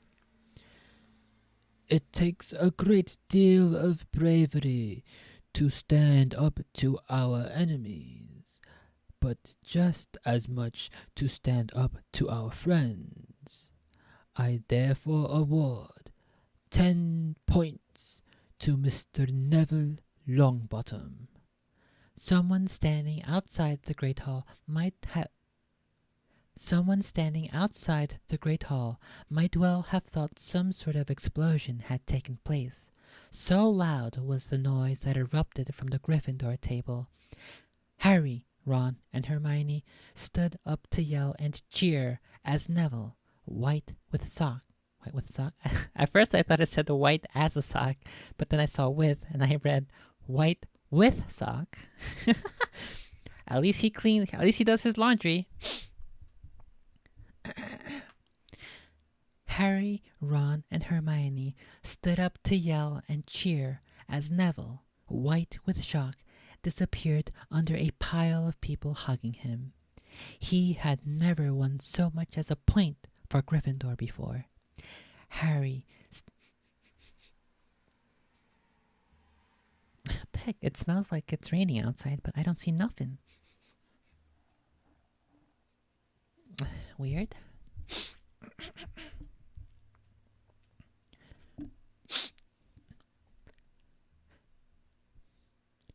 Harry, still cheering, nudged Ron in the ribs and pointed at Malfoy, who couldn't have looked more stunned and horrified if he'd just had the body-bind curse put on him.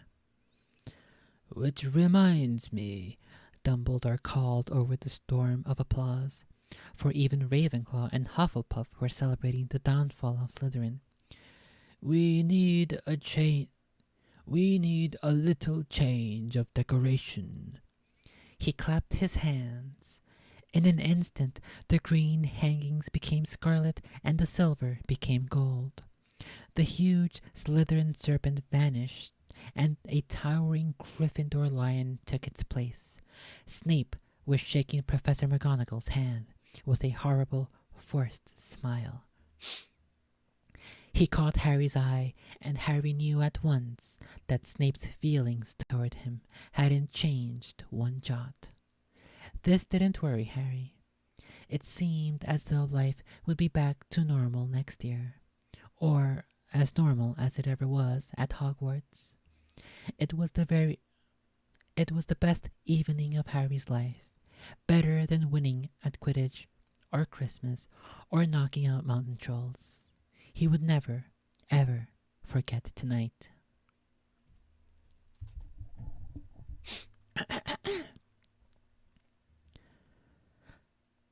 Harry had almost forgotten that the exam results were still to come, but come they did. To their great surprise, both he and Ron passed with good marks. Hermione, of course, had the best grades of the first years. Even Neville scrapped or scraped. I think that's technically scrapped.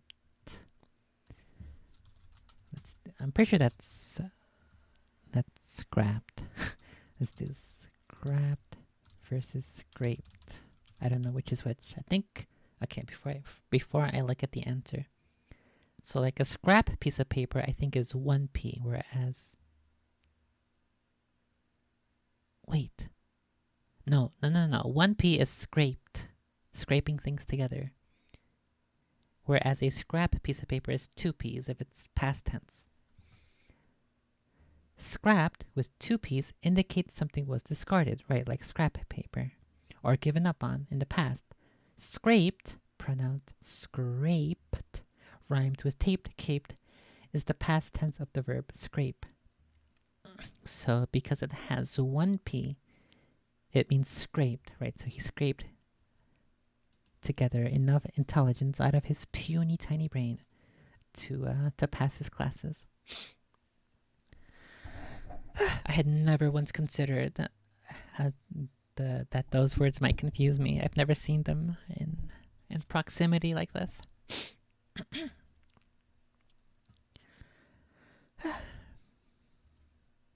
Even Neville scraped through, his good herbology mark making up for his abysmal potions one. They had hoped that Goyle, who was almost as stupid as he was mean, might be thrown out, but he had passed too. It was a shame, but as Ron said, you couldn't have everything in life. And suddenly their wardrobes were empty. Their trunks were packed. Neville's toad was found lurking in a corner of the toilets. Notes were handed out to all students, warning them not to use magic over the holidays. I always hope they'll forget to give us these, said Fred Weasley sadly. Hagrid was there to take them down to the fleet of boats that sailed across the lake. They were boarding the Hogwarts Express, talking and laughing as the countryside became greener and tidier, eating Bertie Bott's every flavor beans as they sped past Muggle towns, pulling off their wizard robes and putting on jackets and coats, pulling into platform 9 3/4 at King's Cross Station.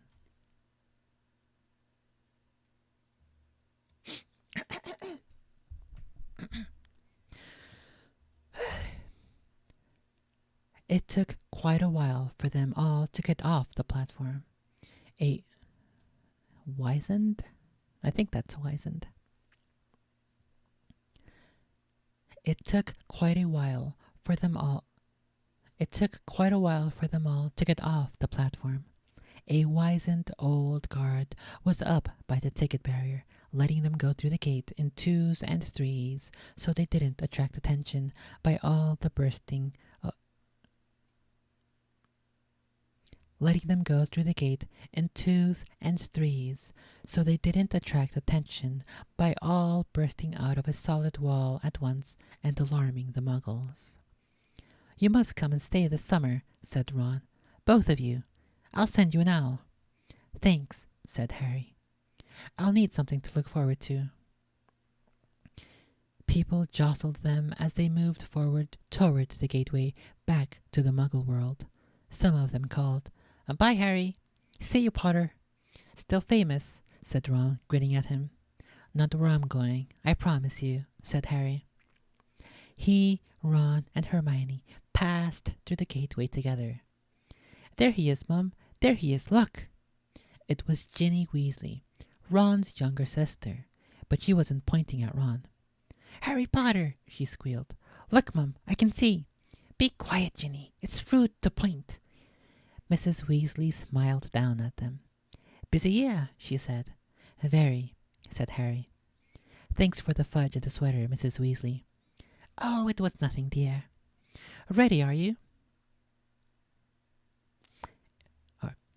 No. That wasn't Mrs. Weasley. No. That's the wrong voice. That's the wrong voice.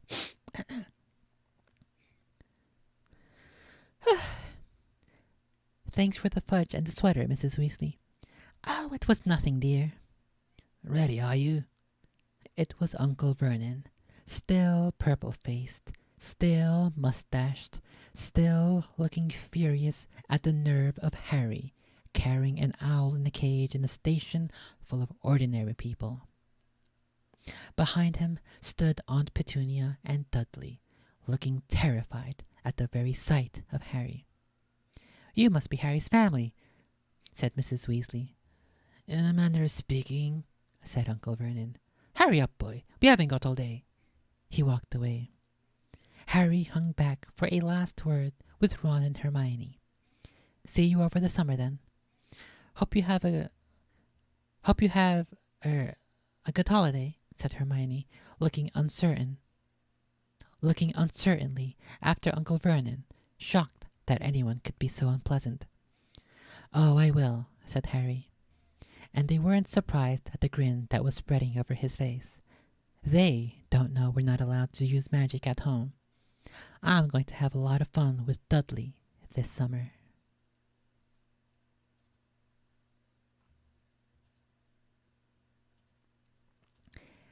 And that is the end of Harry Potter and the Sorcerer's Stone by J.K. Rowling. Phew! Do they have... I'm pretty sure they do have Chamber of Secrets. Let's go to Open Library. Don't look at my secret files. What the heck? Okay, let's see here. Harry Potter and the Chamber of Secrets.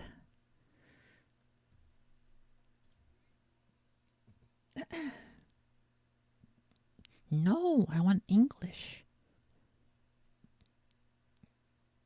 Can I... English. They do have a couple of versions in English. This is the cover that I remember seeing from my brother's copy. So I'll go ahead and add this to the want to read. And now we'll go back to the books I currently have on my account. Let's go Chamber or Sorcerer's Stone. Let's change it from currently reading to already read. And then I'll go ahead and return it. Return now.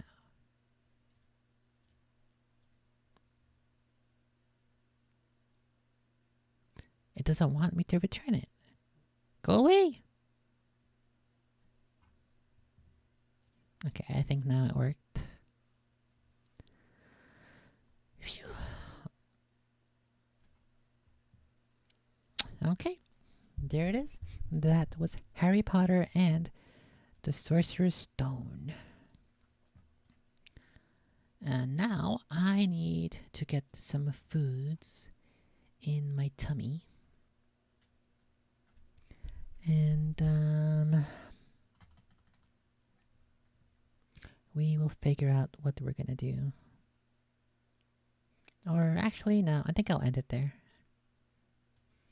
Because I gotta get some food and then I gotta go go see if I can find the mousey again and shore up my defenses.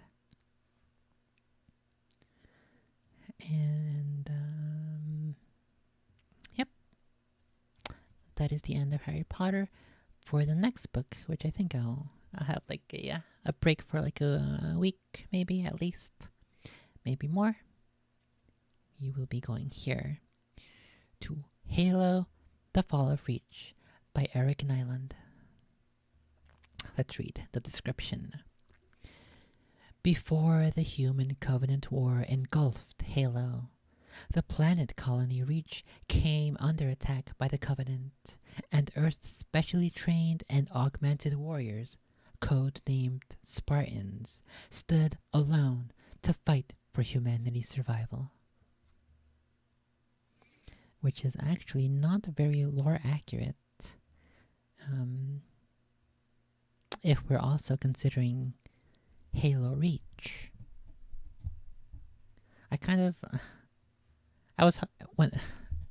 So I never played Halo up until it came to PC and in the Master Chief Collection.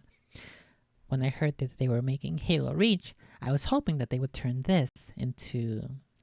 basically this book into a game. But they didn't. And then I was hoping also that maybe they could also have another sort of a story that's happening at the exact same time that keeps the lore and the universe intact. But they didn't do that either. They went an entirely different way, which I guess is fine, honestly. The Halo Reach is still a good game. I still like it. And I also like the book. So if you're expecting Halo Reach, that's not what this is going to be. And I need to practice my Master Chief voice. It's got a 5-star rating. Out of 1 rating, 1 person rated it, and they rated it 5 stars. 20 people have it on their want to read list. 0 people currently reading, and 3 people have read. Pretty cool. What other books do they have here? What the heck? Let's see if Eric Nyland's other books are here as well. This is the cover that I have.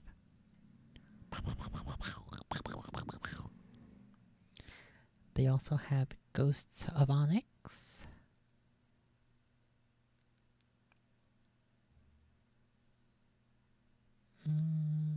And The First Strike they have.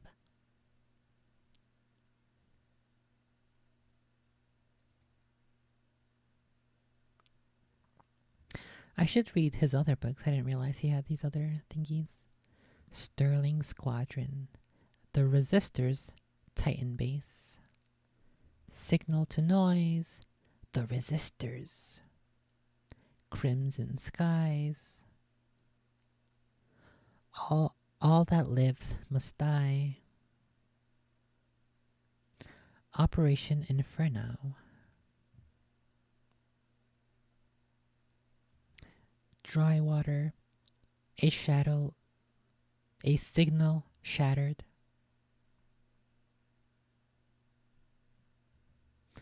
and Mortal Coils. Oh, here's another one. Pawn Stream and Signal to Noise. Those are his other books.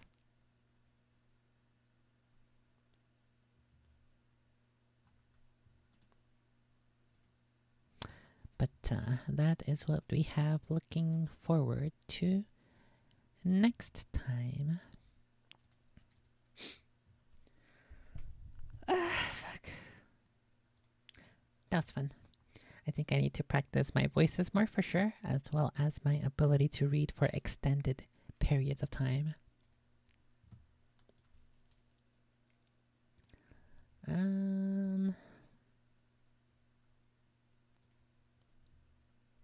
I don't think there's really anything else I wanted to cover, other than I will upload the video of that mouse hiding underneath the couch. I'll put that on Discord, as well as another video, a bunny video that happened earlier this week. Phew.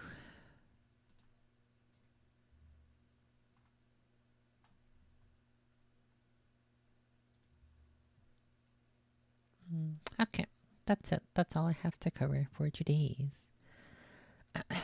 So while I am on break from reading books and stories, we will continue our big feats and or other political current events discussions while I play some Banished, probably. And also while I do some artworks. Because I do have a couple thingies I gotta work on. So that's all for today. Thanks for watching. Thanks for chilling. Thanks for memeing.